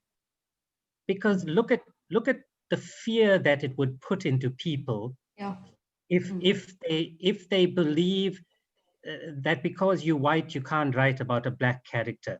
because you're a woman, you can't create a male character. I mean, what is fiction if we can't fictionalize? And I say go for whatever you want to, and it's really inhibiting creativity in this country. You don't have, I feel you don't really have these debates in other countries. Someone made this word up in academia, appropriation. I know where it came from, but I mean, it's fine for theory. It's not fine for novelists. So that is my view. And but anyway, I suppose I'll be crucified. Some won't come to my next festival, but that's it. Daryl, ja, en is ons tyd nou op of wat? Daryl? Kirby, as daar enige vrae is, sal ek 1 of 2 toelaat, maar ja, julle tyd is verstreke, maar laat ons sien of daar enige vrae is. Mense, enige vrae? Okay, net mense wat sê mooi onderhoud, al daai dinge. Okay. Alright, Lisa, dit was fantasties met jou om te gesels. Van een skrywer na 'n ander een, verskriklik, hoe kan ek sê, my brein is nou bietjie foos. Maar alles van die beste en 'n sterkte met die volgende boek en jou werk. Dankie Kirby, dankie vir die onderhoud. Ja, maar dis wel verdiende. Dankie die manuskrip gekry. Dankie. Baie dankie, totsiens. Dankie Daryl. Okay, and Lisa, you carry on writing whatever you're writing. Do not worry. Okay, do not worry. Baie dankie Daryl. Right. Ek sal jou naam noem. Ja, jy kan my aanhaal. Okay. Ek sal jou aanhaal. Okay. Baie dankie Daryl. Okay. Totsiens. Okay, dankie Kirby. Dankie vir die ondersteuning. Okay. Okay, people. You know, we must feel free to speak our mind. That is what the chat is here for. So do not be afraid. No one's going to crucify you for your thoughts. Next up, we have Chris Murray and Julian DeToy. And I hope that they are on, I didn't look, but they should be here. So, and they are going to speak on their book on the Karoo, and the title of their new book is Karoo Roads. And as I did mention earlier, Chris Murray and Julian DeToy are probably the people responsible for popularizing the Karoo to such an extent that now everyone really likes to go to the Karoo. It's not unfashionable anymore. And people used to look forward to country life and the articles that Chris and Julian used to write in that magazine that unfortunately had to shut down during COVID. But I welcome Chris Murray and Julian DeToy all the way from Karoo and in Craddock. And we look forward to your talk and hopefully some photographs that you are going to treat us to. So welcome, Chris and Julian. Hello, Daryl, can you hear us? I can hear you all, I can see you all clearly. All right. Hi, Julian. Hi. Okay. For those of you who don't know us, I'm my wife, Julian DeToy, myself, Chris Murray.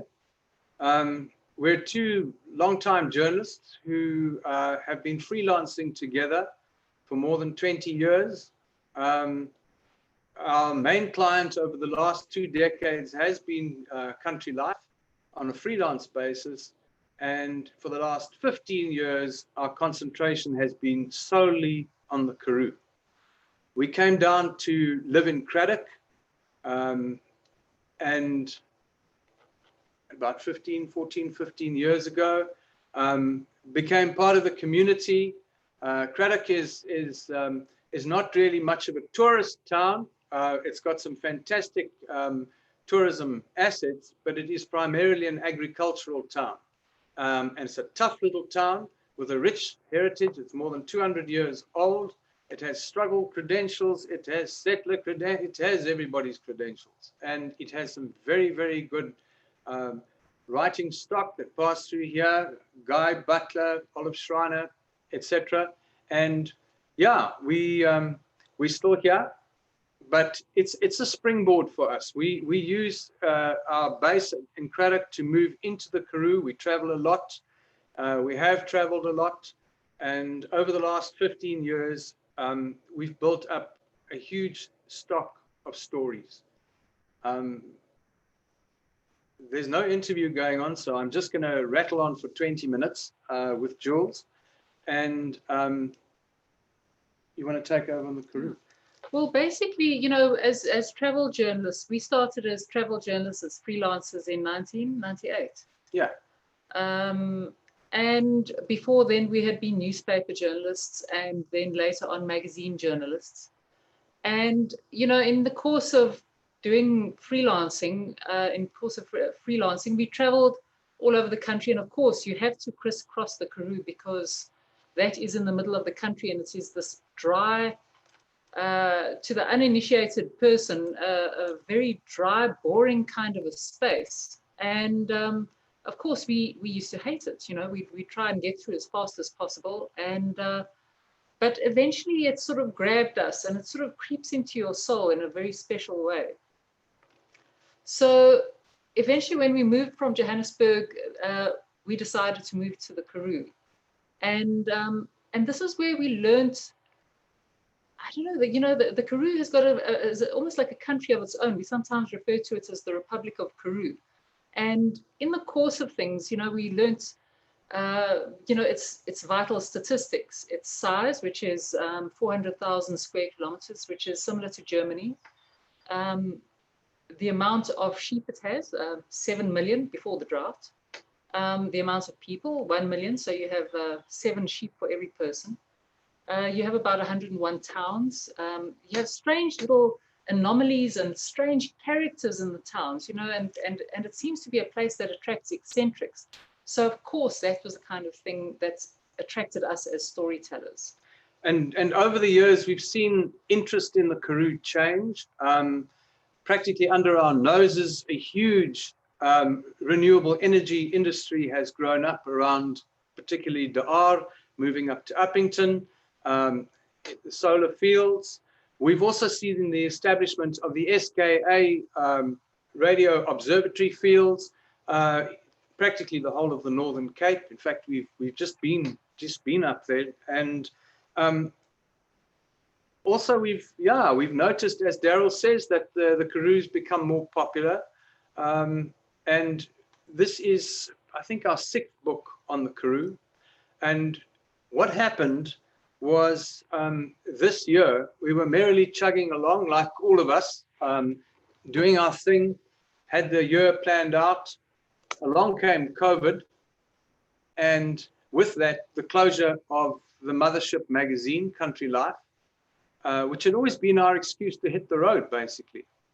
But not only was our platform taken away, but our back roads were taken away as well because of the lockdown. So here we're sitting at home and we're thinking, what are we going to do?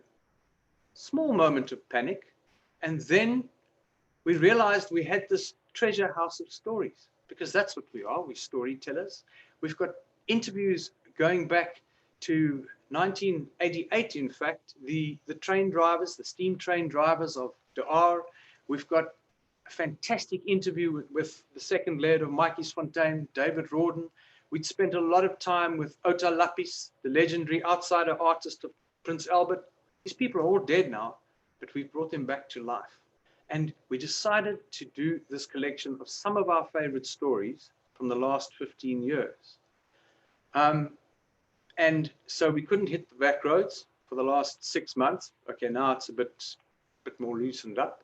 But this is what we've been doing, vicariously traveling back through our own stories, our own roots, rebuilding stories, putting things in another way, reworking, updating, and it's been a great journey. But we initially thought, all right, what we're going to do is we're going to make an ebook, because the publishing industry, dodgy, all our shops closed, all our shops were closed. And our shops are not regularly bookshops, there are some, but it's the shops of opportunity you find in the Karoo, the Patstalla, and the shops in the towns. That was our market. They were all closed. So then we have a newsletter group. We keep them to 2,000, and these guys have been with us for more than 10 years. Every month we give them an update on what we've been doing, where we've been traveling, and we ask them, and we said to them, all right, so this is the plan. This is what's going to be in the book, this kind of stuff. And it's going to be an ebook. If you want it printed, then we need 500 orders.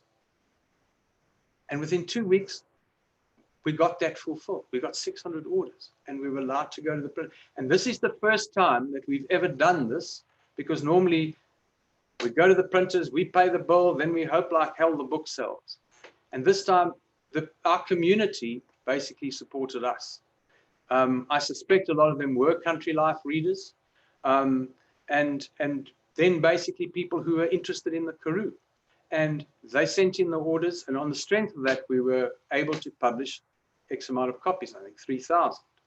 So this has been a great journey for us. Karoo Roads, I'll just hold the thing up. Daryl, I won't be doing a slideshow, but it is full of pictures. And the, it's sold. Basically, you just need to look us up on Google, Chris Murray, Julie Dutoy, Karoo Space, there we are. And it's now opened the way forward for more of these, for a collection. And the books have gone out this last week, and the week before the books were going out, and we're gathering in all the reviews from our readers, who are the most important. We haven't sent any out for media reviews or anything like that, because our readers, the ones who ordered first, are the ones who are the most important now, and we're listening to what they have to say. And so far? Oh, they're loving it, yes. Yeah. So, they've just received it and they're saying fabulous, and they're really enjoying it. And, it's the interesting thing is that far more than before, we're developing a dialogue with them.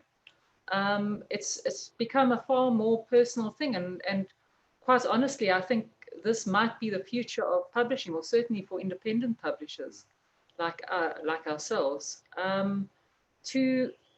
to speak to your audience.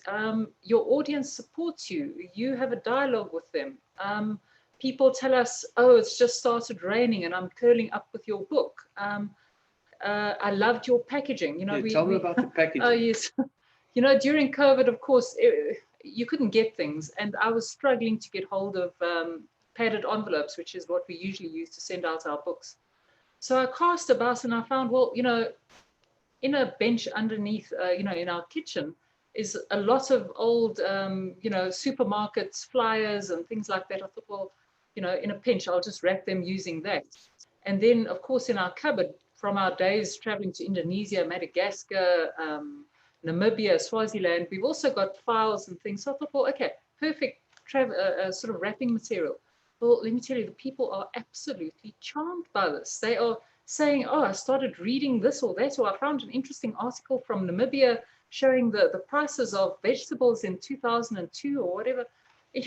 So that's a whole side issue, but it's been a fabulous kind of experience. And then just to give you an inkling of what's actually in the book, we begin with the old steam train drivers and their stories of hunting from the footplate and life at the footplate. As most of you know, Daar was Railway Central at one stage, and we had a fantastic network of steam trains, and it was almost the culture of retired steam train drivers who liked the Karoo. A lot of them did, because they crisscrossed the Karoo all the time. They had their experiences and adventures. It was almost the custom for them to retire in Daar. So there was this rich source of narrative, which was really fantastic and great to be able to bring it back.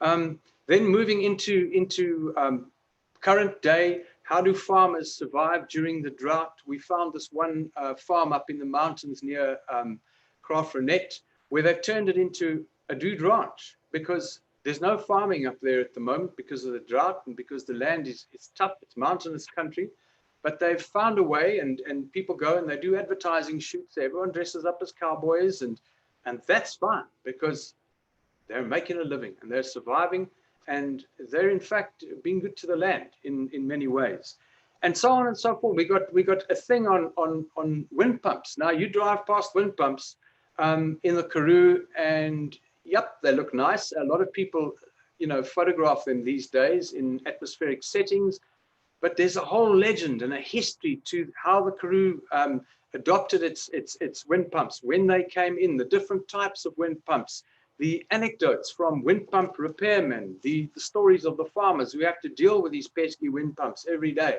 And suddenly it became from a whimsical story, it turned into quite an interesting in-depth piece. Can I just also interject that it was a Dutoy, Lisa? It was a Dutoy who imported the first windmill from the States.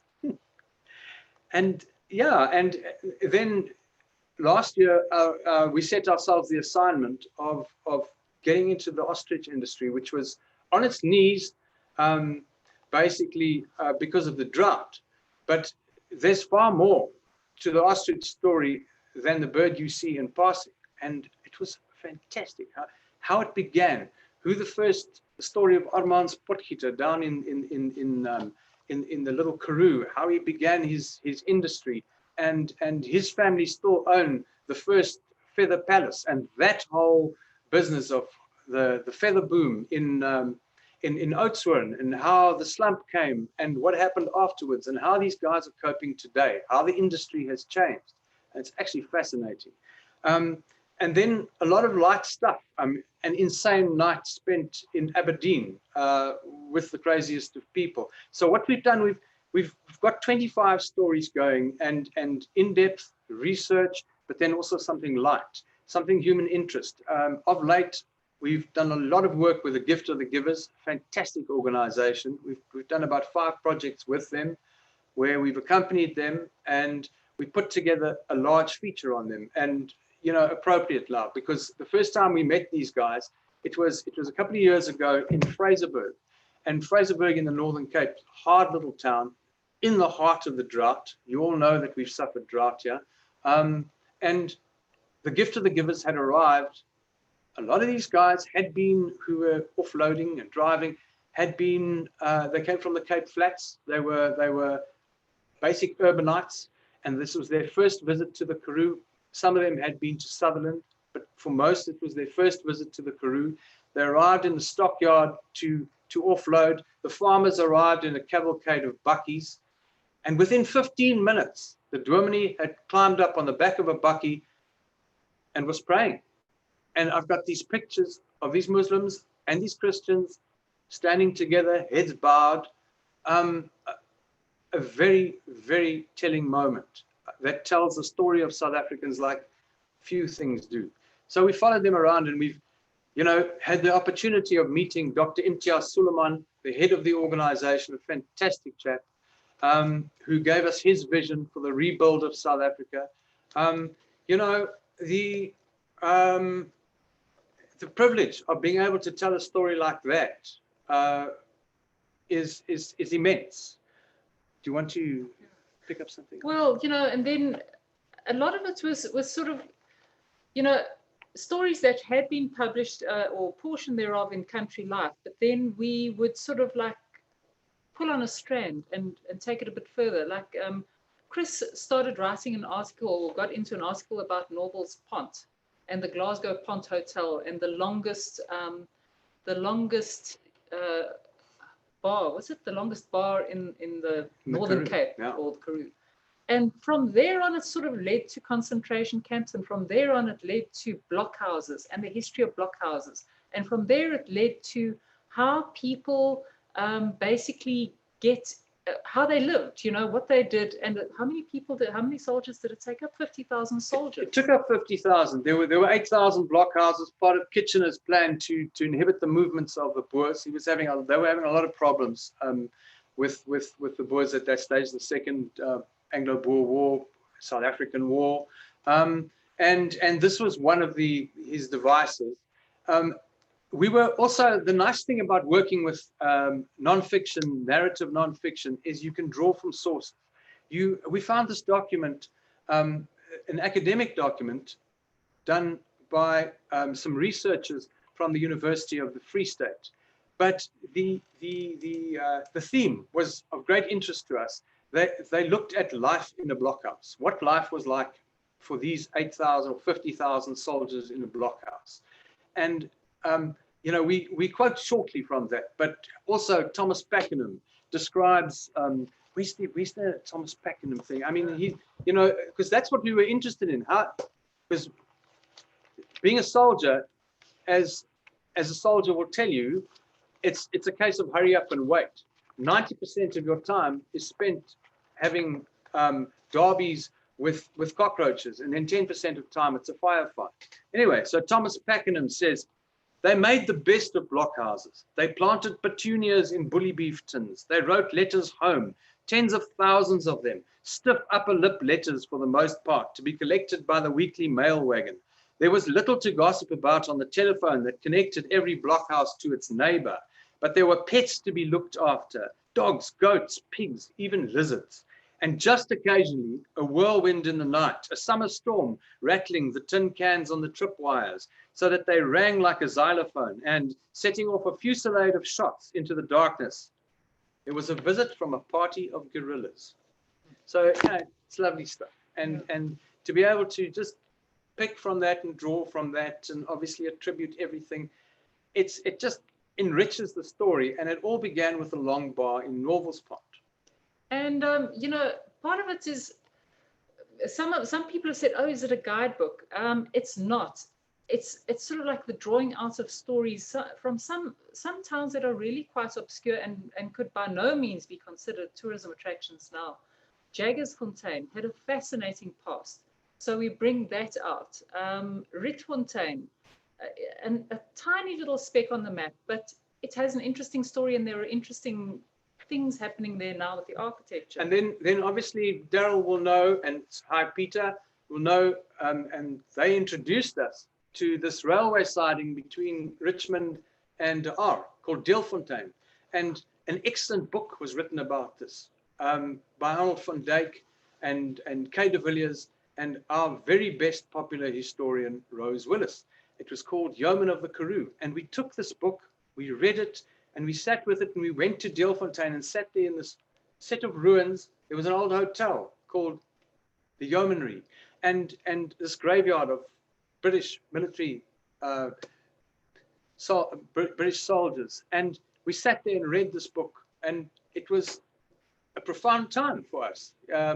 We went with, the profundity was slightly broken by our guide, who was John Donaldson from Richmond, and his dog, Potler.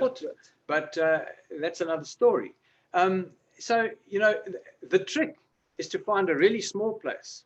And in the next book, the next one we're working on, is one of the little towns is Williston in the Northern Cape.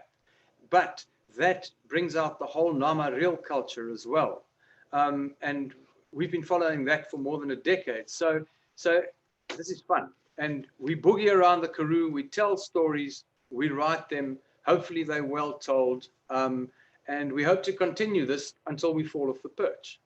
I think that's our time, isn't it? Yes. I think that's our time now. Are there any more questions? Any more questions? That is your time, but we could go on listening to you for quite a while longer. But let's see if there's any questions. Lots of comments. So Isabel Dixon says, you are also both gifts to the Karoo, Chris and Julie. So important to record and share so many extraordinary stories. Thank you.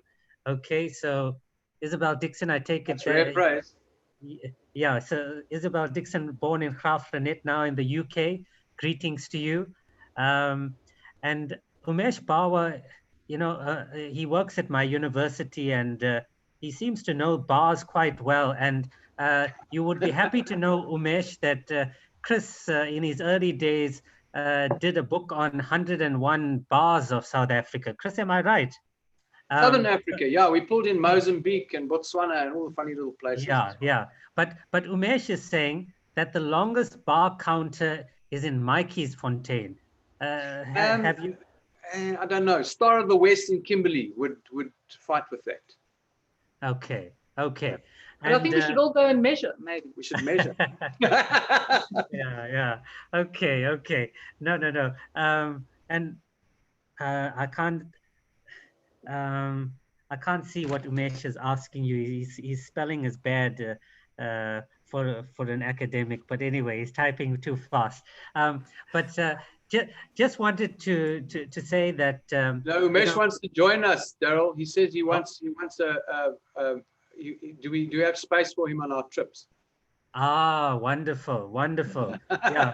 Yeah. So that's it. And Chris and Julia. Sorry, Daryl, can I ask a question to Chris earlier? Thank you very much. Sorry about intruding. Hi, Umesh. But hi, Chris and Julian. Thank you for your lovely presentation. I was asking about the work in Cradock, and particularly given the apartheid era history of the Cradock 4 and this beautiful monument and memorial that is there. From your experience, how have things shifted in bringing the history of the old in the settler struggle that you were talking about, or the anti-apartheid struggle? Have you found that the Karoo is in a space where they are integrating the early traumatic history with the more modern anti-apartheid history? You know, Umesh, the thing with these small towns is because there's not a lot of money, right? It's not a well-moneyed community. There might be a couple of rich blokes, but on the whole, we're all working class. The thing with these small towns is we have to get along. We have to work together. And that particular necessity, I believe, has superseded any kind of ideological differences. The biggest struggles we have at the moment, and listen, this is not news to anybody living in this country, is against corruption in local government, and it unites us. Cradock is a very tough town. It's a very tough town. The communities are tough. They put it this way, English-speaking South Africans are in the minority here. The guys, it's a big Xhosa population, a big so-called colored population, and an Afrikaans population. And the guys, yeah, I think it's a tough town. It has layers of now and again there's a festival in the town. We've just had a festival that Daryl was part of, the Shriner Karoo Writers Festival. We just presented that. It's ironic that the people who stand up there talk about the settler history. They pull from that era, but at the same time, there's history being made right now in terms of unrest, and it's basically anti-corruption unrest. But this is not news in Cradock. Bedford down the road had it. Grahamstown has it. Craafrenet has it. That's a common enemy right now, and I sense there's a bit of a boil going on, and it's uniting people to a certain degree. Civil society is very strong. Another interesting thing that I have to mention is that in the small towns, we're so sick of bad management from the municipalities that little groups are being formed to clean up the town ourselves. Now, somebody might say, well, you're just doing the job of the municipality, but the point is somebody's got to do the job. So that also is across the color line, and it's communities that are, and also it's a job creator. So Cradock has its gemeenskap groep, and it's trying its best, but infrastructure is falling apart, and that is that's a serious problem. But it's not just us. I mean, I speak to people all over the Karoo, and it's a common thing. I don't know if that answers some of your question. I think it does. I think it does, and I really appreciate the thoughtful way in which you're engaging with this, because the ideological struggles are pale into sort of just become irrelevant when the struggle is about poverty, inequality, unemployment, in the way that you're talking about. Exactly. So I'll give you an example of the thing you mentioned, the Craddock 4 Memorial. It's one of the biggest travesties that you've ever encountered. Fortunes have been poured into that memorial, and Daryl will back me up here, from central government. At the moment, it's 4 pillars. It gets opgekikker every few years, but no one goes there. The fences are torn down. The local community is more concerned with survival and than 4 pillars commemorating 4 people. They say there were far more than the Craddock 4 involved. A lot of people, they would include a whole bunch of other names whom I don't know, but they haven't taken ownership of that memorial. The issues are complicated, but as I say, it's not of great meaning right now. We were friends with the late Mrs. Goniwe. We were quite good friends with her. Mrs. Kalata still in town here. The other 2 ladies the other 2 widows we don't personally know. I have photographed them at the memorial, but I'm personally very sad about that, because that's something that could have been a very useful cultural attraction to the town. I don't know how you feel, Daryl. Yeah, I think Chris has been quite generous by not naming. I mean, it's millions of rand. What happened with the Craddock 4 museum? It was built, so they build things, then they don't even put staff in the museums. So then when visitors want to go to the museum, there's nothing to go to. It's the most beautiful. Chris will bear me out on that. It's a beautiful place, beautiful memorial, but no one works there.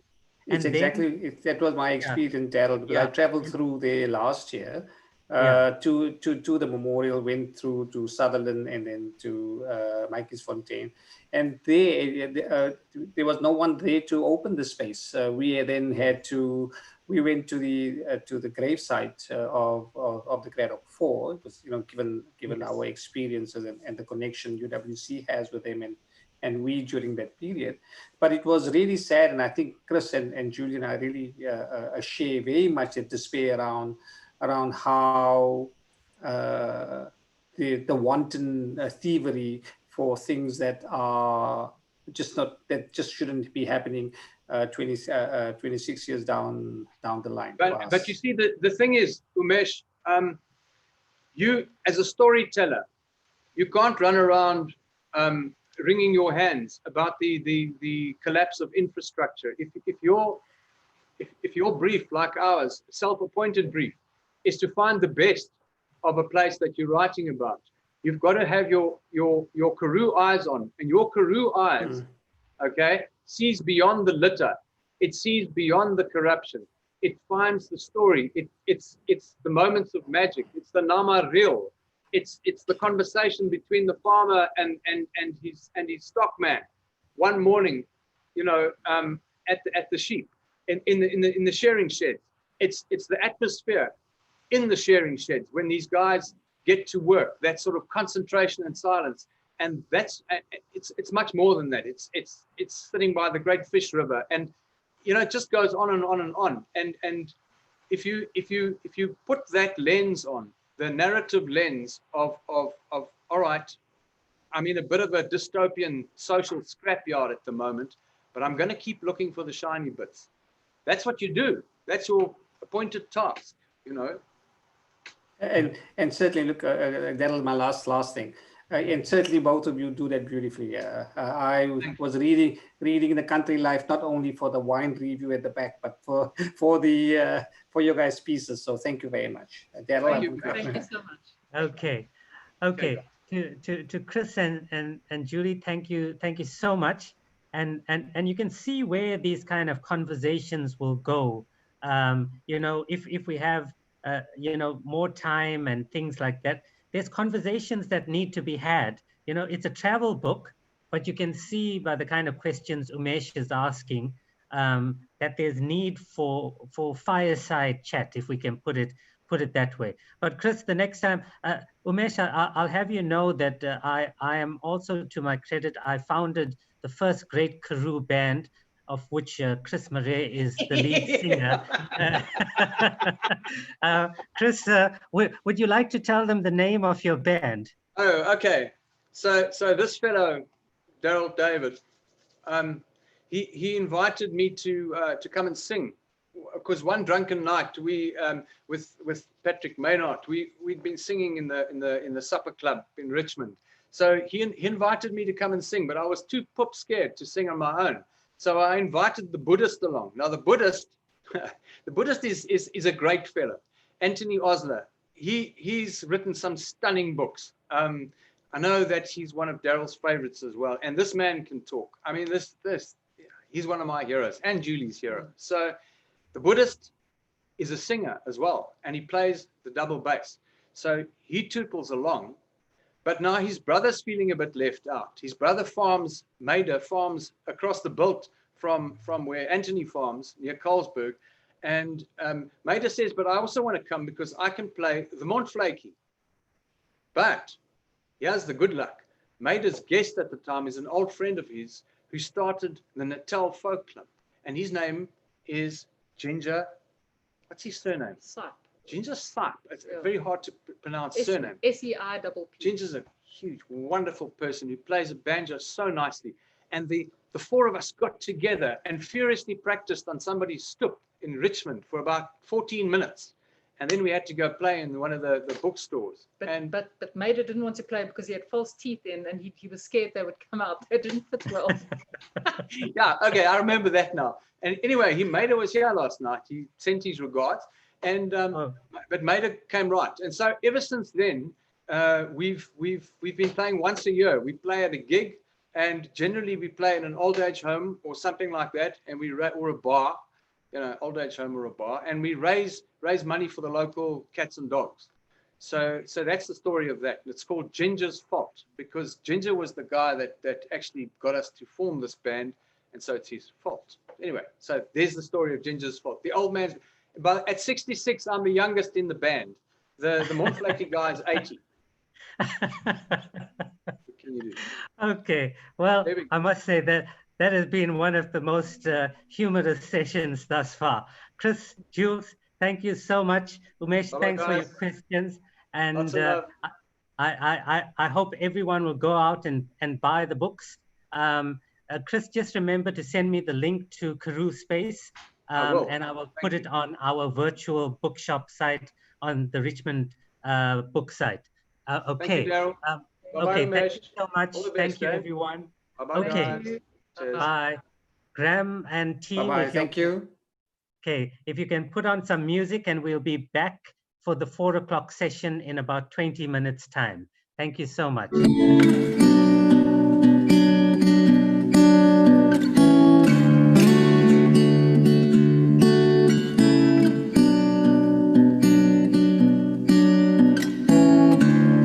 Ek het 'n vriendin ver by die blou see.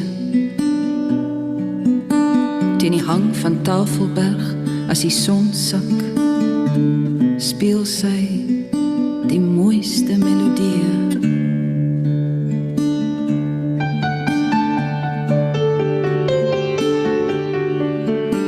Haar vingers ken die pad, opgesluit in wit en swart. Die klavier se grootste vreugde, hartseer en verlange, verstaan die hart se diepste smart. Ja, die hele wêreld word stil en luister in die donker uur na die naggeluide van Lisa se klavier. Ja, die hele wêreld word stil en luister in die donker uur na die naggeluide van Lisa se klavier. Lisa kan nie ophou as sy eers begin het nie. Sy laat my nooit huis toe loop of afskeid neem vir my laaste sigaret nie.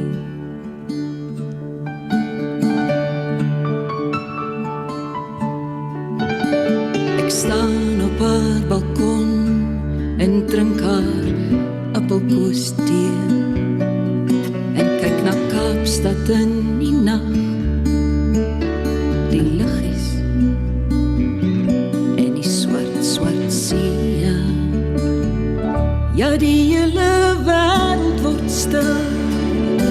Luister in die donker uur na die naggeluide van Lisa se klavier. Ja, die hele wêreld word stil. Luister in die donker uur na die naggeluide van Lisa se klavier.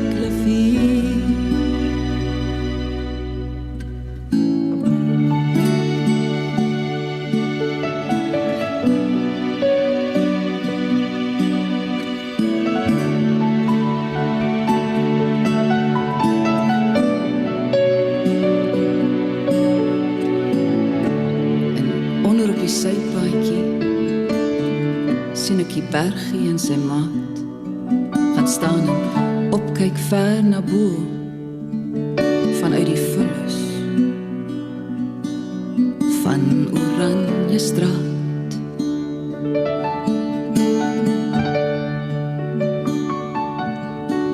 Hulle ken al lank die klanke wat uit haar woonstel stroom.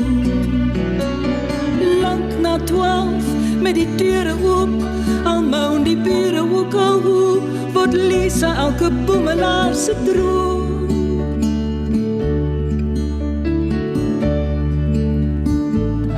Ja, die hele wêreld word stil en luister in die donker uur na die naggeluide van Lisa se klavier. Ja, die hele wêreld word stil. Luister in die donker uur na die naggeluide van Lisa se klavier.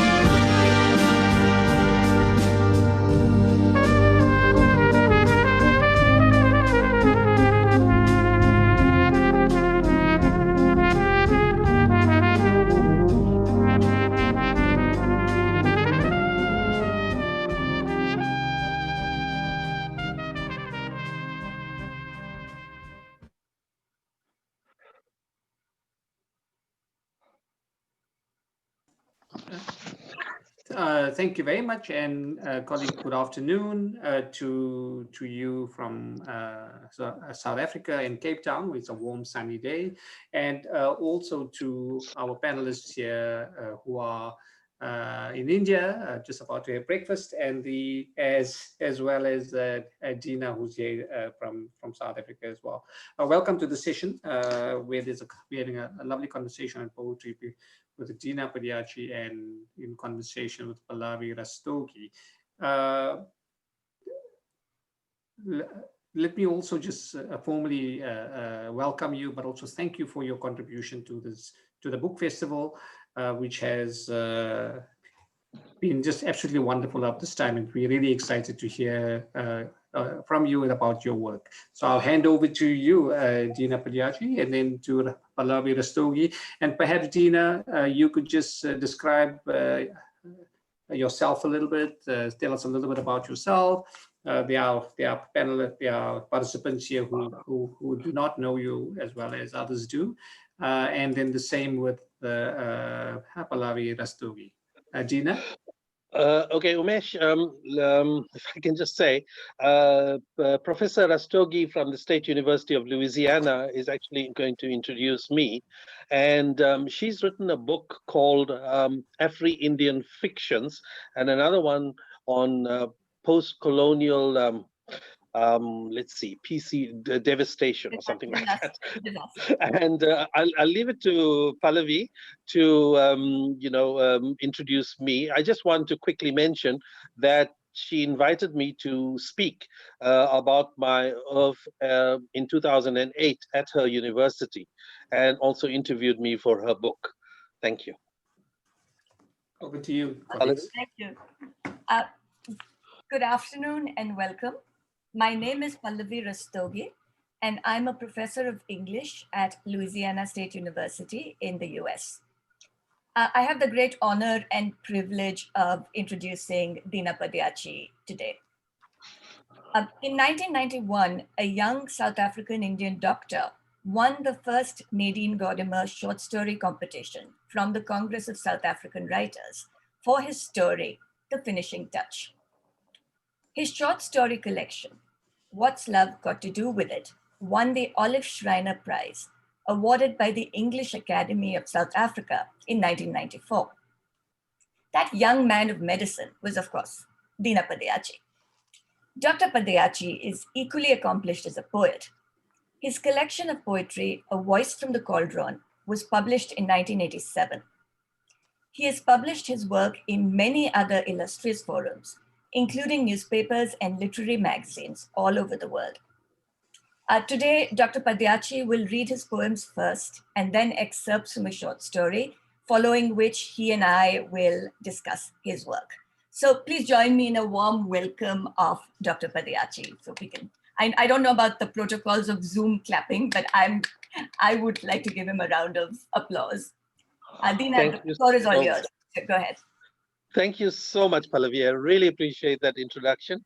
I just want to, we don't often get this kind of opportunity. So I just want to mention my intense gratitude to, publishers like Penguin and Reader's Digest and the Cambridge University Press for publishing my short stories over the years. Rhodes University has published my poems, and it's for somebody who's not in the literary field, that's actually very, very encouraging, because you feel like an alien most of the time, but your passion is writing and expressing yourself and getting your ideas out there into a wider world. Okay, I'm going to start with a very romantic poem called The Light in My Eyes. It was precipitated by a very special lady, and it caused me to write this poem. A writer is nothing without a hand. A thinker is nothing without a voice, without a pen. I am nothing without you. You are closer to me than my intima is to my artery. You are my elixir of empathy. You are my ink, my pen, my hand, my blood, my heart. You are the life in my eyes, the texture of my skin, the oxygen in my lungs, the sweetness on my tongue. You loved me more than I've ever known. You made me come alive like rising golden light in the darkness of a surreal dawn. We made the night iridescent with our love, with the sultry softness of your mouth, your slim, sensuous, feminine fingers, your beautiful, loving voice. Your passion ignited my life. Your love made my steps lighter. Your love made possible this poem.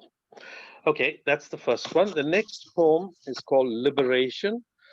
From birth, our souls are occluded by the dogma of others. We are smothered, asphyxiated, yet we take in so much that drowns our minds. Because amidst the irrationality, the prejudice, the parochialism, and the lack of sense, there is some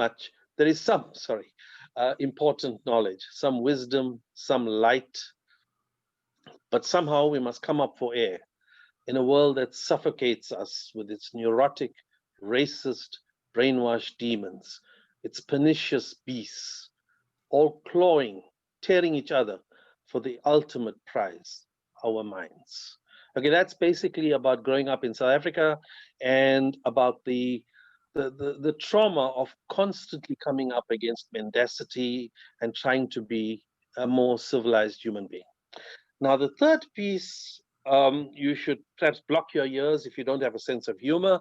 It's I love satire, and that's where I started. I enjoy teasing, and because there's so many puffed up personalities in South Africa, right from my childhood, you could see them everywhere.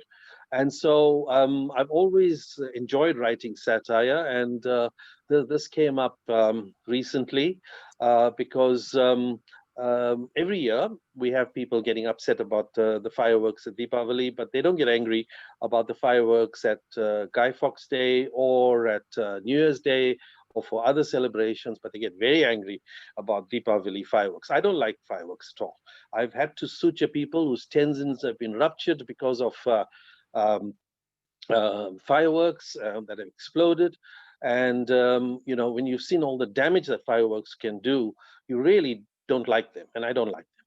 And I wish they were just not available for anybody. But anyway, yes, here we go with Deepavali. Deepavali, by the way, is a celebration. It's a festival of lights that's celebrated by Hindus and anybody else who cares to participate. Yeah, it's something that I've grown up with, and I still look at as something that is worth noticing, and because it's about the conquest of evil by good, which is somehow not so common these days. All right, Deepavali. As always, the Deepavali celebration has brought the closet facets out from under their swastikas. Powerless people who are usually silenced by the local ogres like to make a noise now and again.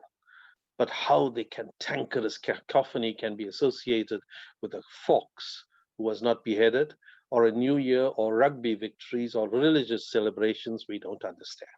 Anyway, the animals are holding a rally to protest against the fireworks noise.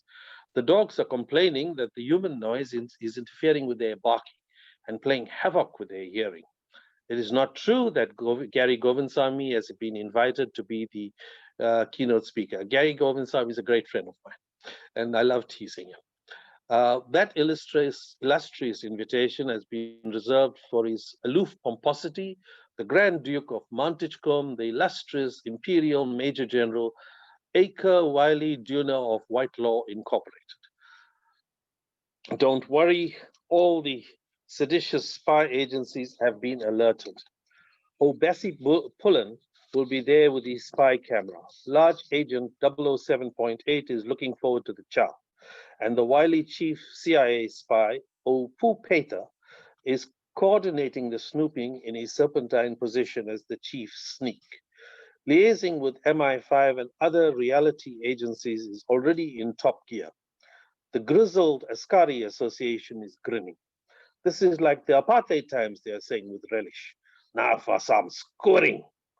Please note, Kitu Naitu and Thailand Unready have not been invited to the rally, so you should feel comfortable.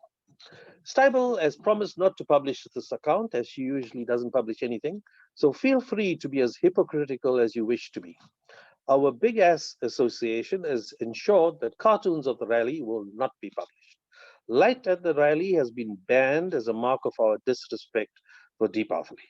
However, Saba will be there taking notes as usual, and dear Peppy will ensure that no one will take the mickey. Okay, so now I'm going to move on to the prose. By the way, all these poems and satire and the short story I'm going to read from feature in my book, which is called The Soul of a Stethoscope. And so this particular effort is called Light. And it revolves around two inspectors of education in 1977 who are trying to make decisions about who's going to get promoted at the for 1978. And they've got a stack of people who applied for promotion, and they've got to make some decisions. And 1977 was at the end of 1977.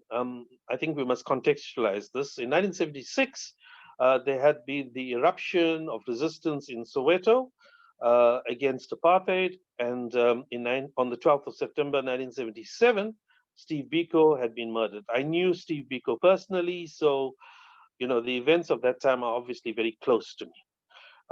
So here are these two inspectors, and the one inspector, whose name is Barry Murray, says, one of our James Bonds taped him. Now this is the candidate, and his name is Mudley. Like you, and he's talking to a man called Winston Steeble, like you, he's a history man. He's quite passionate about the subject, unlike most Indians. He's not a rote repeater like many of them are. He had the gall to suggest that we should do less European history. Instead, he suggested that we should do more of the history of Africa. So Steeble replies, he said, less European history? More African history? That's unbelievable. Steeble was quite taken aback. This was practically treason. Yes, he spoke about the history of Rhodesia, Angola, Mozambique, and West Africa. He even mentioned the history of countries like Kenya, Ethiopia, Mali, and Libya as well. He said that it would help South Africans to understand their country and the world better if they knew the history of their continent. Get this, he suggested that school children should be taught about the different African cultures. He advised that dead languages like Latin should be dropped from the syllabus and the pupils should learn African languages. He didn't restrict himself to Indian schools when he speaks. He means all the schools. So Winston replies, imaginative fellow. The matter that really got me upset was his response when I fed him our standard line. You know the one? Steeble nodded and said, but how the world ought to be grateful to the Free West for keeping out the Nazis and the communists? Murray nodded, then stared at Steeble for a moment before he continued. He said that there was much that he admired about the West, but that, yes, go on, Adolf. Sorry, it's not Barry, it's Adolf Murray. So, yes, go on, Adolf. It's really unpalatable and quite frankly, bloody revolting. I can take it, Adolf, advised Steeble patiently. He said that for many hundreds of years, the so-called Free West had kept most of the world unfree. What? Was Winston's shout of outrage. We've got it all on tape. In his own voice, said Adolf. He even said that the West had suppressed democracy in the colonies. So you see what I mean? We couldn't let him become an inspector. He'd be a subversive influence. He's a bloody communist. He'd say things which would rile up the younger teachers. Think what the non-white kids might start thinking. Okay, I'm not going to skip to the actual interview because the Deputy Minister of Education decides, and you must remember 1977, there were different segregated education departments. So there was an African education department, which was called Bantu education. There was colored education department, white education department, and an Indian education department. The white education department was the most well-funded, and the worst funded were the African young children. So yes, Dr. Jairam Mudley, who's the candidate for promotion, and he's in his office at this school. He's the principal. Dr. Jairam Mudley had not been able to do much schoolwork that morning. The principal taught a metric history class on a Thursday morning, but he had asked another teacher to take over. The 58-year-old man had spent the time neatening his office and making sure that everything was according to the regulations at his segregated school. Everybody was nervous. The Deputy Director of Education, Dr. Steeble, was coming to see a principal who had applied for promotion. When last had that happened? From his window, Mr. Mudley saw the GG government garage number-plated car turn into the driveway of his school at 10:45 a.m. They were always on time, these people, reflected the principal. The appointment was for 11 a.m. He walked quickly with the deputy principal to the car park to welcome the deputy director to the school. The white man was affable, full of smiles, but Mudley felt as if he was gazing at an icicle that was trying to radiate warmth. They walked together through the red brick school to Mr. Mudley's office, where the deputy principal took his leave. The principal felt like a nervous schoolboy, asking for more marks from his teacher. The white man appeared to be about 50 years old. He had sparse brown hair and striking green eyes. Mr. Mudley realized that he was perspiring. He could feel his heart pounding in his chest. The principal could not get the image out of his mind of a lion playing with its prey. He invited the white man to sit down. It was a Spartan affair, the principal's office, as were most Indian education school offices. But then on an otherwise bare wall, Steeble, and you remember Steeble is the Deputy Director of Education, noticed a painting of Mahatma Gandhi. The Indian liberator's dark brown hands were held up in prayer. What had Steeble read somewhere? That the hands that are raised in prayer acknowledge the unseen presence of the Creator who unites the beings who meet. Steeble did not particularly care for Gandhi. While the Mahatma had espoused peaceful means to achieve freedom, his ideas and his movement had helped initiate the avalanche that had resulted in the disintegration of the European empires. Most of the world was now free of their European imperial masters. In his opinion, the world had become chaotic ever since. Communists, that's what these black people were. They were bloody communists who needed to be controlled and manacled by legal and intimidatory methods. Otherwise, they went wild. The education system and its well-thought-out curricula was part of that system. Senior psychologists had made invaluable contributions as to how the various curricula in the arts should continue the colonization of the conquered. But it was the painting on the opposite wall that caught Steeble's attention. It depicted an innocuous-looking, bespectacled young man with a white cap on his head. The face was quite fleshy. Steeble had never seen a picture like that in any Indian's office. Subhas Chandra Bose, that energetic fighter for freedom, had not eschewed violence. Steeble knew during India's long grueling fight for independence, Bose had been the forefront of liberation. The deputy director decided not to comment on the pictures. Okay, so I'm going to skip to another aspect of the interview. Dina, sorry to interrupt you. We can't see you on screen. We're just seeing your virtual background. Okay. Yeah. There we are. And just to jump in, sorry, Umesh, could you let us know how much time we've got left so that... All right. You have another 10, 15 minutes altogether for the session in total. Correct. So Dina, you decide if you want to read more. Okay, I'll just read a couple for another 2 minutes, and then we'll switch to the chat. Okay. Excuse me. Thank you, Pallavi. Yeah, thank you. Okay, so there's another aspect of the interview. Our students of history, this is Mudley talking, they're completing metric without having done a word of India's history. I'm aware of that. Steeble's voice was flat, but it held the metallic edge of a saber. The deputy director could feel the rage well up within him. How dare this little Untermenschen question the wisdom of the education planners? In any case, the people who knew their own history, the people who knew about their ancestors' achievements, would be more difficult to keep voteless and in harness. At all costs, the non-people had to be kept from pride and from self-confidence. In fact, they had to be kept separate from the human race. Otherwise, the white man's day as top dog was done in this beautiful, lush, wealthy country. Okay, Pallavi, there's still a little bit on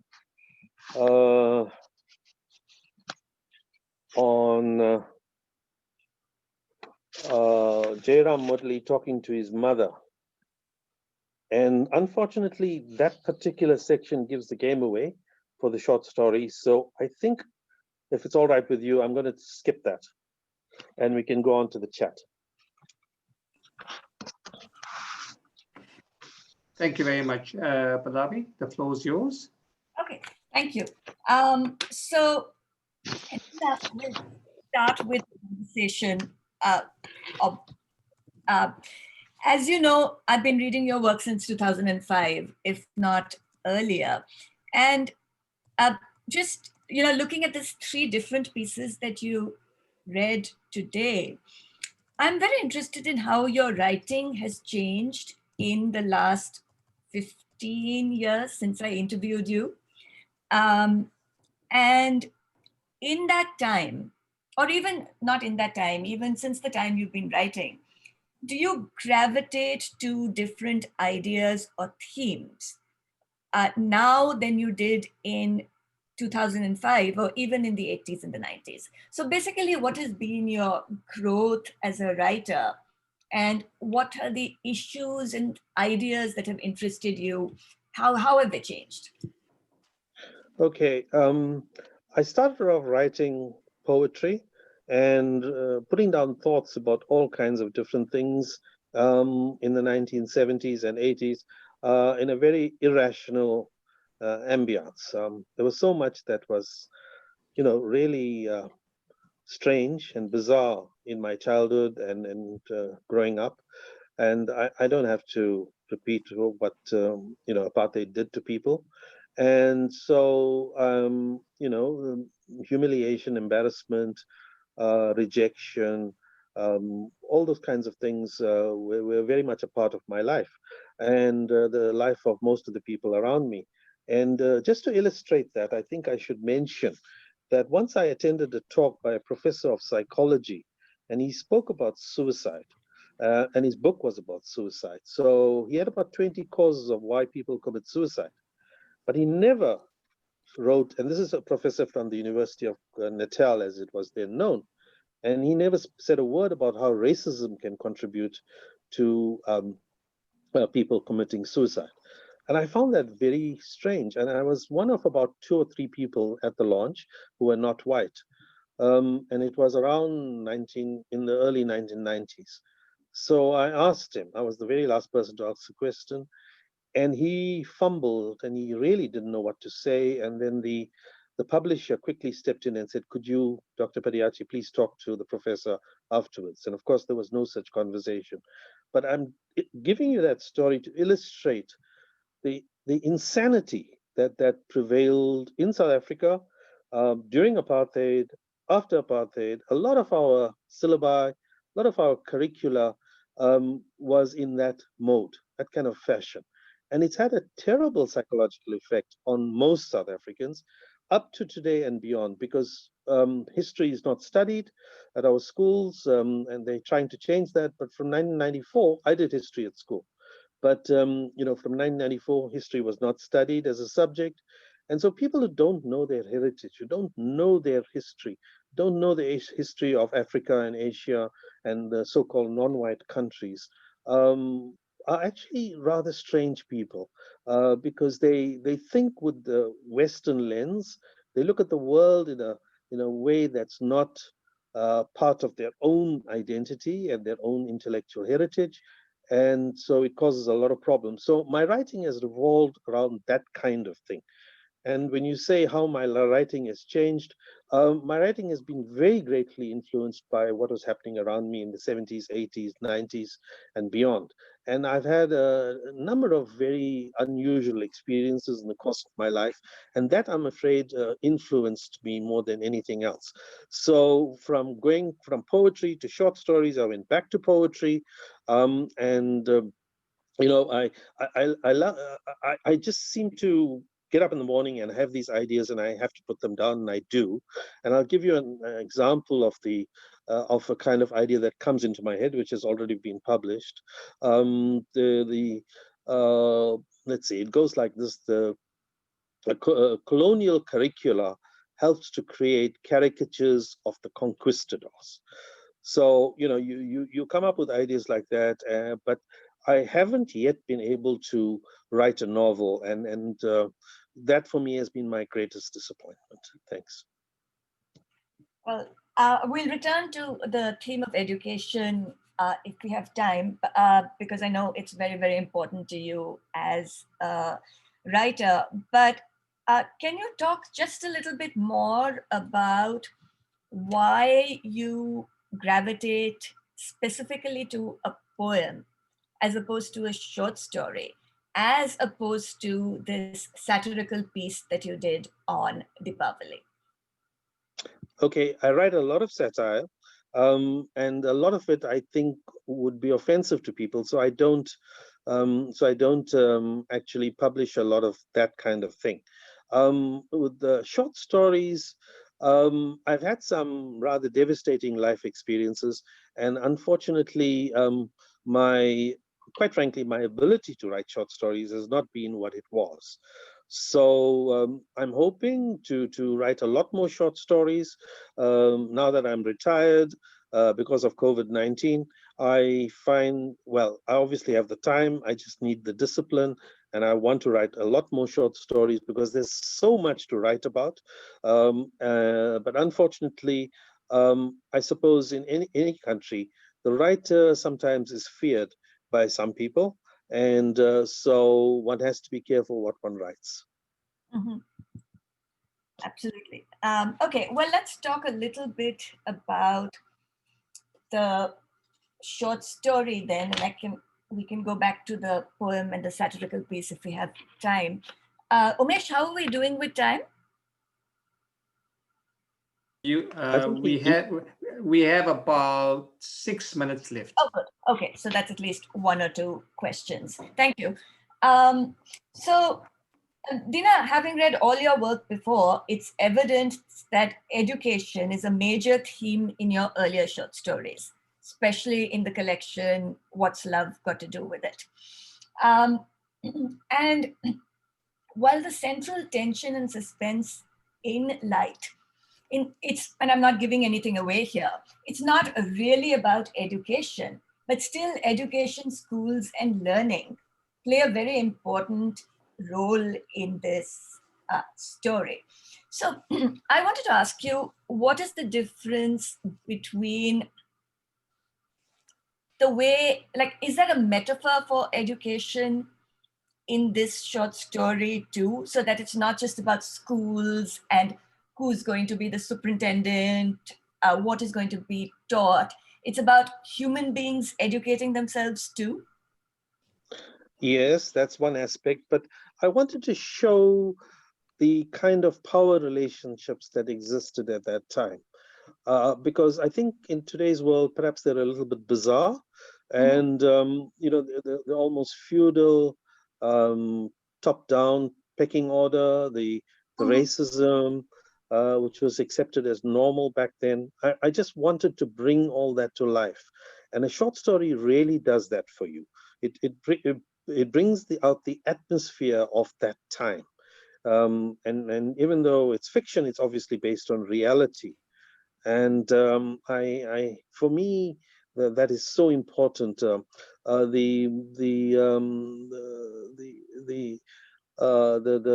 history there that I brought in. I also mentioned George Orwell's Animal Farm, and I love Burmese Days by George Orwell as well. I hope you've read it, Pallavi. But it's amazing for me how much history that is absolutely essential is relatively unknown by most of the what I call the melanin enriched of South Africa.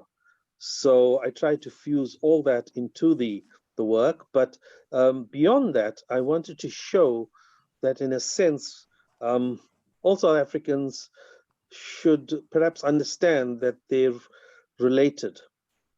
and that we're all fellow South Africans, and that there's no such thing as a pure race, and that whatever your phenotype, there's still a lot of judging according to phenotype in South Africa, and we really have to try to move beyond that. Absolutely. And I think we might have time for one more question, right, Umesh? That'll be fine. Yes, yeah, that's fine. One more question and then we can wrap up.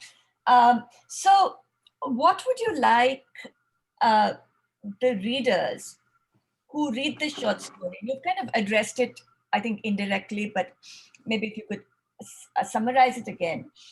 So for the readers who glimpsed a kind of a brief preview or a teaser of the short story, what would you like them to keep in mind as they are going in to read the short story as a whole? What they should keep in mind. Or what would you get out of it? So what will they get out of it? What would they get out of it? Or what would you want people who've just heard this excerpt to, when they read the entire story, what would they want? What would you like them to keep in mind? You could answer either one of them. Okay, Pallavi, I want them to celebrate. I want the readers to celebrate the people who went through that gauntlet, that cauldron that was apartheid. A lot of the people who are alive today, their parents and grandparents went through this kind of searing, fire. And one of the things that comes across to most South Africans is that our young don't really understand too much about where their parents are coming from. One of the things that really hurts most of us is how disrespectful many South Africans are of their own heritage, and they just don't have any kind of empathy for the people who've survived that. And so, that in a sense is sometimes, I think, even more hurtful than the experiences we had during apartheid. Also, there's another aspect. Unfortunately, a lot of people served in the apartheid army. And if they didn't actually serve as conscripts, they supported the apartheid army, and they weren't all white. There were non-whites who served in the South African apartheid army. There were also non-whites who were informers, who were spies, who did terrible things. And unfortunately, a lot of apartheid behavior still prevails. Every month, the newspapers and the media will come out with somebody who's said the wrong word or done terrible things. And at the moment, there's a school which is under fire because it had a segregated dance, and it goes on and on and on. And if I had my way, I'd have the psychology of racism actually taught at every school, so that people understand why racism happens and how it can be dealt with. But unfortunately, that sort of thing is a pipe dream. Thank you. And I think we're out of time, Umesh, so we'll hand it back to you. Thank you very much for a really powerful and thought-provoking engagement, Pallavi and Dina. And as a psychologist as well, your idea of having the psychology of racism and sexism in all the schools is really not a pipe dream, because all of you as writers are the ones who challenge all of us to think a little bit about that. And I know that at the universities, there is a course on the psychology of social oppression, and we can talk about that offline. But I think what you're raising is about how some of the experience of the past are rooted quite deeply and leave an imprint that is fairly difficult, but that in your work, you share that and you have a way of making that, ameliorating it and changing that. So I want to thank both Pallavi Rastogi, who is not in India, but who is in the States at the moment. In the States, where these ideas that you've been talking about, Dina, on racism are so prevalent and central at the moment, and those conversations. And also to you, Dina, for sharing this. One of our colleagues, Betty Govenden has asked that we wish we had more time for you to share your very evocative poem on COVID-19. So we look forward to that at another time. Please, colleagues, please join me in thanking Dina Padiachi and Professor Rastogi in this lovely interview that we've had. Thank you. Thank you. Thank you. And, Thank you. Dina, Sorry. a final comment? Yeah, I just want to conclude, Umesh. I want to thank the Madibaland Literary Festival Committee. You're all very, very hardworking, incredible. I've been actually attending most of the seminars right from day one, from Friday, and I've been absolutely, utterly impressed. And I've put out the word on every social media platform that I could find about how easy it is to join a seminar, and how absolutely illuminating and invigorating it is to be an attendee, and the education that you'll dispense with every every interview and every seminar has been absolutely wonderful for me. So thank you so much to all of you, and to Daryl David, who very bravely invited me to participate in this conference. I must tell you, I frighten a lot of people, and a lot of people are keep away from me because I kind of seem to write and say things that they're frightened of. So I really congratulate all of you on your sheer courage to get somebody like me onto this kind of platform. And to Professor Rastogi, my gratitude is utterly boundless. Thank you. I spoke at her university in 2008. I've never been invited to speak at the University of KwaZulu-Natal. So that indicates to you that I'm not just talking through my nose. I've experienced a great deal of rejection by the authorities during apartheid and now, what I call the neo-apartheid era. So thank you very much. Well, thank you very much, Dina and Prof. Rastogi. I think all credit for this has to go to Daryl Davids, and so I'm going to hand over to him. And perhaps before I do that, just to say that you'd be absolutely welcome to share and work and present your work at the University of Western Cape, and you just have to chat to Daryl about it, and we'll set it up. Daryl, over to you, and to our colleagues. Daniel and Johan, thank you for your patience. Thanks. Okay. Bye. Thank you so much, Dina, and thank you so much, Prof. Rastogi. Okay, mense, ons moet nou aanstap. Dis ons volgende sessie. En dis 'n Afrikaanse sessie. En volgende aan die beurt is Daniel Higo. En hy gaan in gesprek wees met Johan Meiburg. En ek wil eerstens net sê, baie dankie aan Johan Meiburg. And I'd rather say this in English as well. Johan is interviewing Daniel Higo, but this year, Johan Meiburg won the most prestigious prize for poetry in Afrikaans, the Hertzog Prize. So to Johan, thank you so much to agree to interview Daniel Higo. And Daniel is wat ons in Engels sal noem the journeyman of Afrikaans literature. En ek seker dat Johan dit in sy onderhoud sal belig. And net om te sê, I also want to say this in English. You know, I've had great support from the Afrikaans community. To give you an indication, this book that Johan had to read of Daniel's is over 500 pages long. So I just want to say a very warm thank you to Johan and Daniel, baie dankie vir alles oor die jare, maar ek gee oor aan Johan en ons sien uit na die volgende halfuur 35 minute saam met julle. Baie dankie. Dankie Daryl, en baie dankie vir die geleentheid om vanmiddag met Daniel in gesprek te gaan. Daniel, ek wil jou vinnig voor ons praat net eers aan die woord stel, nie dat ek dink daar mense is wat jou nie ken nie. Daniel Higo is in die eerste plek dink ek digter, hy's woordmeester, Hy's vertaler, redakteur, keurder, proefleser, bloemleser, programsamesteller en daarmee saam die man met die mooi stem, onderhoudvoerder en boekversamelaar. Ek gaan nie op al hierdie aspekte kan ingaan vanmiddag nie. Ek wil party van hulle wil ek 'n bietjie van nader bekyk.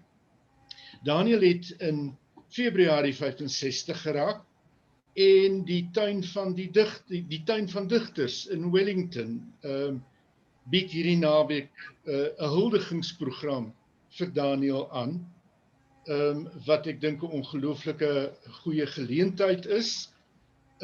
Wat hierdie jaar verskyn het, is dan soos Darryl gesê, die vertaling van Hugo Claus se Die Verdriet van België, Charlotte van den Broek se Chameleon, Daniel se eie bloemlesing Tuin van Digters, en dan 2 jaar terug het verskyn sy jongste digbundel Openbare Domein. Daniel, ek dink nie daar 3 boeke hierdie jaar van jou verskyn. Ek dink nie daar het nog nie. Nee, sover ek weet nie. Dis heeltemal genoeg. Daniel, ek wil met jou eie digterskap wil ek wegval en ek wil vra of dat jy jouself aan die woord stel in 'n gedig uit Openbare Domein. Dis die selfportret wat jy daar teken, en as jy dit vir ons kan voorlees asseblief. Ja, ek doen dit graag. Selfportret. Op foto's van skrywendes is dit wat my obsessief interesseer, nie die genie se beroemde bakkies nie. Nee, ek bestudeer die obligate boekrak op die agtergrond. Dit vertel my meer as daardie getuisterde tronie. My gunsteling foto is van 'n swaargewig skrywer met Foxtrot van die vleiseters duidelik sigbaar langs Bench No More. En moet ek deemoedig bely, ek doen dit ook louter uit skaamtelose selfbelang. Staan op die rak dalk 'n boek van my. Maar tot op hede, selfs met behulp van 'n vergrootglas, kon ek geen enkele kry. Ek gebruik die gedig as soort van ingang, want dit voel vir my asof jy oor baie jare, jou debuut was in 82, hoewel jy reeds in 81 saam met 3 ander skrywers gedebuteer het. Dit voel vir my asof jy sedert jou debuut by uitstek diself taamlik goed in die prentjie kry. Maar dit raak nooit selfbehep nie.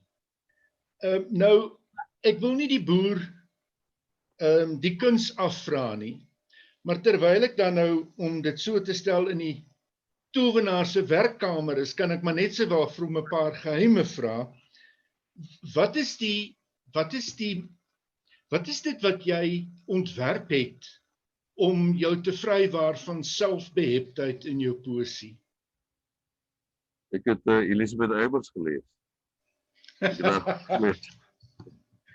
Eybers skryf ook hoofsaaklik oor haarself. En sy doen dit altyd met afstand en ironie. Ja.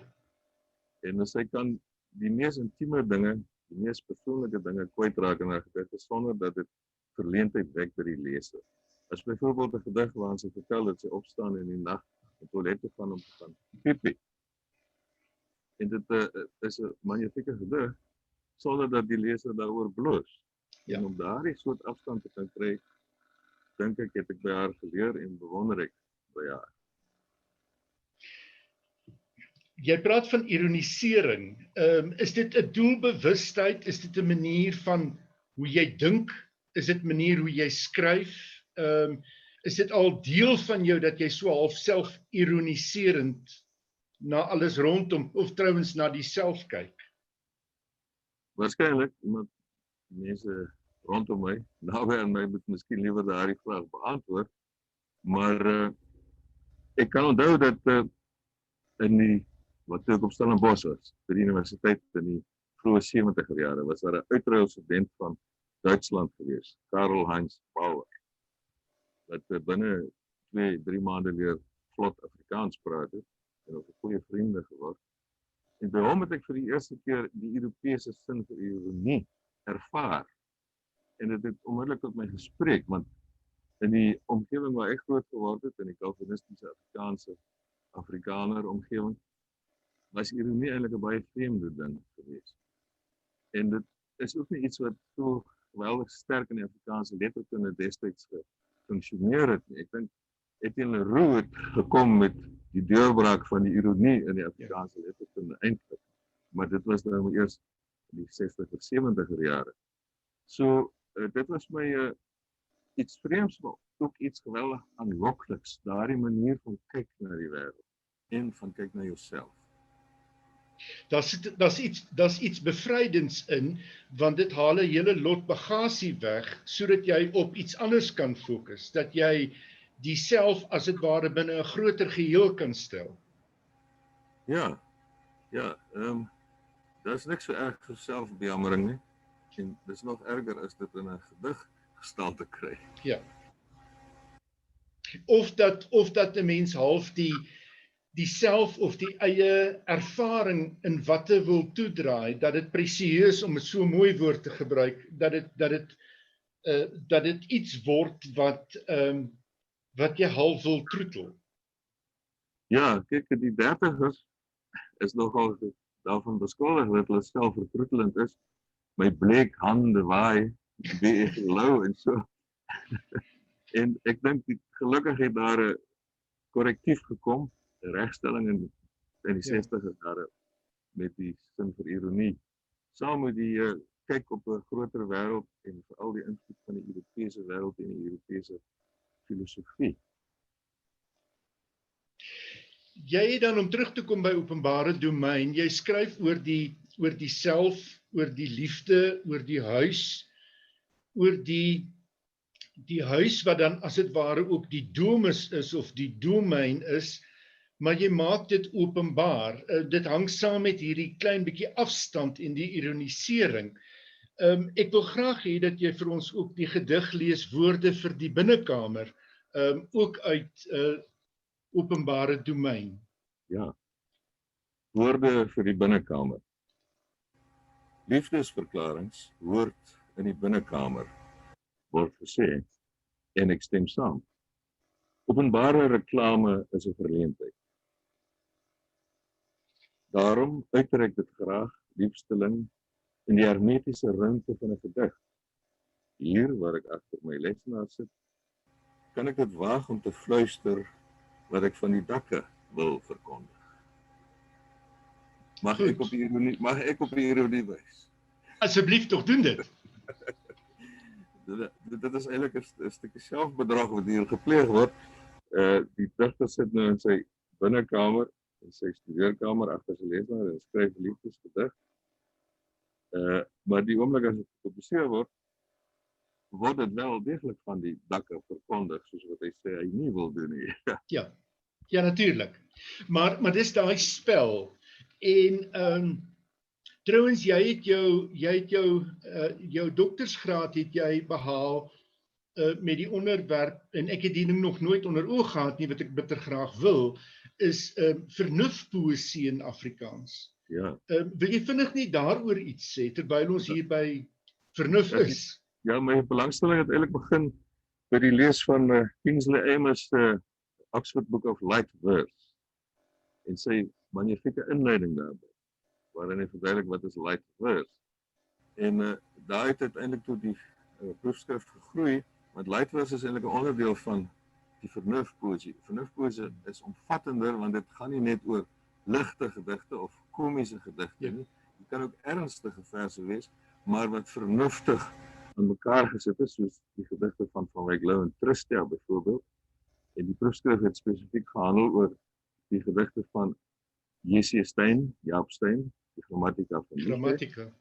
En die tweede digpaneel van Melvus Kos, Grimas, wat albei daardie digters en ook die gedigte van Wyk Lou en van Breitenbach ensovoorts, het almal dieselfde kenmerk, verskillende kenmerke, Want vernufpoesie het ek toe gedefinieer as die intellektuele spel met die taal en met die versvorm. En dit gaan oor die intellek in die eerste plek. Die intellek wat seevier oor die emosie. Verstand wat oorwin oor die hart. Wat wel degelijk deel is van dit waaroor jy wil skryf. Ek bedoel die intellektualisering in hierdie vers en die liefde wat skree van die dakke af, dit sit toch daarin? Ja, ek word dikwels kwalijk geneem dat my poësie is te intellektueel, wel dit is liewer sê cerebraal, verstandelik, dis nie noodwendig intellektueel nie. En daar is te min van die gevoel, emosie in. Ja. En die kritiek is nie helemaal ongeregverdig. Ek besef dit, maar ek het nie eintlik nog ooit geleer presies hoe om met emosie om te gaan nie, sonder om dit te cerebraliseer, om verstandelik daaroor te dink nie. Miskien moet ek ander digters as Eybers en Van Wyk Lou begin lees, om daarby uit te kom. Wel, die feit dat 'n mens nie by die antwoord uitkom nie, hou 'n mens aan die skryf nie waar nie? Ja, nee, inderdaad, ja. Die lesenaar waarvan jy praat in die gedig staan in Prins Albert. Hoe belangrik is Prins Albert vir jou skryfwerk waar jy op die oomblik is? Dit is baie belangrik. Ons woon nou al, ek en Marlene Malan, my vrou, woon nou al die afgelope 7 jaar daar, en dit was die produktiefste jare van my skrywersloopbaan, ongetwyfeld.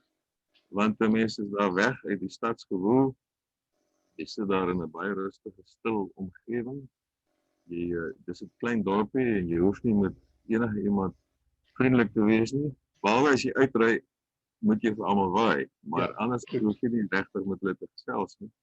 So, en ons woon aan die rand van die dorp, die omgewing, die huislike omstandighede, alles was bydraend tot die feit dat ek kon, sal ons maar sê, tot rus kom en produktief raak.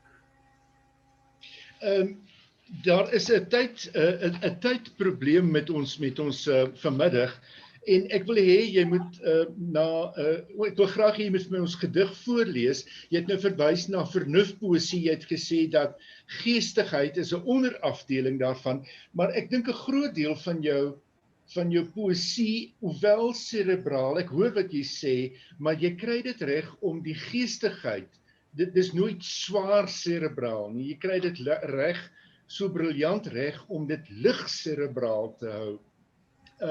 Soos 'n gedig Slaaploos op Prins Albert vir A.D. Keet. Sal jy dit vir ons voorlees asseblief?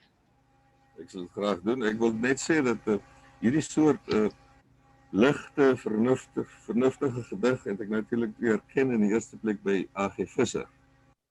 En my pa was 'n groot aanhanger van A.G. Visser. Hy het nooit verder gekom in die Afrikaanse literatuur geskiedenis as A.G. Visser nie, maar ek is ook ewig dankbaar daarvoor. Ek kon gelukkig Visser uit sy kop uit opsê. Ja. Hierdie gedig is nou opgedra vir A.D. Keet, want A.D. Keet het daardie onsterflike gedig geskryf vir die muskiet natuurlik. En dit word nog steeds voorgeskryf op skole al vir byna 100 jaar. Ja. Slaaploos op Prins Albert. Die hond poep, die muskiete zoom. Hierdie nag is vir my gedoem. Terwyl my vrou raaisels ontsluier in 'n boek van Dion Meyer, probeer ek met 'n rymelary die donkerste ure omkry. Maar ek mis die talent van daardie Vrystaat-vent, wat so raak en vaardig klinkende reëls kon dig. Verwekker van malaria, sing maar jou laaste aria. Verbete byt ek op my duim tot woorde om my lippe skuim. Verwekker van hierdie walm, poep maar jou laaste psalm.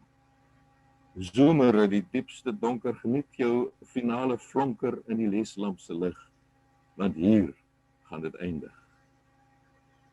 Raadloos duur die nag, terwyl ek op ryme jag. Wonderlik, ja. Keetse gedig natuurlik muskietejag is Keetse gedig. Muskietejag, dis die gedig, ja. Ja. Ja. Dis dan 'n bundel, 'n bloemlesing wat jy uitgegee het waarin jy met digters praat, oor digters praat en na aanleiding van digters praat. Ja, dis dan die boek. Ja, dit is my geskenk wat ek vir myself gemaak het vir my 65ste verjaardag, 26 Februarie, dieselfde dag waarop Elisabeth Eybers verjaar en ook Victor Hugo verjaar. O, goed. Ja. Is goeie geselskap. En dit is dan gedigte wat handel oor ander digters. Ek dink agterin is daar ook 'n register met al die digters wat ter sprake kom in die bundel. Johan, jy staan ongelukkig nie, as ek bevrees. Waaroor ek ook nie heeltemal ondankbaar is nie. En dan nou volgende naweek by Wellington, by die tuin van digters daar, gaan ek die bundel gratis gee vir mense wat vriendelik genoeg is om op te dag. Wonderlik. Nou toe, daar is 'n geleentheid. Daniel, ek wil graag aanstap na die tweede deel van die gesprek. En dit is jou werk as vertaler, waarvoor jy wyd erkenning gekry het ook van die akademie. Jy het die afgelope jaar, soos ek gesê, 2 boeke vertaal, die van Hugo Claus en van Charlotte van den Broek.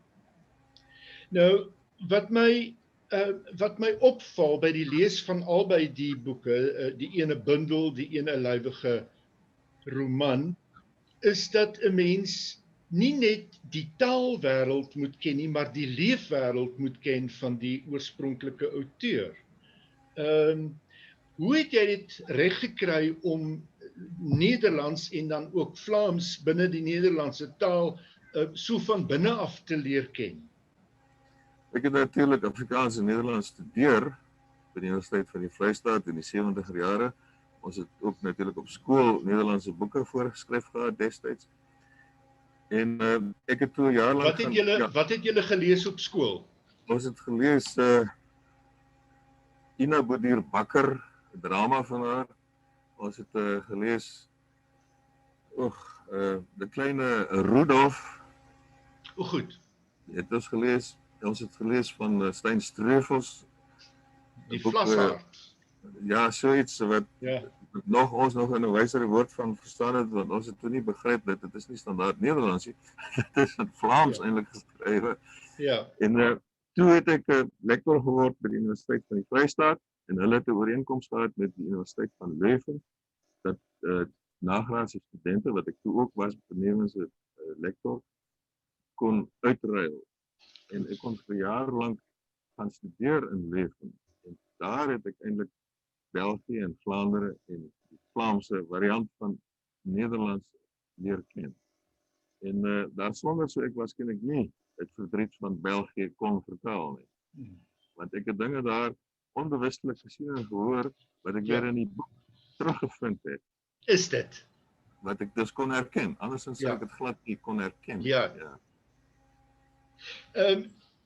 In 'n onderhoud onlangse onderhoud het Charlotte van den Broek gesê dat 'n vertaler gaan as dit ware in gesprek dat sy het gesê dat 'n vertaling is as dit ware 'n mede-auteurskap, dis wat sy gesê het. Sou jy met haar saamstem?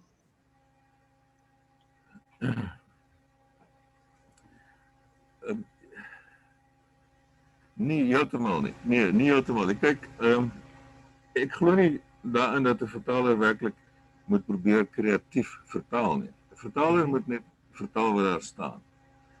Selfs al verstaan hy nie wat daar staan nie, moet hy vertaal wat daar staan. En sonder om te verduidelik. Ja, sonder om te verduidelik, sover as moontlik sonder verduideliking. Wat van belang is natuurlik is om die register te snap. Of dit 'n deftige taalgebruik is, of dit plat taal is, en of dit humoristies is, en of dit skamper is, of hoe ook al, daardie register moet jy wel kan herken. Om dit, die nuances. Ja, om dit te kan weergee met die regte woordeskat in die doeltaal, in jou taal, waarin jy vertaal. Maar om te probeer oulik wees as vertaler, is uit. moet dit nie probeer nie, moenie probeer medeskepper wees. Geen sin, sou ek sê. Goed. Het jy kontak met die skrywer in die vertaalproses? Is dit nodig om dit te hê? Soms het ek kontak, soms nie. Met Charlotte van den Broek het ek byvoorbeeld geen kontak gehad nie, hoewel ek haar ontmoet het 'n paar jaar gelede op Stellenbosch. Sy was daar by die woordfees en destyds was ook jaarliks saam met die woordfees so vertalers werkswinkel uit Nederlands in Afrikaans vir studente. En sy het daaraan deelgeneem en een van haar gedigte is deur die studente vertaal. En daar het ek haar ontmoet. Maar andersins tydens die vertaalproses het ek geen kontak met haar gehad nie. Soms maak ek wel kontak as ek my regtig vasloop in iets, maar met iemand soos Hugo Claus kon ek natuurlik nie, want hy is al 20 jaar gelede oorlede. Ja. Daniel, jy sê jy vertaal wat daar staan, maar in die geval van Charlotte van den Broek is sy tog 'n voordragkunstenaar en daar's 'n magdom video's van haar waar sy gedigte voordra. Het jy daarna byvoorbeeld gekyk om na die intonasie te kyk of haar mondelinge oordra van die gedigte, of kyk jy gewoon wat daar staan? Nee, ek het nie na 'n voordragte gekyk nie, want sodra sy op 'n verhoog staan, op 'n podium gaan staan en 'n eie gedigte voordra, dan word sy self 'n interpreteerder van die gedig. Goed. En ek dink die vertaler moet so ver as moontlik wegbly van interpretasie. Hy moet maar net vertaal wat daar staan.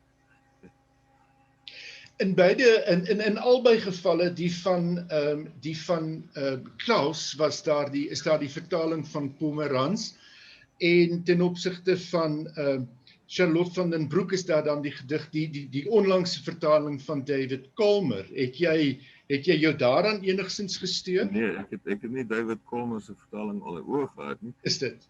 Maar by het verdriet van België het ek wel soms dinge nageslaan by Pomerans in sy vertaling, wat 'n baie goeie vertaling is. Hy het dinge begryp en vertaal gekry wat ek soms nie verstaan het of vertaal. Is dit? Maar hy sê ook voor in sy voorwoord dat die skrywer wat toe nog geleef het, om toestemming gegee het om sekere dinge weg te laat wat onvertaalbaar is of onbegryplik sou wees vir die Engelse of die Amerikaanse leser. En ek het ook hier en daar noodgedwonge 'n paar dingetjies moes weglaat, maar minder as Pomerans. Ek roem my daarop dat ek meer dinge verstaan het as hy. Wonderlik. Ja, goed. Dit was 'n uitdagende vertaling, die Claus, nie waar nie? Ja, dit was 'n 770 bladsye in die oorspronklike teks. In die Afrikaans is dit 750 bladsye, dink ek. En kyk, sommige boeke wat ek vertaal het, kan ek deesdae min of meer sonder die hulp van 'n woordeboek vertaal. Ek was byvoorbeeld besig met 'n vertaling van 'n jeugroman wat in die middeleeue afspeel, Donker Drag, se 2 boeke, Brief vir die Koning en Geheime van die Wilde Woud. En ek kan byna sonder 'n woordeboek vertaal, want dit is vir eenvoudiger taalgebruik natuurlik. Ja, maar dit spreek ook van fiksheid. Ja, maar wat Claus betref, absoluut nie. Ek het byna by elke sin moes ek die woordeboek opsit. En dan dikwels gaan dit oor spesifiek woorde wat spesifiek in Vlaandere gebruik word en nie in Noord-Nederland nie. En dan staan die woord wel in die woordeboek in Vandale, die 3-delige Vandale, wat 'n magnifieke woordeboek is. En watter voorbeeldsin word daar gegee by die woord? Die sin wat ek besig is om te vertaal, want daar is geweldig baie voorbeeldmateriaal. Ek het verdriet van België opgeneem in die Vandale woordeboek. Ongelooflik. Ja. Het jy mense gaan gerus? Ja, nee, ek wil net sê dat dit was, ek dink die mees uitdagende vertaling wat ek tot dusver gedoen het. Ja, wel ek kan dit dink. Is daar 'n moegheid wat intree na ruk, of dink jy stuur jy voort? Nee, natuurlik, mens raak moeg. Veral jou sitvlak raak lam, want jy raak stil sit. Maar gelukkig kan ek ook soms die vertalings uit Nederlands afwissel met vertalings uit Engels. En dit is soms nodig. Ja. Want dit stel verskillende eise, die sintaksis verskil, en dat jou brein kry dan 'n bietjie rus van die Nederlandse sintaktiese dreun waar jy gewoond raak, en dan het jy nou weer te doen met die Engelse sintaktiese ritmes en woordvolgorde wat jy in dieselfde Afrikaans moet oorsit wat jy daagliks gebruik. Daniel, die laaste vraag wat ek vir jou wil vra, en ek moes kies tussen 'n hele klomp van jou voorliefdes. Ek sou bitter graag met jou wou praat oor programsamestellings, want ek dink daarin het jy ongelooflike en uitmuntende werk gedoen. Maar ek wil sê weer die radio. Ja, spesifiek radio. Maar ek wil graag afsluit deur jou uit te vra oor jou boekversameling. Want ywerige boekversamelaar is jy. In watter rigting loop jou neus as jy boeke soek? Ek soek liefs boeke in tweedehandse boekwinkels natuurlik. En ek is nou hier by Brenton on Sea, naby Knysna, en daar is 'n fantastiese tweedehandse boekwinkels, die Hospice winkel en die Rooikruis winkel, waar jy boeke vir R10 kan kry. Ek was gister daar, ek het net so 'n stapel boeke. En ek moet sê, Marlene help soek, en sy is 'n ewe groot versameling, so ons sit eintlik met 'n enorme plekprobleem. Al het ons 2 huise, is al 2 huise alreeds vol boeke. Ek soek natuurlik in die eerste plek poësie en skrywersbiografieë, daardie 2 dinge is, en dan verder geskrifte oor die letterkunde, literêre opstelle, is ek dink die 3 genres wat my die meeste interesseer. Het jy 'n taamlike verteenwoordigende versameling Afrikaanse letterkunde opgebou in die afgelope hoeveel jaar? Ja, ek sou nie sê die hele Afrikaanse letterkunde nie, maar die poësie. Ek dink ek het byna 'n volledige versameling digbundels van wat in Afrikaans verskyn het. En ek moet sê hierdie versamel drang van my het 'n versamel woede geword nadat ek Gerrit Komrij leer ken, wat ek ook vertaal het, sy gedigte, 'n keuse uit sy gedigte, die elektries gelaaide hand. En hy het toe hy die bloemlesing saamgestel het uit die Afrikaanse letterkunde, het hy na Suid-Afrika gekom en daarna gereeld, byna vir 10 jaar lank, jaarliks kom vakansie in Suid-Afrika. En elke keer het ek saam met hom op sy boeksoektogte gegaan in Kaapstad en rondom Kaapstad. Ja. Hy was 'n verwoede versamelaar. Hy het boeke, destyds kon jy nou boeke baie goedkoop kry, tweedehandse boeke. Het was in die begin van 2000, daardie jare. En hy het veel meer spandeer om die boeke te verskep na Portugal waar hy gewoon het as wat hy betaal het vir die boeke self. Ja, dit is die dilemma van boeke, die gewig daarvan, die berging en die verskeping daarvan uiteindelik dan. Ja, Daniel, Darryl, hoe lyk ons vir tyd?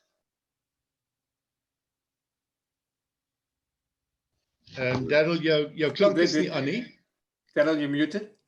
Okay, jammer, ja, dis amper tyd nou om te stop. Ek dink ons moet mense kans gee om enige vrae te vra, maar as daar geen vrae is, sal ek jou een laaste vraag gee.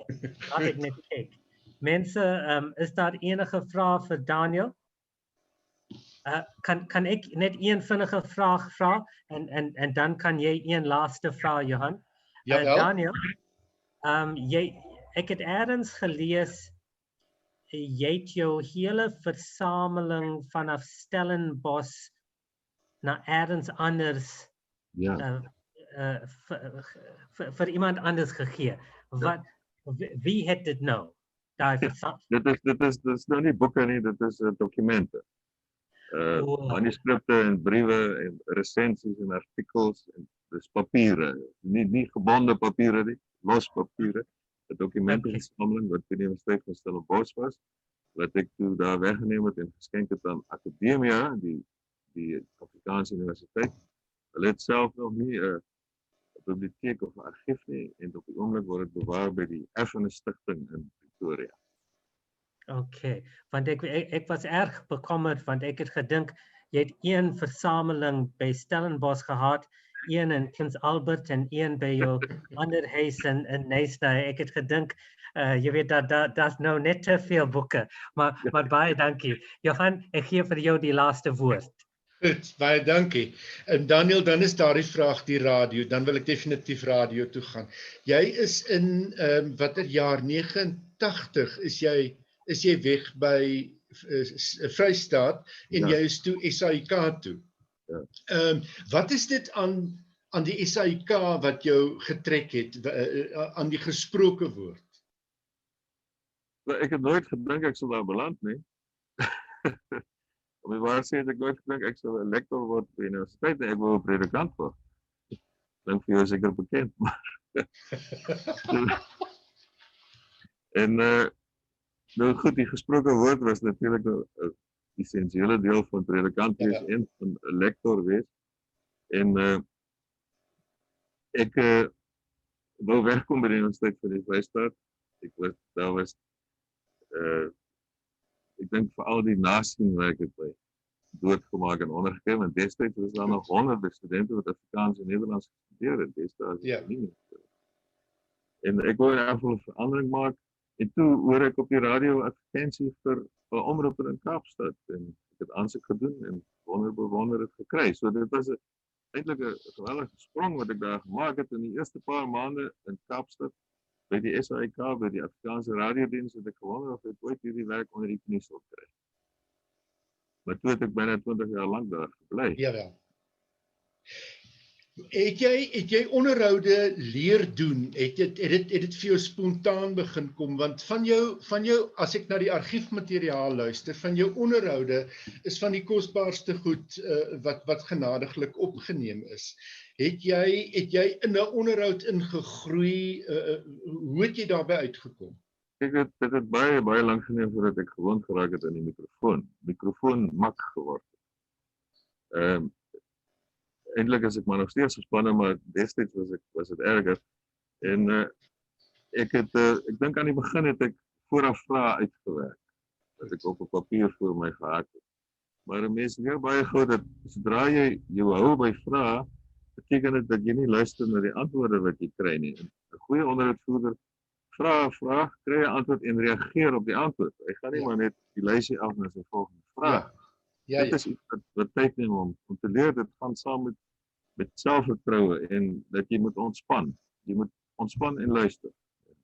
Jy moet luister, ja. Maar dan moet jy ook 'n taamlike verwysingsraamwerk hê, nie waar nie? Want dit blyk, jy ken die letterkunde van binne na buite. Ja, kyk, ek het destyds nie net literêre onderhoude gevoer nie, maar meestal tog. En toe het ek daarom al 'n stuk of 20 jaar agter die rug van die Afrikaanse letterkunde lees, self bedryf. So dit was my smakgebied. Eintlik kon ek toe, van my stokperdjie kon toe nou my loopbaan word. Wonderlik. Baie dankie. Dankie Darryl. Okay, Johan, baie dankie. En Daniel, weer eens baie dankie. En sterkte vir die toekoms. Sterkte. Het julle leesfees vanjaar? Nee, op Prins Albert nie. Daar is nie 'n leesfees nie. Dis uitstel op volgende jaar weer plaasvind. Okay, sterkte. Okay, baie dankie mense. Okay. Baie dankie. Dankie Daniel. Dankie Johan. Yeah. Okay, so ladies and gentlemen, we have a short break now. And then we come back in 6 minutes.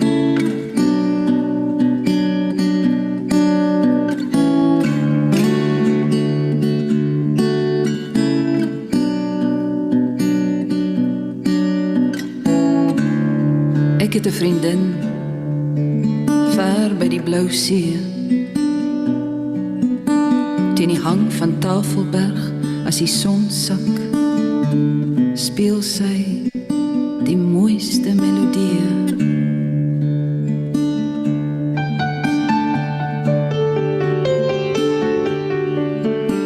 Haar vingers ken die pad, opgesluit in wit en swart. Klavier se grootste vreugde, hartseer en verlange, verstaan die hart se diepste smart.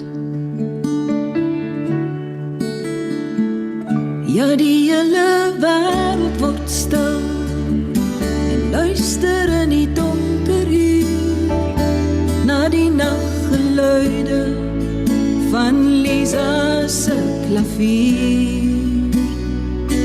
Ja, die hele wêreld word stil en luister in die donker uur na die naggeluide van Lisa se klavier. Lisa kan nie ophou as sy eers begin het nie.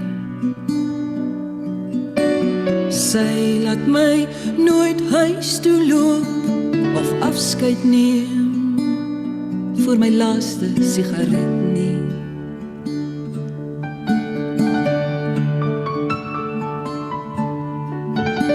Ek staan op haar balkon en drink haar appelkoos tee en kyk na Kaapstad in die nag. Die liggies en die swart see.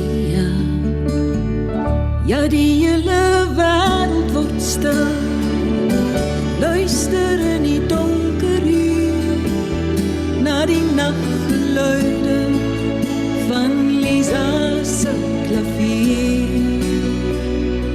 Ja, die hele wêreld word stil, luister in die donker uur na die naggeluide van Lisa se klavier.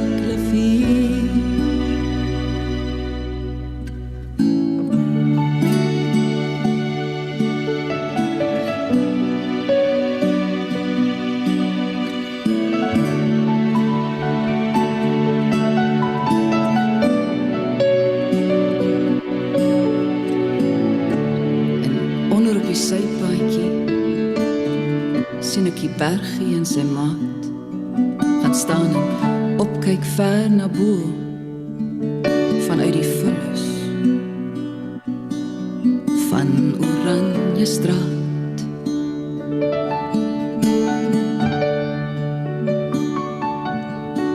Hulle ken al lank die klanke wat uit haar woonstel stroom.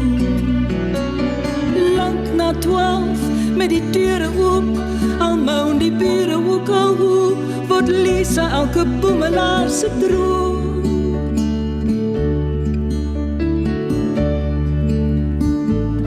Ja, die hele wêreld word stil en luister in die donker uur na die naggeluide van Lisa se klavier.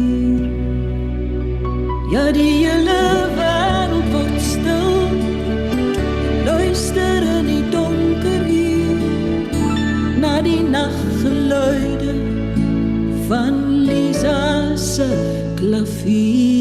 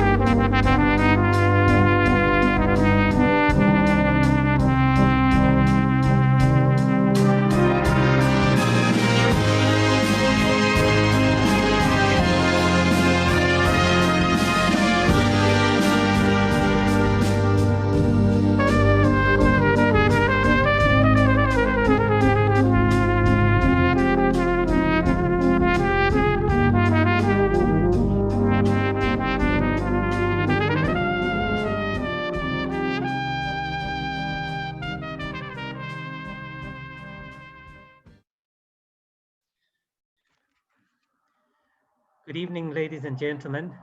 Welcome to the last session for the third day of the Madibaland World Literary Festival. It gives me great pleasure to welcome Christopher Merrill for the second time to the festival. For those of you who weren't with us on the opening evening, Christopher Merrill is one of the world's best known poets, and has published many non-fiction books as well, and is the director of the Iowa Creative Writing Program, and is a well-respected figure in literature throughout the world. Christopher, thank you so much for once again helping us gather writers from all over the world. And we look forward to your talk now on Walt Whitman. Good luck.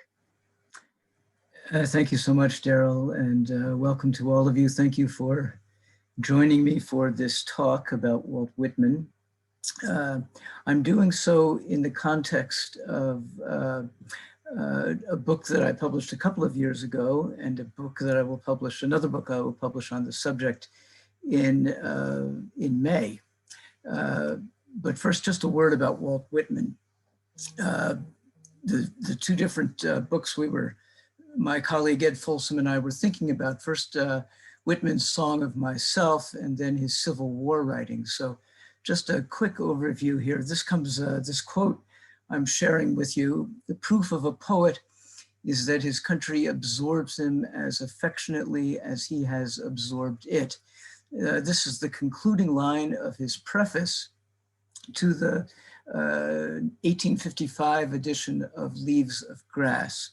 Whitman was born in 1819 and died in 1892, and it's pretty clear that by the time of his death, he had begun to be absorbed by his country, not quite to the same degree that he himself had absorbed the country, but he remains one of the two most important figures in American poetry history, Walt Whitman being one, Emily Dickinson being the other. Just want to point you to a couple of resources before I start talking about this. My colleague Ed Folsom in the English department at the University of Iowa is one of the leading figures, leading Whitman scholars around the world, and he was one of the co-founders of a remarkable digital archive, the Walt Whitman Archive. This includes all of Whitman's works. All of his journals and notebooks have been transcribed and digitized. And as a result of having all of this work at hand available to us, in the last 5 years or so, two unknown books by Walt Whitman have emerged, and they emerged in a pretty interesting way, thanks to all the databases that have been digitized of newspapers in the United States. An enterprising scholar at the University of Houston started feeding through those databases lines that he had found in Whitman's journals, even just stray sentences, a line or even a word here or there. And what he managed to find were two unknown books published under pseudonyms. One was on a kind of a health book, if you will, about what you should be eating and how to take care of your body. And the second was a novel published serially in newspapers in the 1850s. So Ed Folsom, this great scholar, when I first came to the University of Iowa in 2000 to direct the International Writing Program, very generously offered to put together a presentation on Whitman for the visiting writers.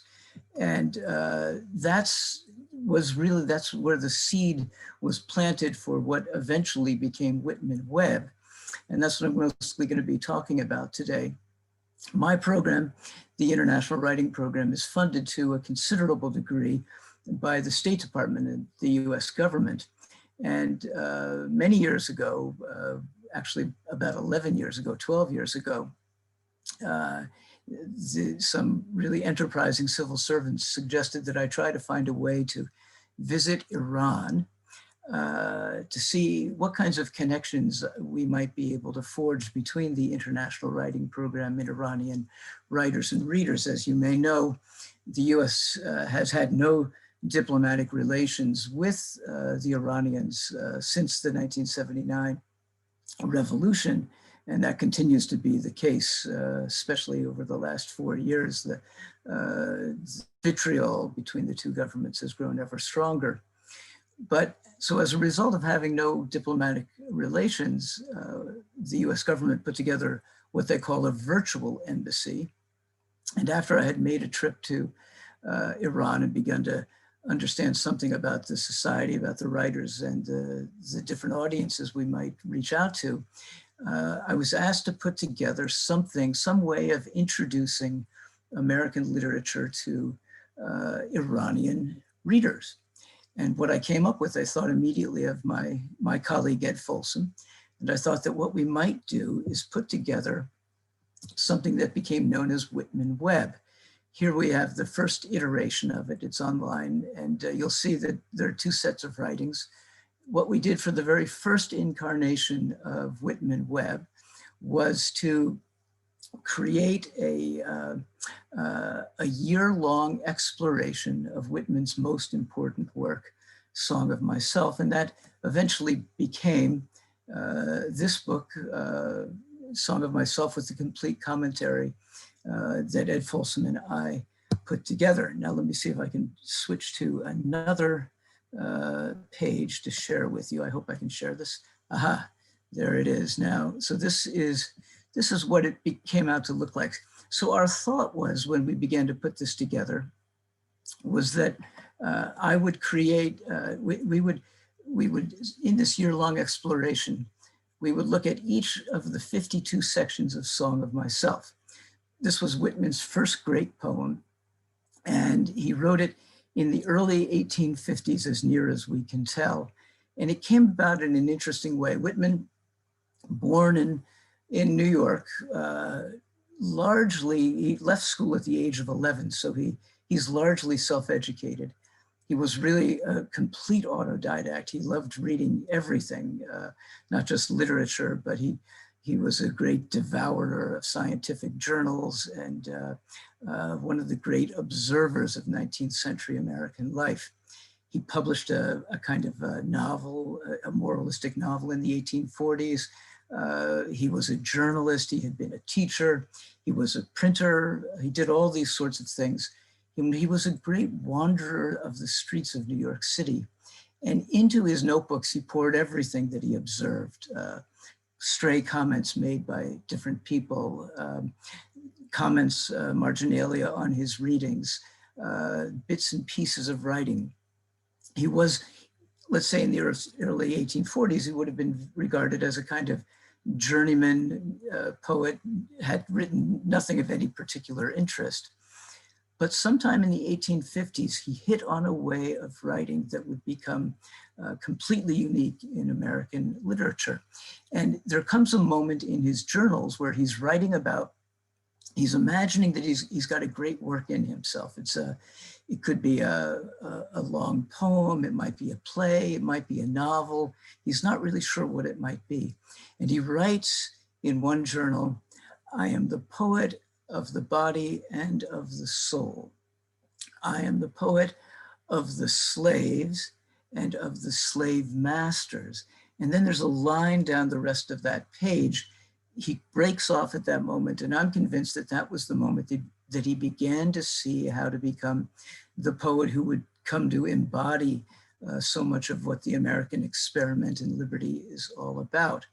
So my thought was, what I pitched to Ed Folsom was to say, let's take a look week by week over the 52 sections of Song of Myself and see if we can't then translate the whole poem and the introductions that Ed would write and the commentaries that I would write into Farsi so that we could share it with our Iranian counterparts. Now I'm just here's the very first section of it. And I'm going to, instead of reading it for you, I'm going to hope that this will work, that I can you can hear it from in the voice of a really terrific American actor, Eric Forsyth. So let me see if this will work.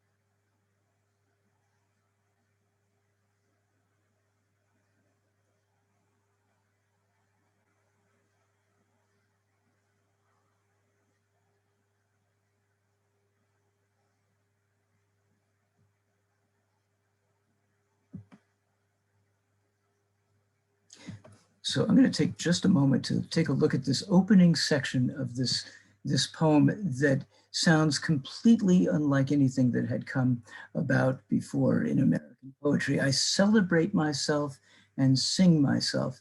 Those who are alert to traditional forms of English, of poetry in English, will recognize that Whitman writes in a completely regular iambic pentameter line, which makes up roughly 2/3 of poetry in the English language. I celebrate myself and sing myself.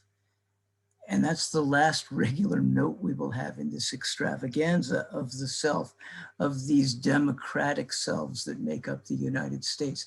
And what I assume you shall assume, for every atom belonging to me as good belongs to you. So from the very opening stanza of this poem, Whitman is singing not just of himself, but singing of all the ways in which we are connected, how this corresponds to that. We are connected on the atomic level, at the very level of our bodies. I loaf and invite my soul. I lean and loaf at my ease, observing a spear of summer grass. He's just going to see how the world moves all around him. My tongue, every atom of my blood formed from this soil, this air, born here of parents, born here from parents the same, and their parents the same. I, now 37 years old, in perfect health, begin, hoping to cease not till death. And in fact, Whitman did not cease until he died in 1892. He wrote several different versions of the Song of Myself. In fact, his life's work really is embodied in an ever expanding and changing Leaves of Grass. But I should add, he was also a terrific propagandist of his own work. When this book appeared in 1855, and this is a dramatic moment in American history, all the forces are leading to civil war. He reviewed the book no less than 3 separate times under different pseudonyms, and each review he wrote of the book got better and better. He's the poet of creeds and schools and abeyance, retiring back a while, sufficed at what they are, but never forgotten. I harbor for good or bad, I permit to speak at every hazard. No chance is going to be left unachieved, unobserved, unwitnessed, turned into some kind of poetry. Nature without check, with original energy. So now I'm going to flip over to this page and show you. This is what it looks like in Farsi. So I managed to find a fantastic Iranian-American poet, an old friend of mine, Sholeh Volpe. And I said to her, what do you think about trying to translate the introductions that Ed will write, the commentaries, the more poetic commentaries that I will write, the questions that we will pose to all the people who look at this on Whitman Web. And she enlisted another Iranian poet Mosa Mamadi, and they put together what I think is such a beautiful version in Persian. I just want you to hear what that section you just heard, how it sounds when Sholeh Volpe reads it in Farsi.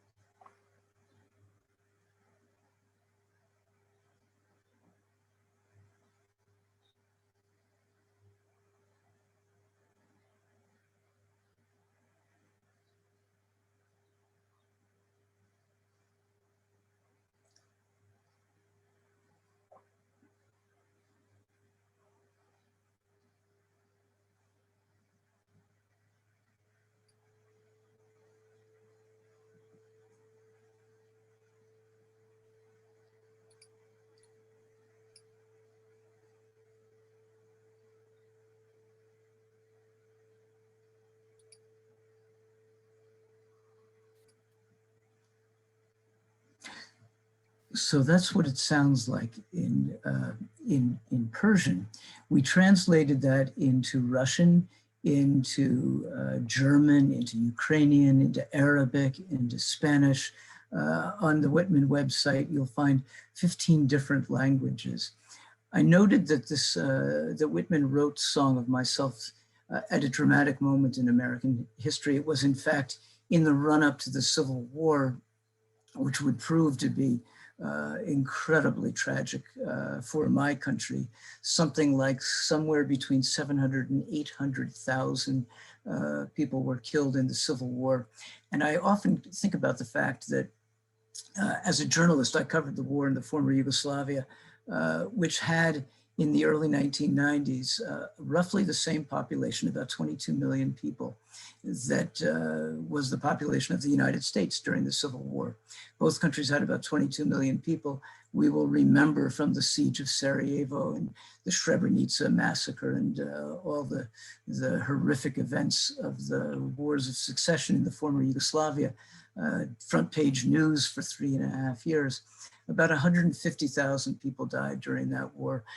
800,000 died in the American Civil War. And that will give you some sense of why so many of us recognize that in so many ways, the American Civil War never really ended. So on the 150th anniversary of the end of the Civil War in 2015, Ed and I went on to put together another version of Whitman Webb. In this case, we looked at his Civil War writings because we recognize that for all the exuberance of Song of Myself, the ways in which Whitman will celebrate individual liberty, this democratic experiment, this republic, for all of that enthusiasm, it pretty much vanishes during the Civil War, given the incredible cost that the country bore.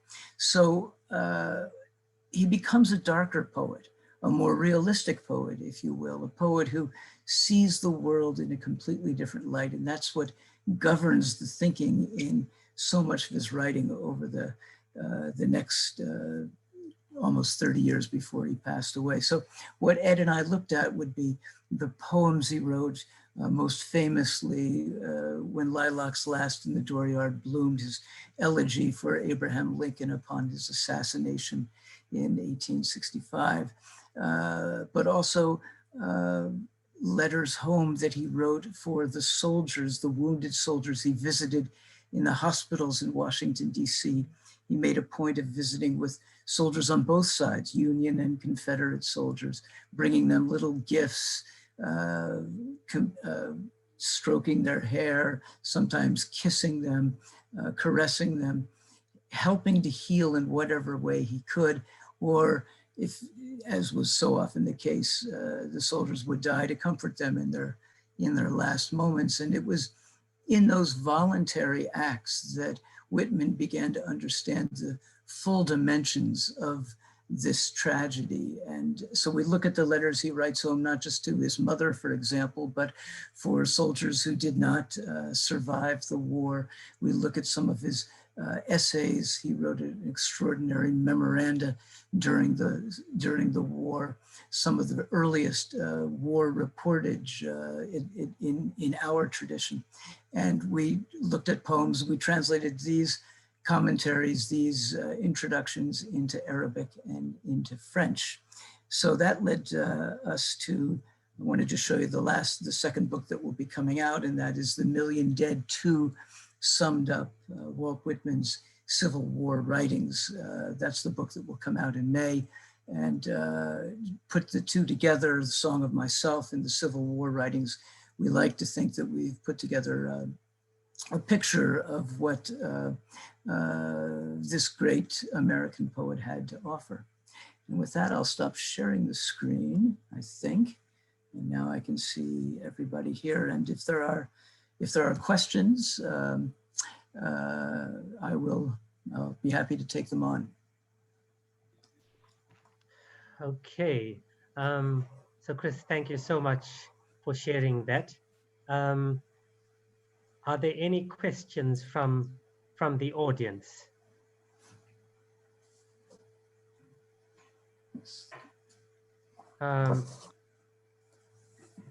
Okay, yeah, Hendrik Men says no, thank you. Chris, can I ask you, in America, you name Whitman as one of the two great American poets. I wanted to find out, because he goes so far back, is Whitman still a poet that is vastly studied at schools and at universities in America? Well, when I say that he's one of the two great poets, I say he's one of the two great founding poets of the American poetic tradition, along with Emily Dickinson. And both Dickinson and Whitman are studied quite a lot in American colleges and universities. In fact, it's fairly common to think of American poets as generally following one or the other in one way or another, because they are such radically different poets. Whitman, of course, reviews his own works. He's full of bravado. I am large, I contain multitudes. I see the line gone there. Do I contradict myself? Very well then, I contradict myself. I am large, I contain multitudes. So his poems get bigger and bigger. His grasp of the cosmos grows ever larger. Dickinson, on the other hand, who lived and died in Amherst, Massachusetts. Interesting side note, that's where I happen to have been born. So I've always viewed her as one of my tutelary spirits. But she was not at all one to be going about in the world. She largely stayed within her own home. She was probably legally blind. She never married.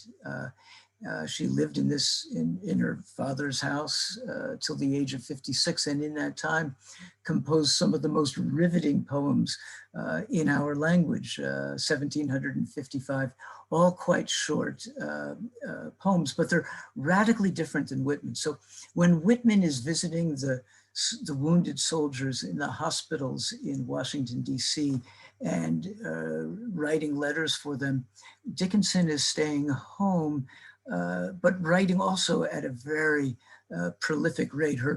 She wrote nearly 400 poems in the year of 1862, and that's widely viewed as that was the darkest moment in the war. It looked so clearly that the Union was going to lose. It's of course the year of the battle at Gettysburg, which prompted Lincoln's famous Gettysburg Address of only 272 words, but also the Emancipation Proclamation. So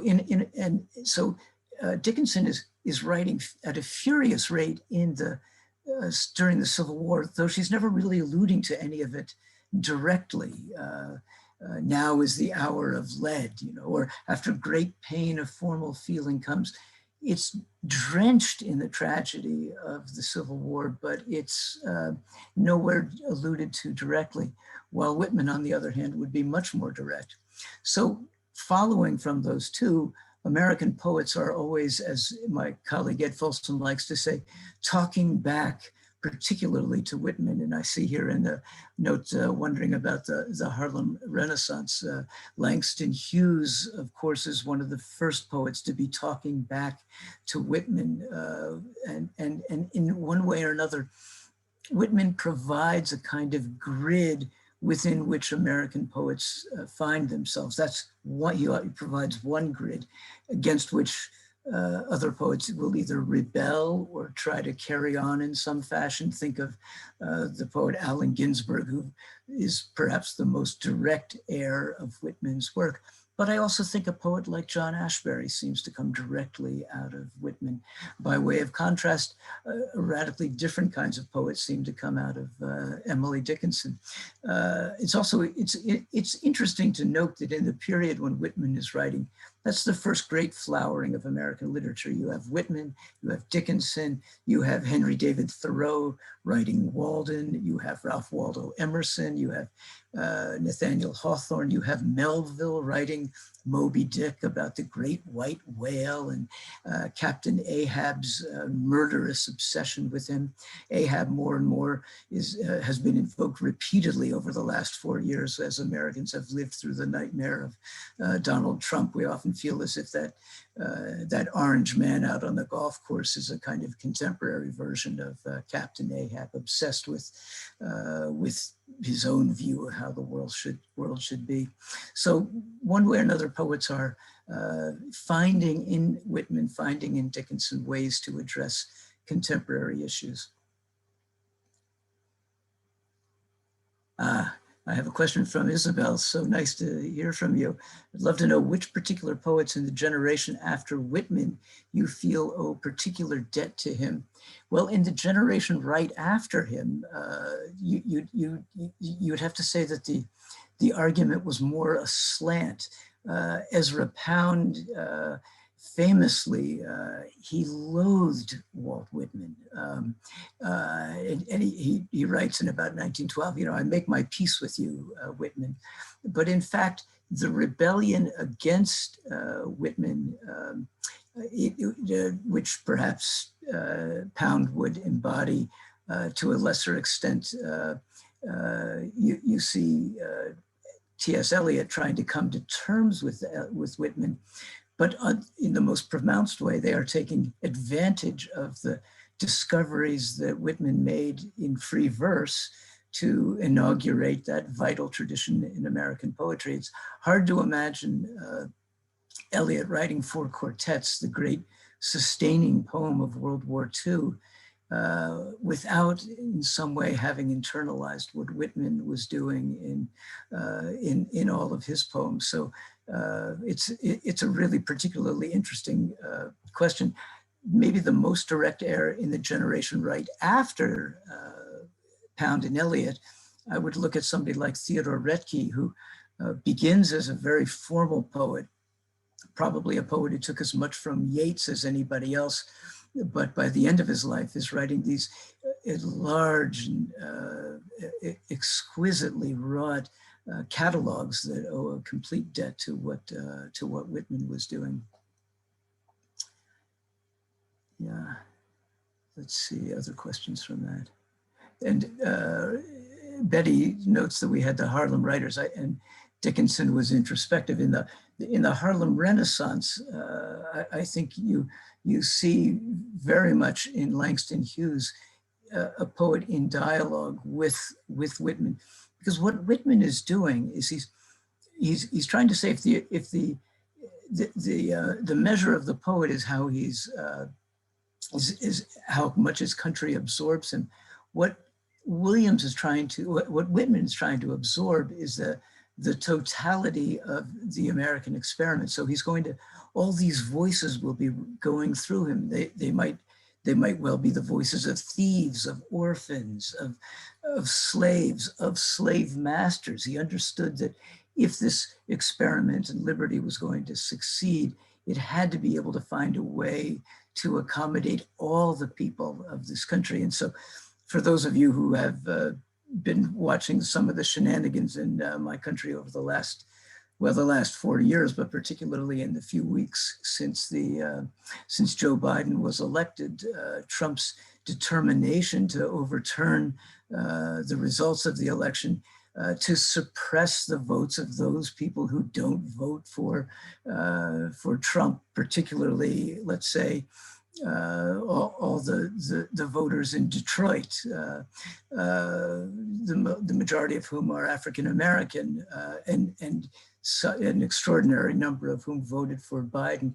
It's a long-running battle in American history, how we, on the one hand, our Constitution says that all men are created equal, when of course we know that in that same Constitution, a slave was considered property only worth 3/5 of a man. But one of the ways that I think to try to imagine what this experiment is about is to test the propositions of that Constitution to see if in fact everybody is equal, if everybody is entitled to a vote. And it's no secret that the dividing line of the Civil War, the Confederate States versus the Union side, that division continues into this day and age, and we've been watching it in full bloom over the last few weeks in the GOP's determination to throw out all the votes of the people who didn't vote for Donald Trump. So our work remains cut out for us. Question from Isabel: what of Whitman's letters? Whitman wrote an extraordinary number of letters, and they're available on the Whitman archive. He really was a kind of graphomaniac. His pen was always working. And if you go to Whitman Web, you can see some of the letters he wrote home for the soldiers, and the letters particularly that he wrote to his mother trying to make sense of all of this. It's sort of like the Tsar of Russia, Tsar Alexander, writing to Lincoln during the war to say that the fate of the world depends upon the Union side prevailing, which would also mean that the Emancipation Proclamation, the freeing of the slaves, which was not unlike Alexander's decision to free the serfs. These two strains of thought seem to be running parallel during that time. And in some profound ways, nothing has changed since. And I think my time is probably up. We're at 10:30. So I thank you all for your terrific questions and for allowing me to talk about this poet I revere so deeply. Yeah, thank you, Chris. It's always nice to hear a talk by someone who's passionate about a writer, because it always comes across as so engaging. So thank you so much for that. And for people of my generation in South Africa, he's not a poet that is done studied at South African universities anymore. So it was really lovely to hear you speak on him, and lots of thanks coming on the chat now. Okay, we're going to move on to our next session. Our next speaker is Shilpa Raj, and as you can hear from the name, and as I've been writing in all the newspapers, I've been saying the Indians are coming, and so the Indians are here. And Shilpa has really her debut memoir, The Elephant Chaser's Daughter, made waves not only in India, but throughout the world. So Shilpa, welcome to South Africa. Welcome to the Madibaland World Literary Festival. And if you can unmute yourself and unblock the camera, we look forward to the next half an hour in your company. Thank you, Daryl. Thank you for this invite, and I'm very excited to be on this platform to share my story. I'll just turn on my computer. Daryl, it says you cannot start your video because the host has stopped it. So if you could enable the video for me. Okay, Graham. Yes, Have you? Okay, we can see you now. Yes. Okay, thank you. Hi, everyone. So India and South Africa has a shared heritage, and it's wonderful to be on this platform. Thank you for the warm invite. So I'm 27 years old. I'm currently pursuing my PhD in clinical psychology at a university abroad in the States. But due to the coronavirus, I couldn't travel there. So I'm still in India, and I'm able to attend online classes. So coming to my book, it's called The Elephant Chaser's Daughter. It was published 3 years ago, and it's a telling tale of my journey as a poverty's child, and one who was able to break out of the cycle of poverty and access opportunities that have otherwise been impossible or have never been accessible for my parents and those before them. So I started working on this book as a teenager. Around the age of 15, I was very interested in discovering my identity, both as an individual and as part of a collective story. So at the age of 4, I was born to a very poor family in South India. My father and his father worked, they made their living by brewing illicit liquor, and their life entailed one of constantly having to escape the police because it was an illegal trade. And so domestic violence, alcoholism, and gangs was they were very common realities for people like them who were born into poverty and lived the rest of their lives trapped in a vicious cycle of poverty. And women like my mother who got married, who were married away very young, they had little say in family matters, and they too were trapped in poverty and another social vice that's in the form of patriarchy. And my life would have been no different from theirs hadn't I, at the age of 4, been selected to receive a life changing opportunity at a boarding school called Shanti Bhavan, which offers free quality education for children from amongst the poorest families. And that was my ticket out of a world of hardship and into a world of possibilities that none in my family could have imagined would have been would be available for me. And it's completely that opportunity to study at the school has taken me places, has brought me here, has made it possible for me to find my voice both as a woman and as a young writer. And the reason why I decided to write the book was because um, at as a teenager I realized that I was different from my family, and that difference came with a lot of challenges. So when I would go back home to my community during breaks from school, I noticed and I became aware that I spoke differently from my siblings. I spoke English, a dialect that they didn't know. And that language, being able to speak a language that the rest of your family didn't understand, became a barrier.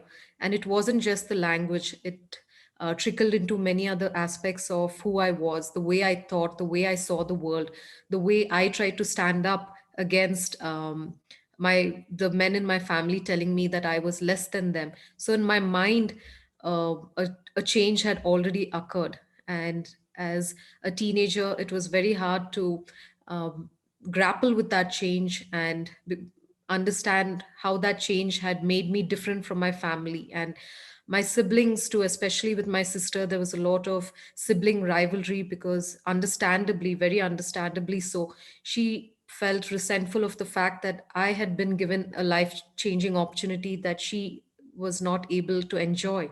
And so a lot of divide did come about between my siblings and me. And sometimes I feel even my mother is resentful of the fact that I'm different from her. I believe in things that she's never had the opportunity to even think about. And or I dress differently from her. I walk and talk. The way I carry myself is different. And sometimes it makes her feel unsettled. It makes her feel insecure. And as a teenager trying to understand the larger aspects of this experience of being different from your family was something that I constantly thought about. And in the process of wanting to understand my experience, I went back to my village, I went back to my family and conducted interviews. I sat with them and I said, I told my father, tell me your story. I want to know more about you. And I sat with other relatives and extended family members or members of the community, and I started gathering their stories. And in the process of 7 years of doing this, I was able to find my story in theirs. And I understood why my father was the way he was, or why my mother believed that she was less than the men, and why she felt trapped, and why she felt I had to also behave submissively to the overarching cycle of patriarchy. So I was able to understand the larger psychological dimensions of who they were as individuals. And in the process, I understood myself better.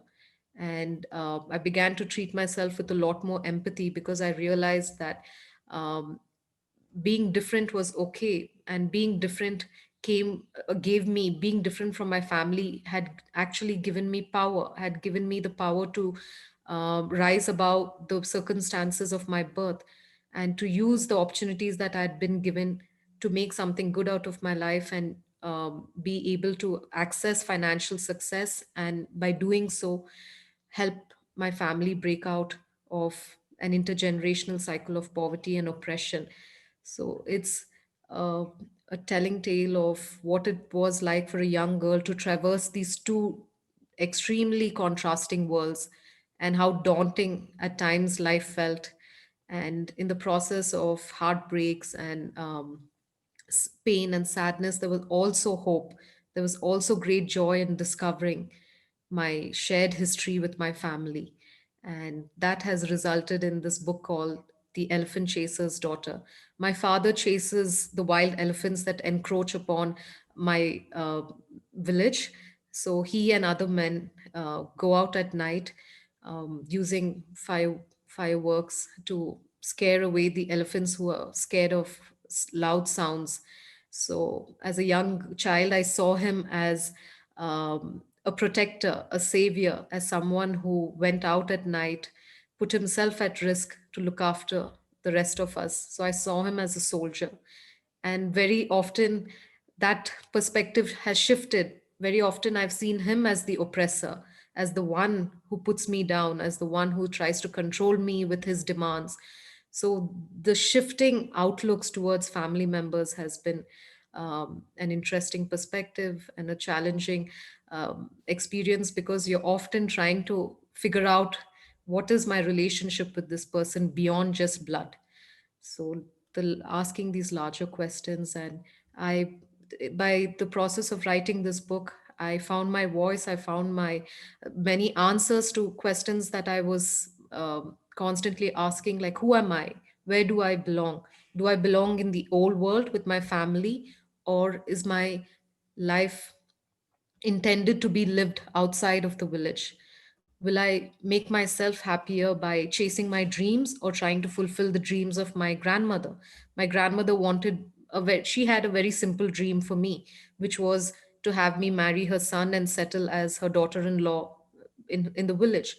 So do I please her, or do I want do I stand up for myself? So it is the story of a family and the internal dynamics of uh, how a family works within the larger context of social oppression and poverty here in South India.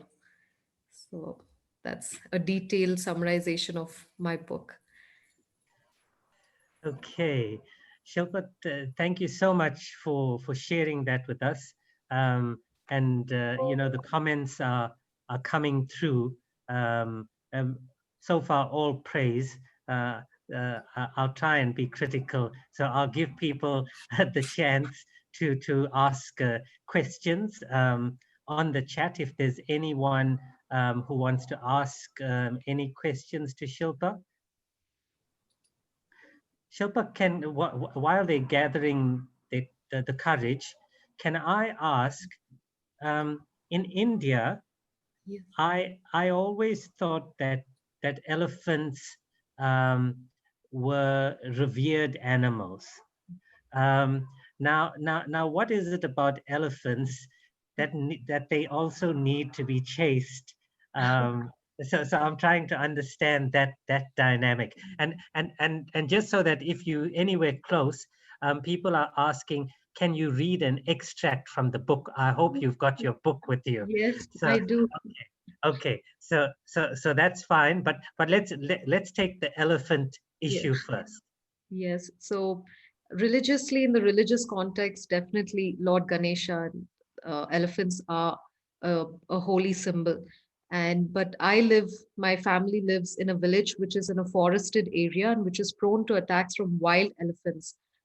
So and very often they encroach upon human settlements, they destroy homes, or they attack people because they feel at threat. So the forest department hires men like my father to go out and chase the elephants away. My father has lost several of his colleagues to attacks by the wild elephants.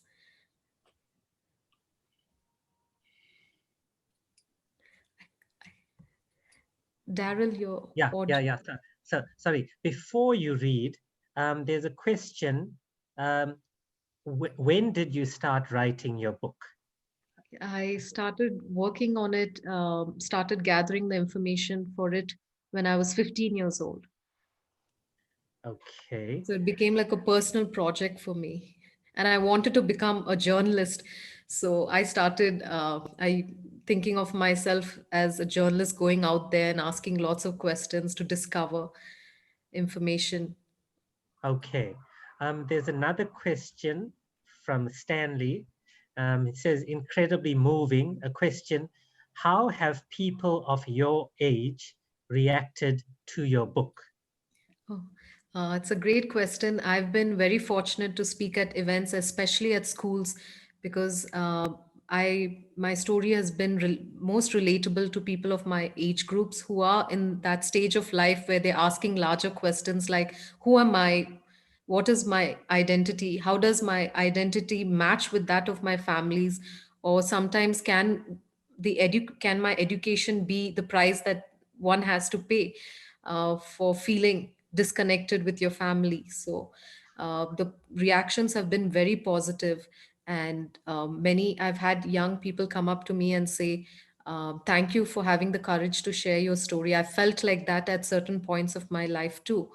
So how did you find the courage to stand up to your father? Or how can I have um, a meeting of the minds with my parents when I'm so different? So those internal conflicts.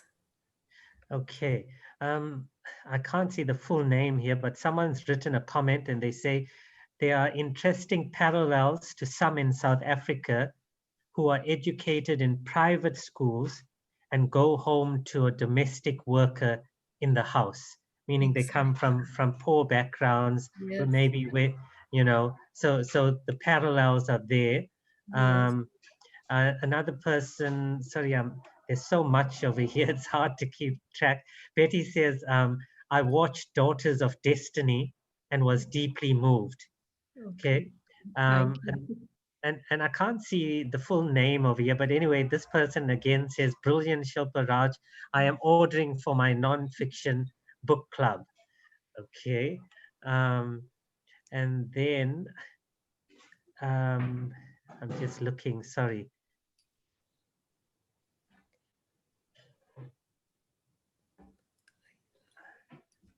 Okay, there's another question again. How has your family experienced your story as it is published?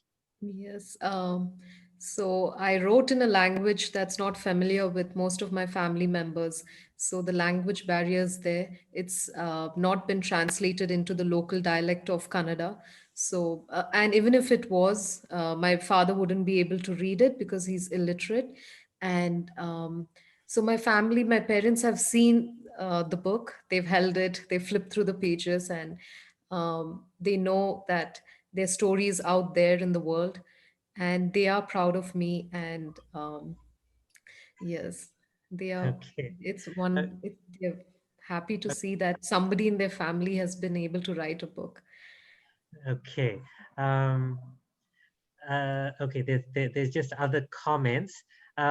I wanted to ask because I read, so I've heard when I read up on you before I invited you, whatever you've said now is what I've read up, but I also read a few reviews that said it touches on the themes of the Dalit class and the untouchables. Is that specific to you and your family, or is that a kind of generic problem that faces that class of people? It's actually both, because from a personal angle, my family were Dalits, Hindu Dalits, and there were missionaries, French missionaries, who came to my village and converted everybody. And so that's how we converted, we happen to be Christians now. But the caste system still holds good even in a Christian community, and we've not been able to escape that. But so just to give you a few anecdotes, my father was put to work as a child laborer in a Hindu landlord's house because his father wasn't able to pay off a debt. So that was the customary practice, to have children placed in the landlord's house as servants, and to use them, to use their service as a way of repaying the debt. And so, since my father belonged to the Dalit community, he wasn't served on a plate that other members from the landlord's house used. And even if they happened to serve him something, they wouldn't touch his plate. He had to bring his own utensils, and they would serve the food from a little distance above. So, because the concept of untouchability was deeply embedded. If you happen to be Dalit, that meant you were untouchable, and just being in your presence was equivalent to being contaminated. So if anybody came very close to you, like the landlord or his wife, they'd go and bathe because they had to cleanse themselves. So very often I've asked my father, I'm educated in some, I'm actually one of the most educated women in my village, but am I still considered unworthy of marrying a man who's far less educated and who just happens to belong to an upper caste family? And he says, yes.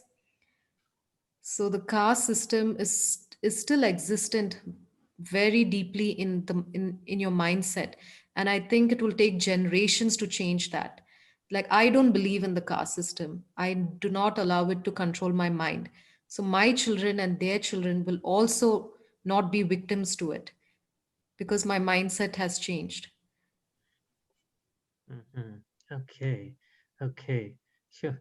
Um, but you say it will change. Sorry, I'm just continuing it. You say it will change, but yet it's been around for so long, you It know. will take a long time. It's been there for generations, hundreds of years. But the change is slow, but it is definitely happening. There are many more young people out there like me who have changed, who have embraced the power of education, and who've begun to challenge these deeply entrenched oppressive values and concepts. Okay. Sandiswa has posted a comment. She says, wow, Shilpa, it is amazing to hear how your family reacted to your academic achievement and gender activism. Is the situation still the same, or the book has changed how they relate to you? It's a great question with a very long answer. I would say I still find it very hard to relate to them, and it's both ways. They find it hard to relate to me as well because I live in a very different world compared to them. And I'm always restless because I'm constantly onto one project or the other. And I look back at them, and sometimes I wish my parents could be part of my dreams, part of working with me on those projects, like any child from a rich family enjoys, because they and their parents have a shared intellectual plane, which I do not have. So sometimes I really miss that. I miss not having my parents be a part of my projects and my ideas, and having deep conversations with them about like politics or traveling around the world. So sometimes I feel a sense of loneliness, but there's a substitute family that fulfills a lot of these things that I'm missing with my biological family. And that's the family that I found at the boarding school, who I'm very close to even today. They've grown into a substitute family. And Right, right. Okay, from Ramola, there's a question. She says, "Hi, Shilpa. I was saddened by your sister's passing. As a result, do you think that George Abraham's model for Shanti Bhavan should be amended to include more siblings? I do understand that his intention was to reach many households." Yes, I've been asked this question many times and thought about it a lot. Um, Growing up, it was extremely hard to enjoy privileges that your siblings couldn't enjoy or be part of. And that came with a lot of guilt, that came with this indescribable guilt of knowing that you were being given things without you even having asked for them, and your siblings felt left out. So I today I'm much older, and looking back, I feel um, the only like I understand why that policy of having just one child per family is implemented. And like in some families we have, in Indian families you have like at least 10 children, and the school, it would be very hard for the school to educate all 10. And it would also mean taking away that opportunity from another family, because there's only one school, but millions of children out there who need this this opportunity. So the mission of the school is to reach out to as many families as possible so that their lives can be changed and a cycle of social change can be created. So while it's a double-edged sword, while I feel terrible that my siblings can't get to enjoy the privileges that I've been given, I also understand um, the purpose of why this policy stands good. Okay, there's lots of questions coming, so forgive us. Angie Butler asks, "Has your story given other children the opportunity to a better education?" Um, that's a tough one. I think it's helped the world in some ways, through the book and the film, the Netflix series Daughters of Destiny. The world has learnt about Shanti Bhavan, and there have been many supporters who've come forward who to embrace the mission and to sponsor other children at the school. So I feel in some ways my story has helped, and I'm humbled by it. It's helped in getting the word out there that an education model like this is very much needed to change lives and to change social oppression. Okay.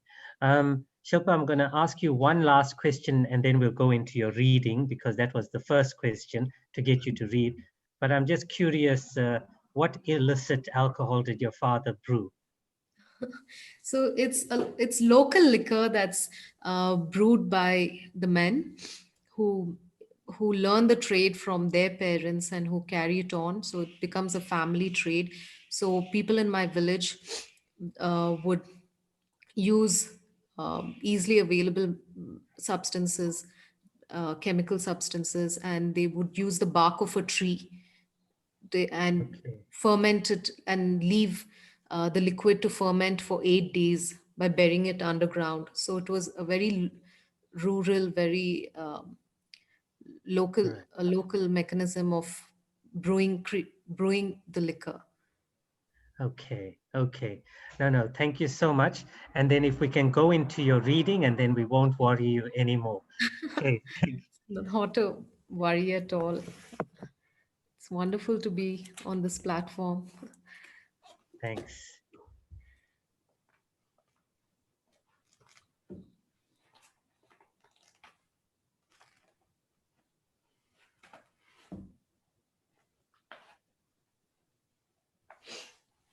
So this is from one of my favorite chapters, and it has to do with a very intimate interaction between me and my father. And when I asked him to share his story, he was most comfortable doing so in the company of the forest. The forest has grown to be his closest companion. That's where he's most connected with who he is. And so, why are you walking so fast, Appa? Slow down, I called out, stopping to catch my breath. When an elephant is chasing you, you can't afford to walk. You have to sprint, he shouted back with laughter in his voice. I was unsteady in my fancy leather sandals, occasionally tripping on the uneven ground as I struggled to keep up with him. Stopping to write in the small notebook I carried, I reflected on what was around me and stared at the vast stretch of rocky hills that loomed over the trees like an eternal protective wall around the village. I asked, Appa, when was the first time you drank? When I was 5, he replied instantly. 5? I bent over my notebook. Yes. So it's a very short extract, but it does capture the in a beautiful way. It still captures the dynamics of the two contrasting worlds that he and I live in. Okay, okay. Shilpa, thank you so much. And just out of curiosity, so we heard Appa is your father, and Yes, then yeah. would Amma be your mother? Mother, yes. In Okay. Kannada, that's in the local language of Kannada. That's how you Right, address your parents. right, okay, okay. Shilpa, I think we're going to leave it at that. A comment from Umesh says, "Thank you for sharing your thoughts so poignantly. Your reflexity and empathetic attunement augurs well for the world of clinical psychology. Your voice will be heard everywhere." And Thank you, Umesh is, Darren. yeah, Umesh is also in the field of clinical psychology. So So yeah, definitely connect. yeah. I'll give Umesh your email, and maybe we can bring you down to South Africa, I'd to love the that. university. Yeah, and Betty Govenden is saying okay, no, she's saying thank you to me for inviting you. So, Oh, okay, thank you, but everyone.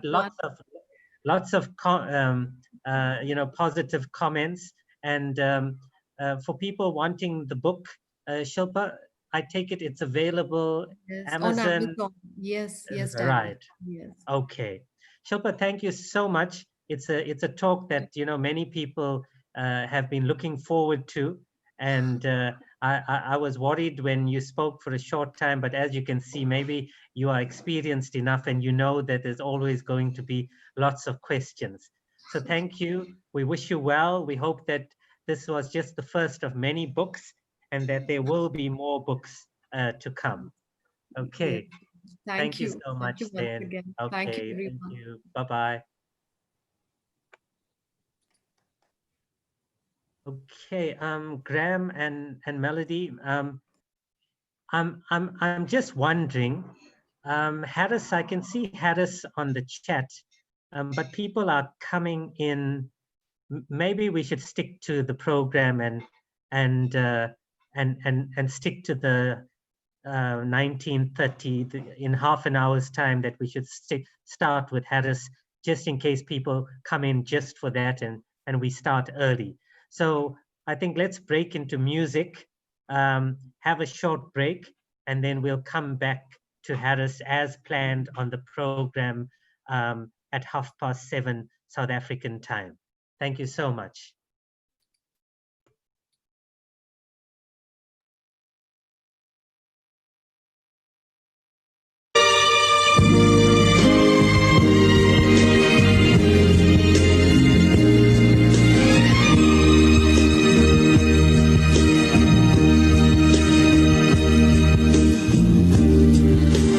Wonder how you are. I love you. Oh, how I miss you. 'Cause you're my way of life.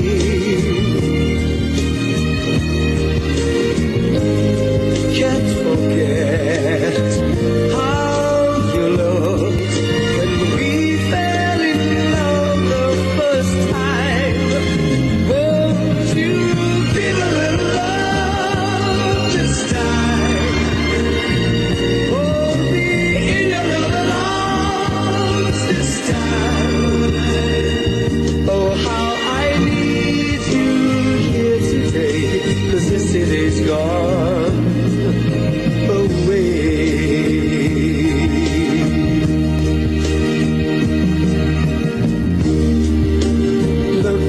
back in time. I see you, it's only daydreams, 'cause you're my way of life. Oh, how can I see the sun when you're not around anymore? Won't you give a little love this time? Hold me in your loving arms this time. Oh, how I need you here today, 'cause yesterday's gone away. Won't you give a little love this time? Hold me in your loving arms this time. Oh, how I need you here today, 'cause yesterday's gone away. Won't you give a little love this time? Hold me in your loving arms this time. Oh, how I need you here today, 'cause yesterday's gone away. Won't you give a little love this time? Hold me in your loving arms.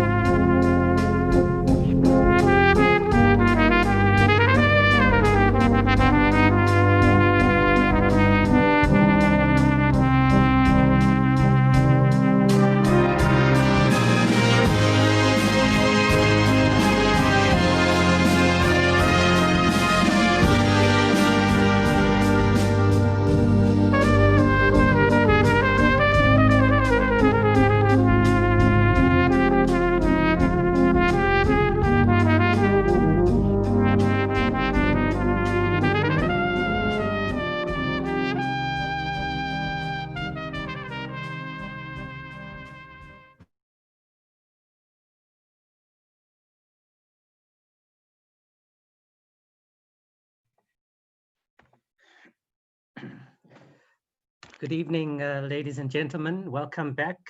It's the last talk of the day, the third day of the Madibaland World Literary Festival.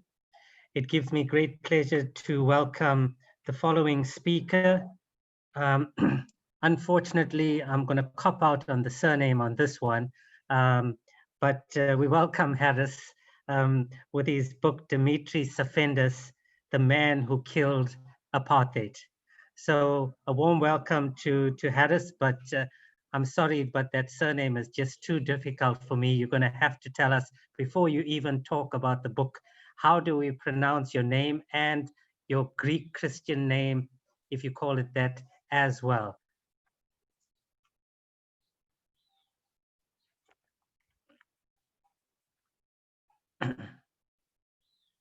Whoops. They're saying Harris is not logged in yet. Sure. Okay. I saw him earlier. No, he is logged in.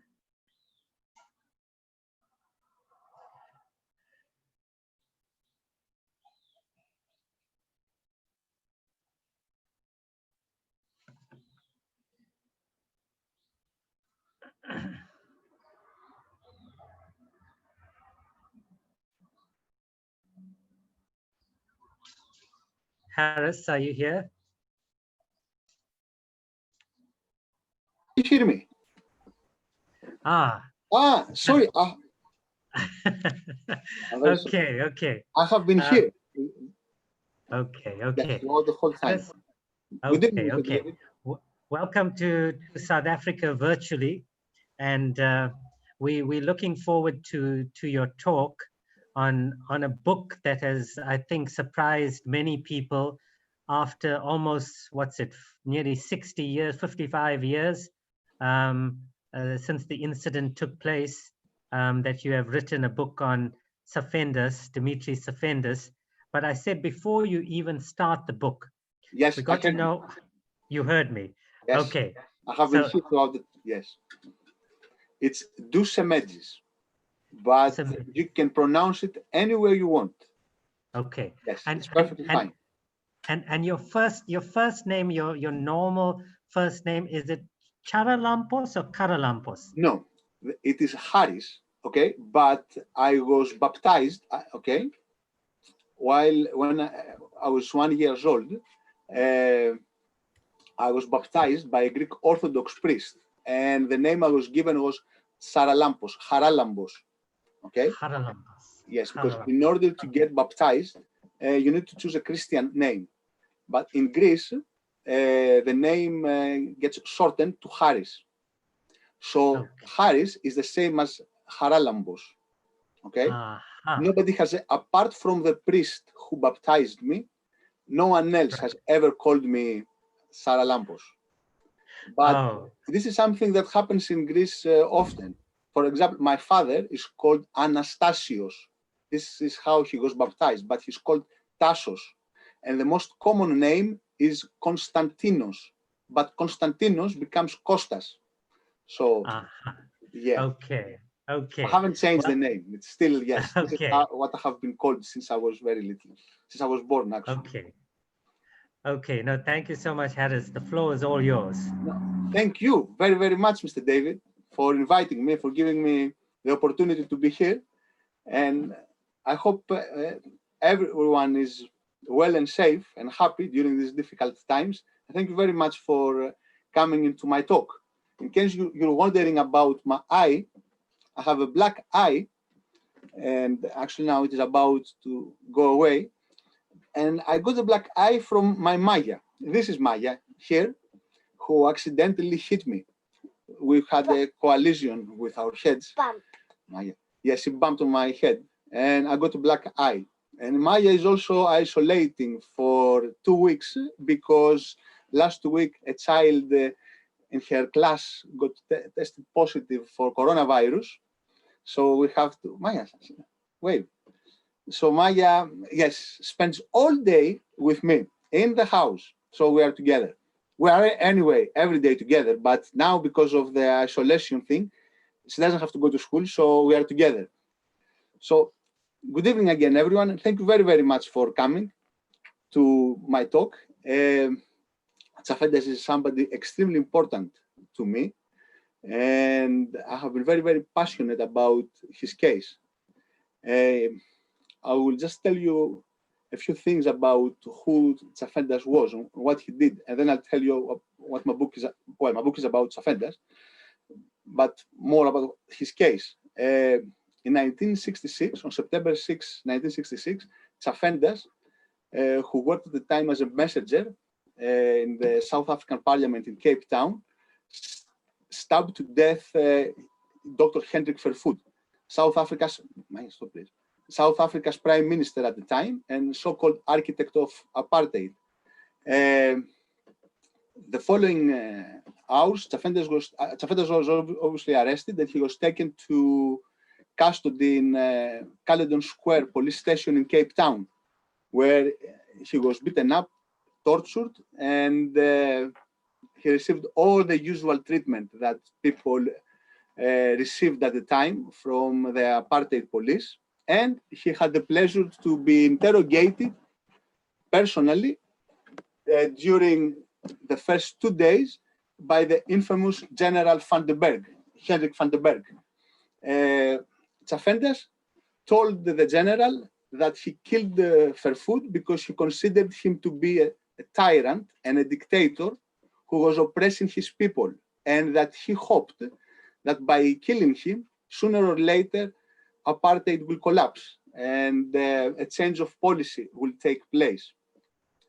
On September 12th, Tsafendas was also interrogated by Major Daniel Rosso of the Secret Services, and he told him exactly the same thing, that he considered Vervoet to be not the real representative of all the South African people, that he wanted to see a prime minister who will represent all the South African people, and that he believed that a change of policy will take place after killing him.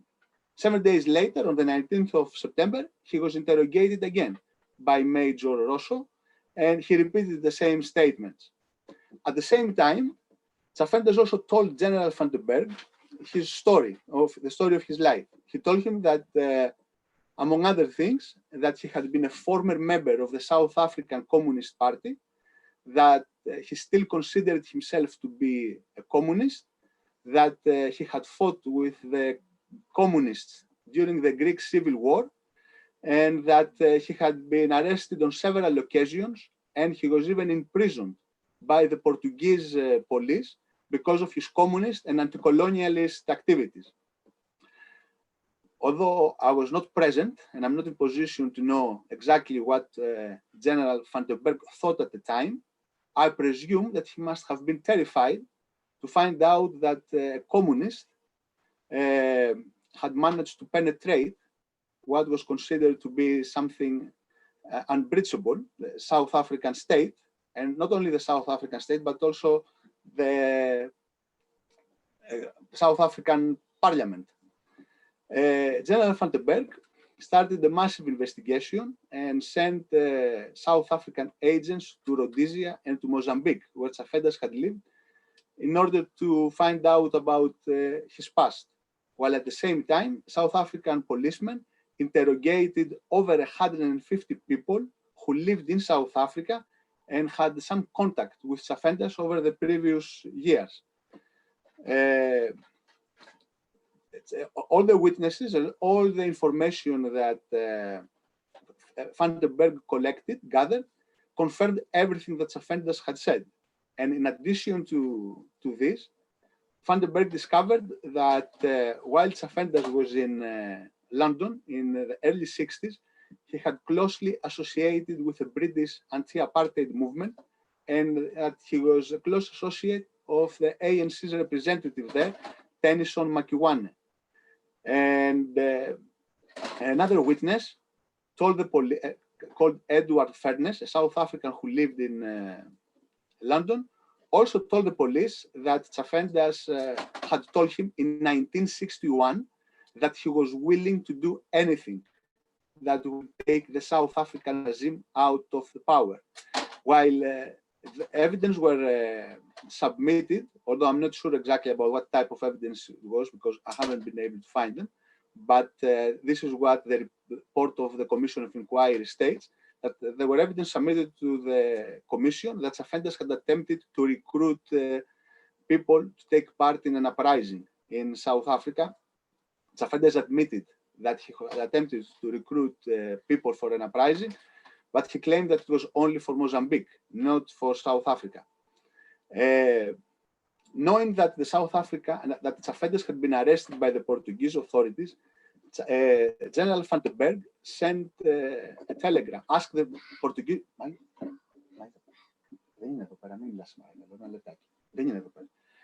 I'm very sorry about it. Van den Berg asked the Portuguese police for information they had on Tsafendas, and for any file that they might have on him. The secret police of Portugal, PIDE, the head of PIDE in Lisbon, sent 2 days after the assassination, a telegram, a top secret telegram to the head of PIDE in Mozambique, which stated that PIDE in Mozambique should not give to the South African police any information indicating Tsafendas as a partisan for the independence of Mozambique. And in the same telegram, it was included a profile on Tsafendas written by PIDE agents, where it downgraded and downplayed his political activities. A very, very important information that was gathered at the time by the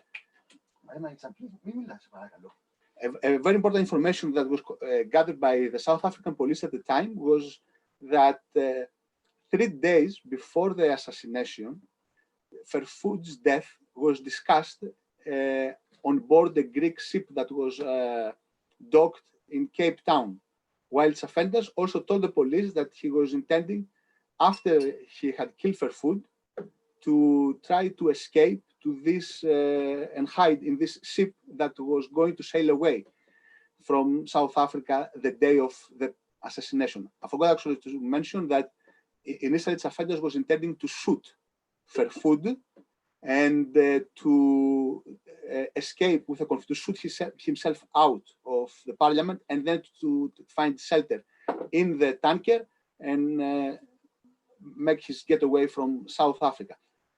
It's a very long story to explain it now, but Tsafendas was not able to get hold of a gun and to shoot Ferfoud, so he resorted to stab him with a knife, knowing that he had no means of escape. Tsafendas also told the police that in this Greek ship, he also bought a gun, which turned out to be fake. So this Greek ship became extremely important during the investigation because 2 South African witnesses who worked in the harbor told the South African police that Ferfoud's death was discussed on the evening of the 3rd of September, 3 days before it took place.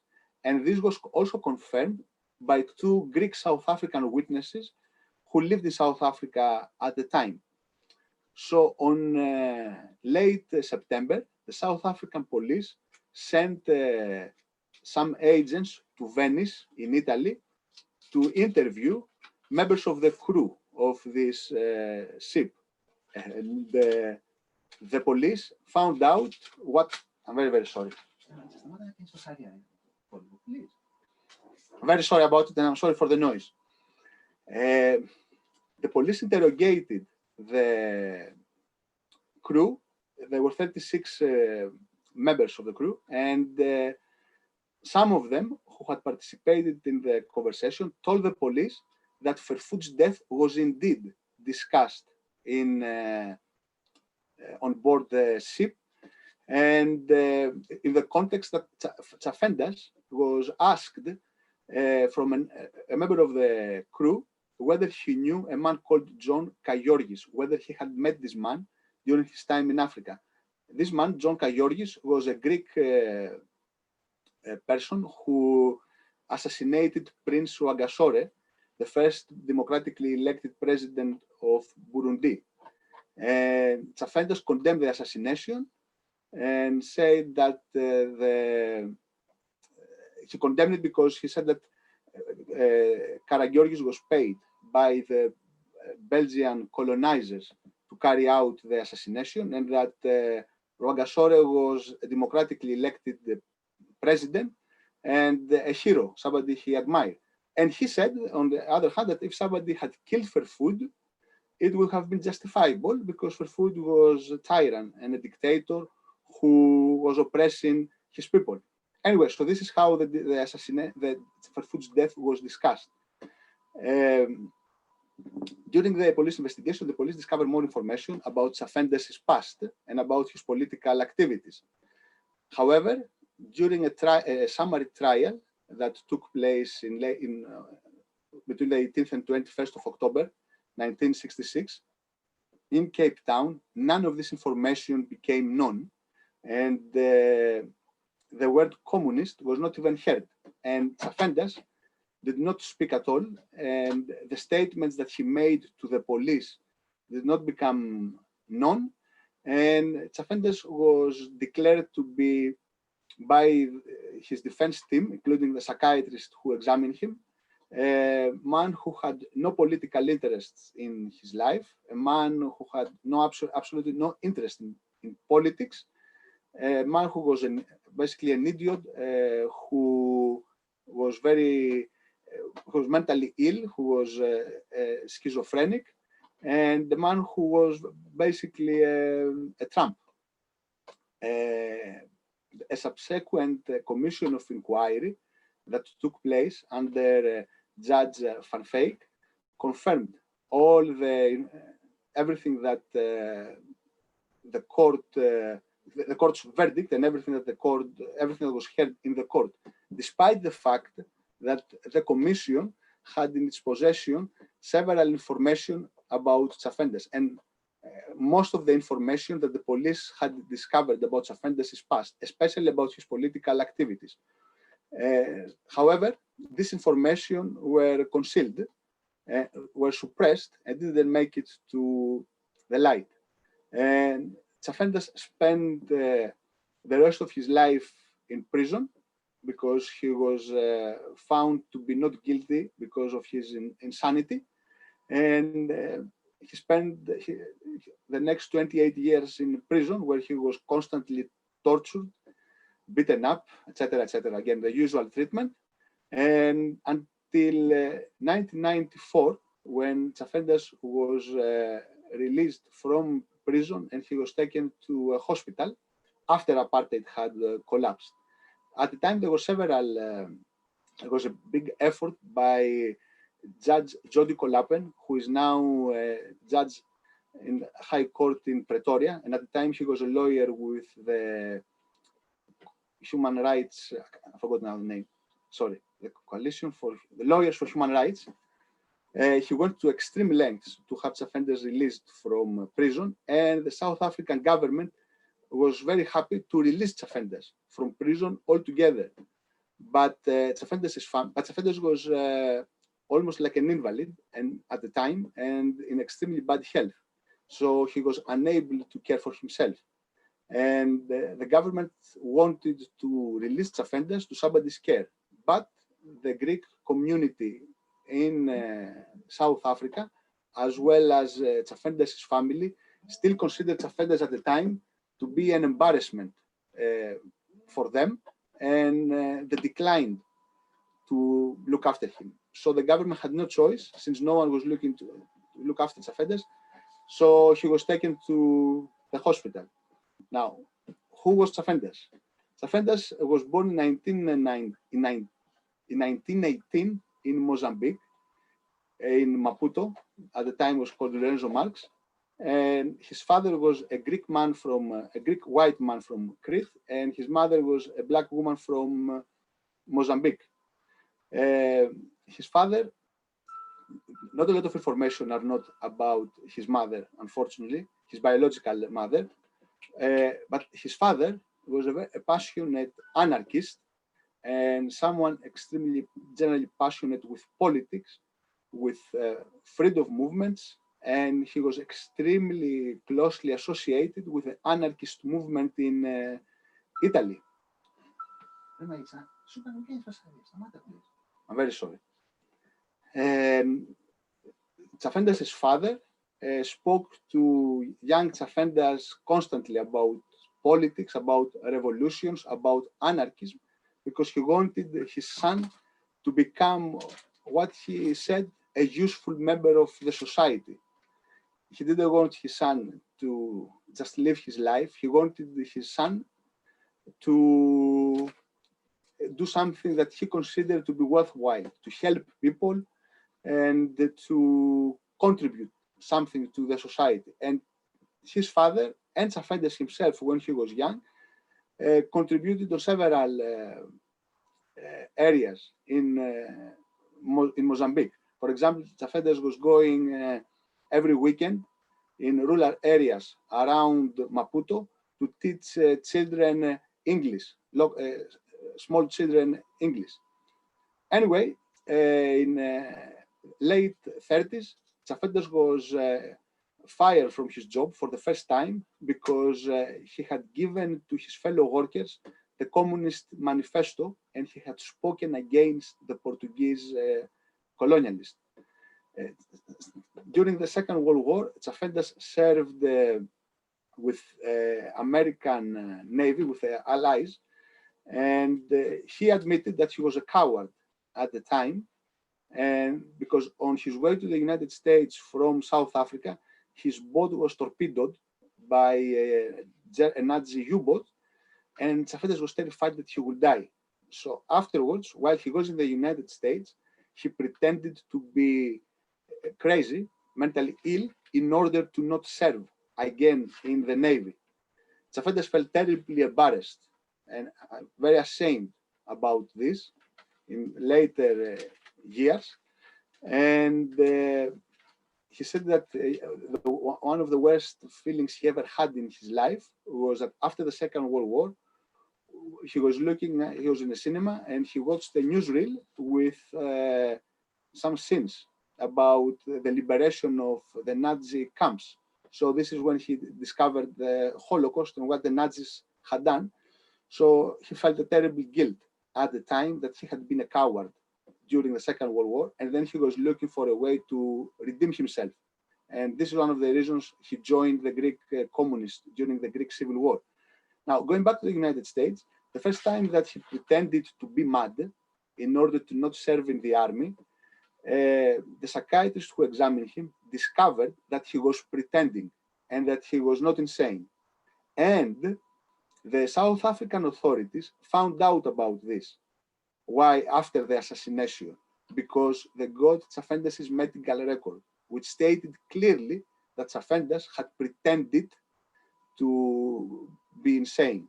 And such information was suppressed during the trial, and it was not given to the psychiatrist who examined Tsafendas, but it was mentioned by the Commission of Inquiry into Vervoet's death. Despite the fact that the commission suppressed a lot of information, surprisingly, it revealed this particular one.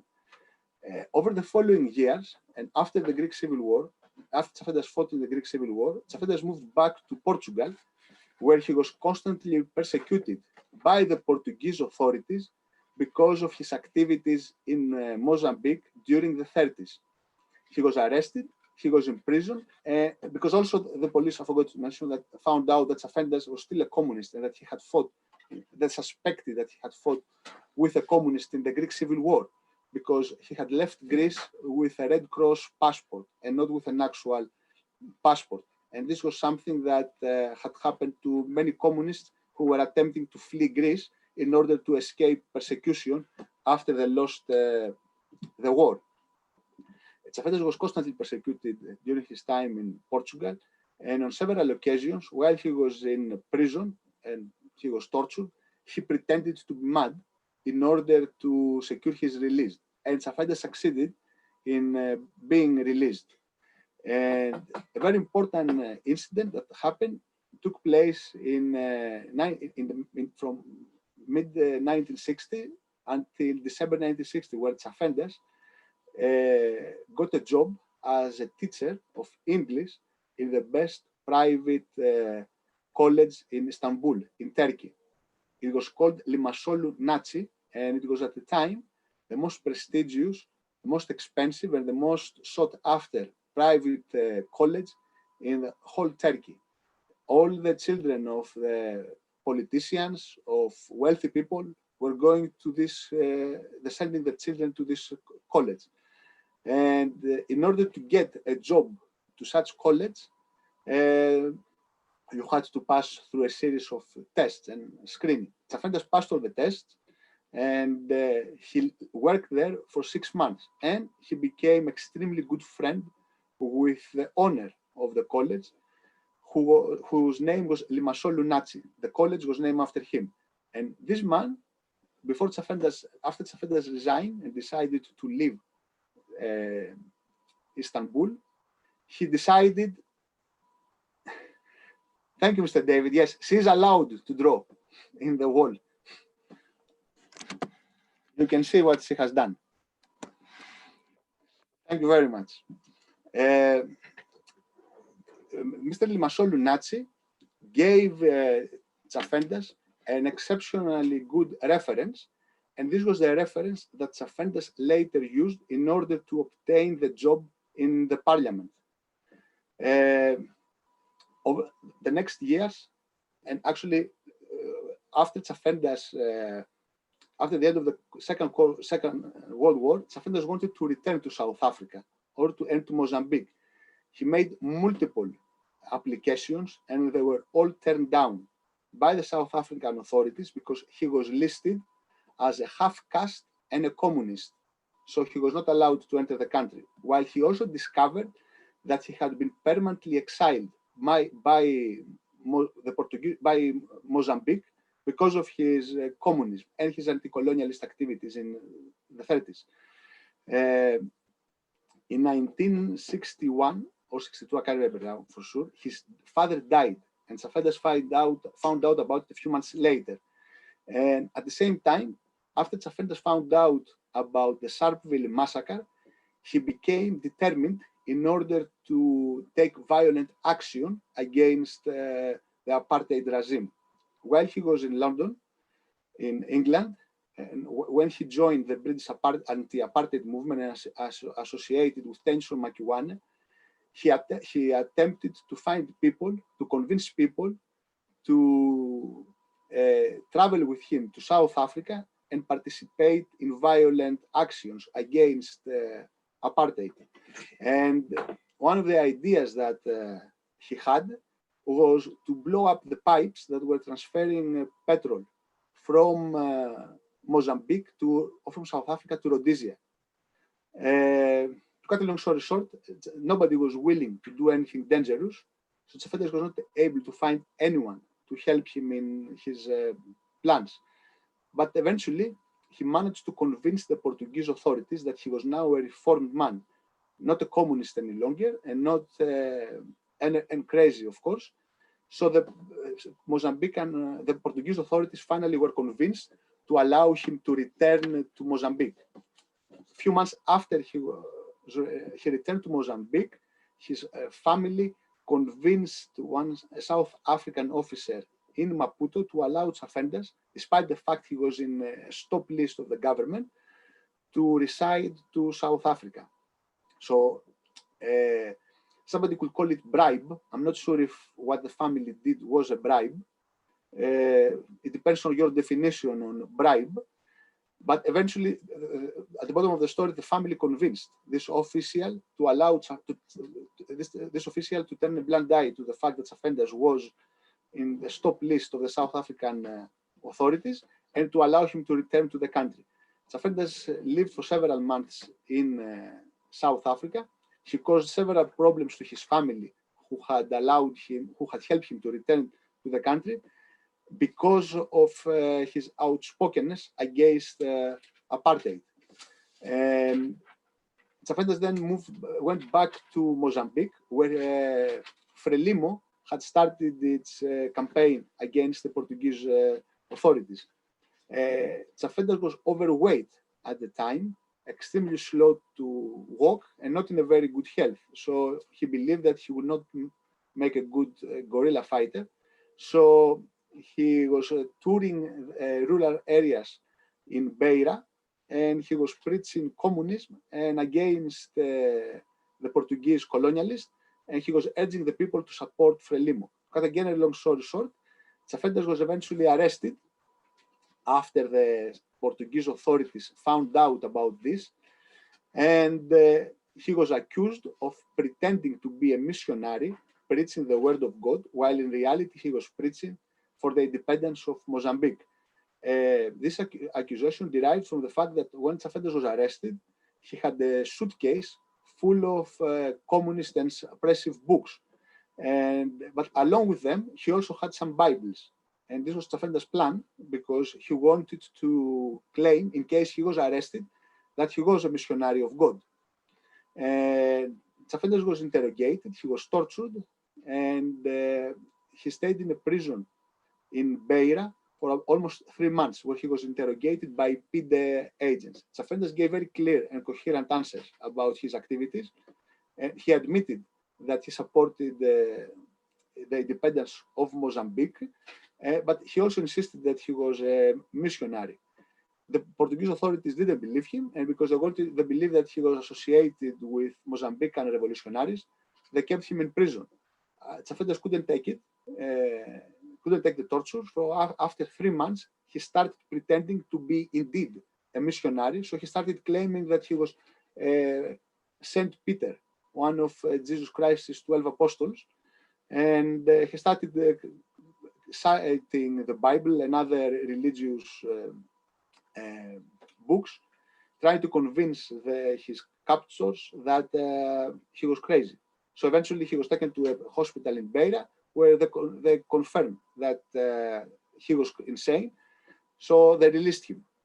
A few weeks later, he was arrested again after he again spoke against the Portuguese authorities, and he asked the people in a bar to drink to the success of Frelimo. With PIDE bill constantly on his back, Tsafendas decided to return to South Africa and to carry out an attack against the South African regime. Tsafendas wanted initially to kidnap Dr. Vervoerd and to exchange him with political prisoners in Robben Island. But he wasn't able to find anyone who would assist him on his plan, and knowing that it would be impossible for him to kidnap him by himself, he decided to kill Vervoerd.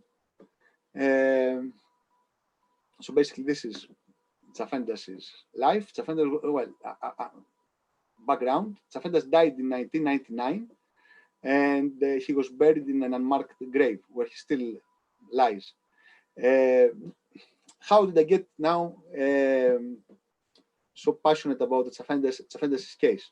I grew up in Greece, and my mother was extremely passionate about politics, and she was a very passionate supporter of Nelson Mandela and of the ANC. She absolutely worshipped Mandela, and she was talking to me about him and about apartheid and what was happening in South Africa since I was very, very little. And the first time that one of the most memorizing moments I have in my life regarding politics from when I was young was Mandela's release, because at the time I was in my bed.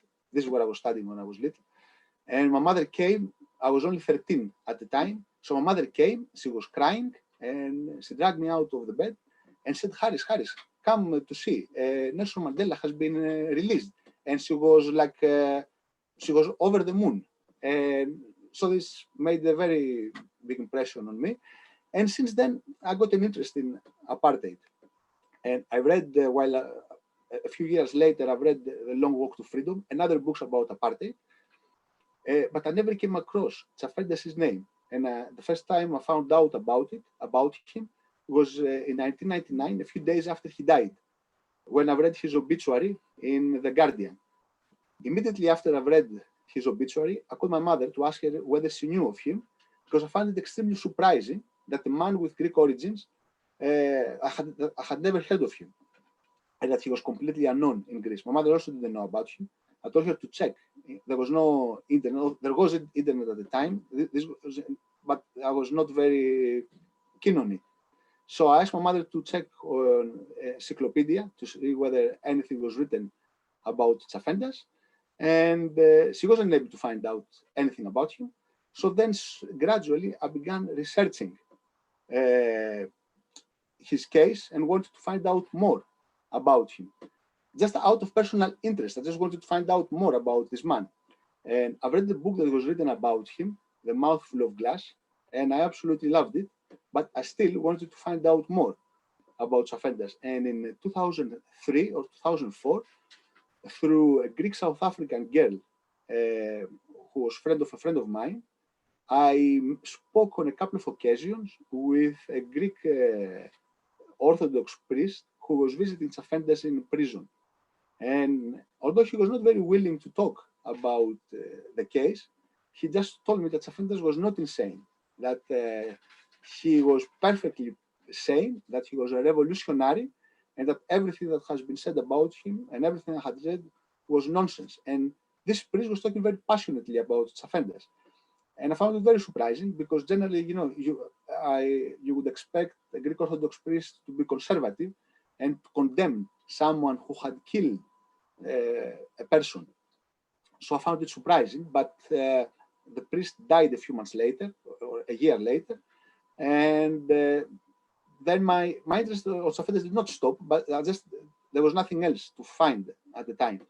But a few years later, I came across a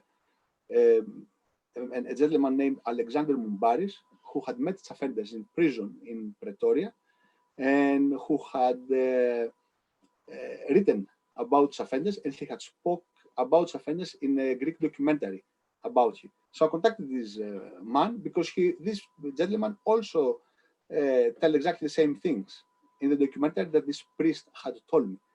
To cut a long story short, gradually I began meeting, talking to people just out of curiosity. I had no plans of writing a book or doing anything about him at the time, just out of personal interest to find out more about this man. But gradually, after speaking to more and more people, especially to more priests, especially to two priests who were visiting Tsafendas in prison, and one of them knew him exceptionally well since 1963, 3 years before Tsafendas killed Ferfood. They both told me that, I'm very sorry.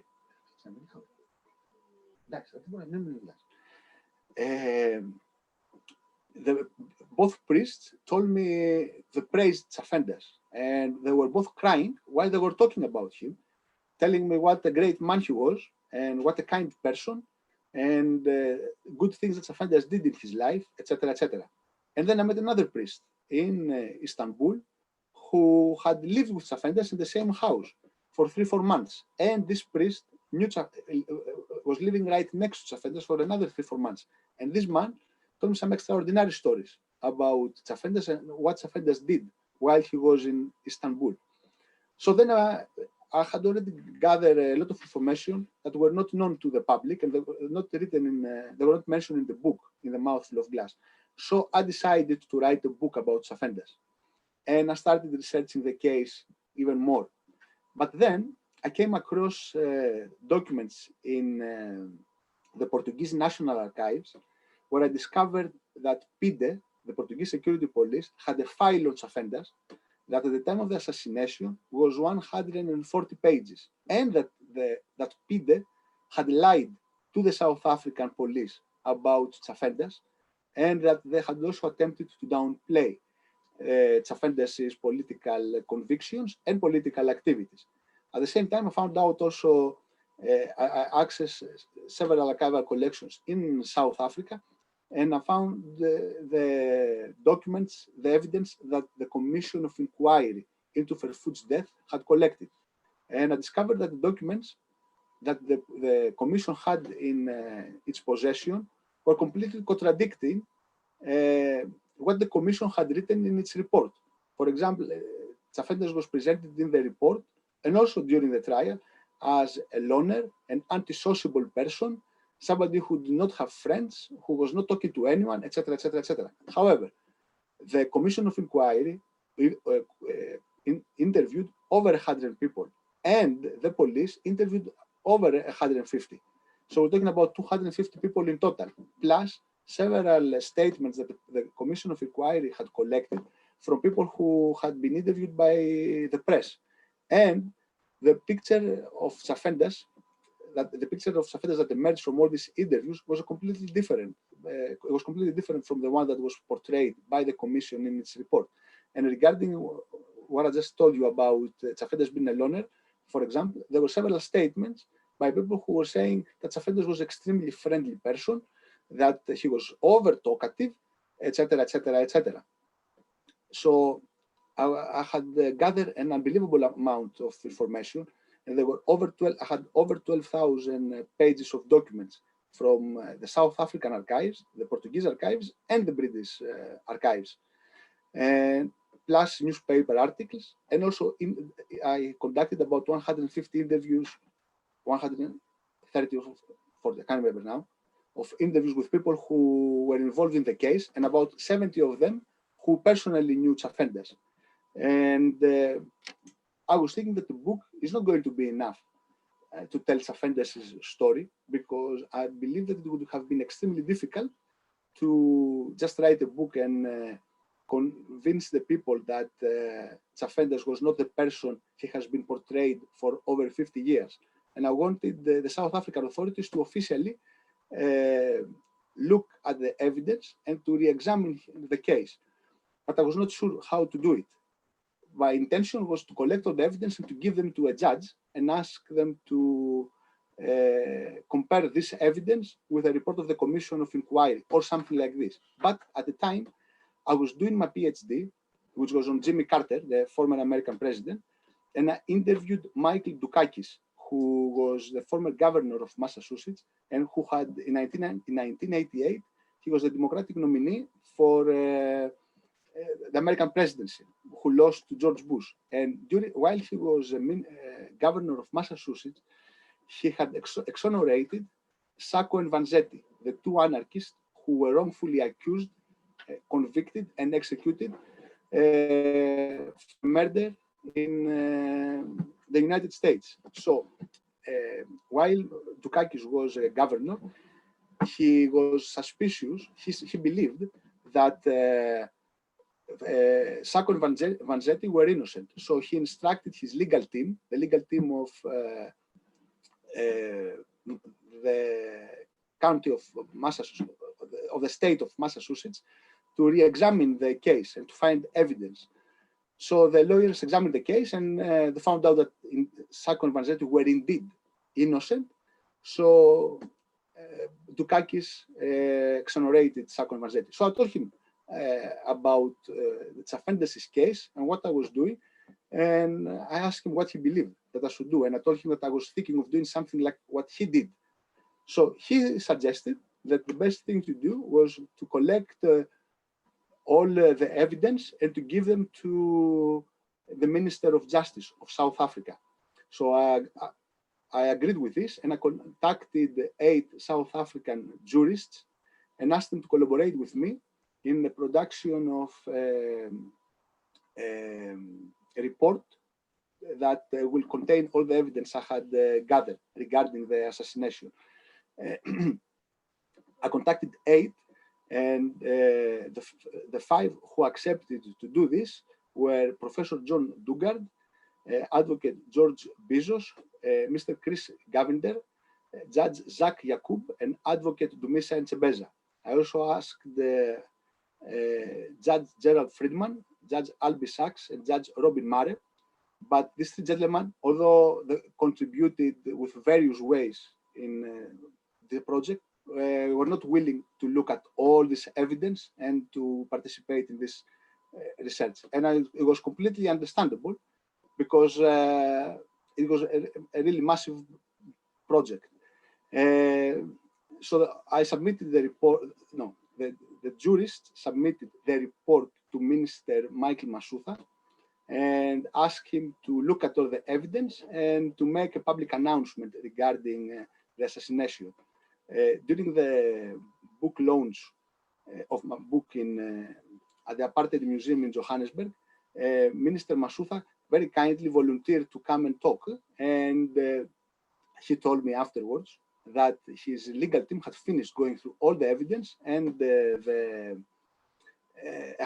had read my report, which was 950,000 words, and that they agreed with the findings, and that the assassination was politically motivated and that Tsafendas was not insane, and that they were going to make this public announcement that the 5 jurists and me were asking him to do. However, he did not do it. I don't know the reasons why.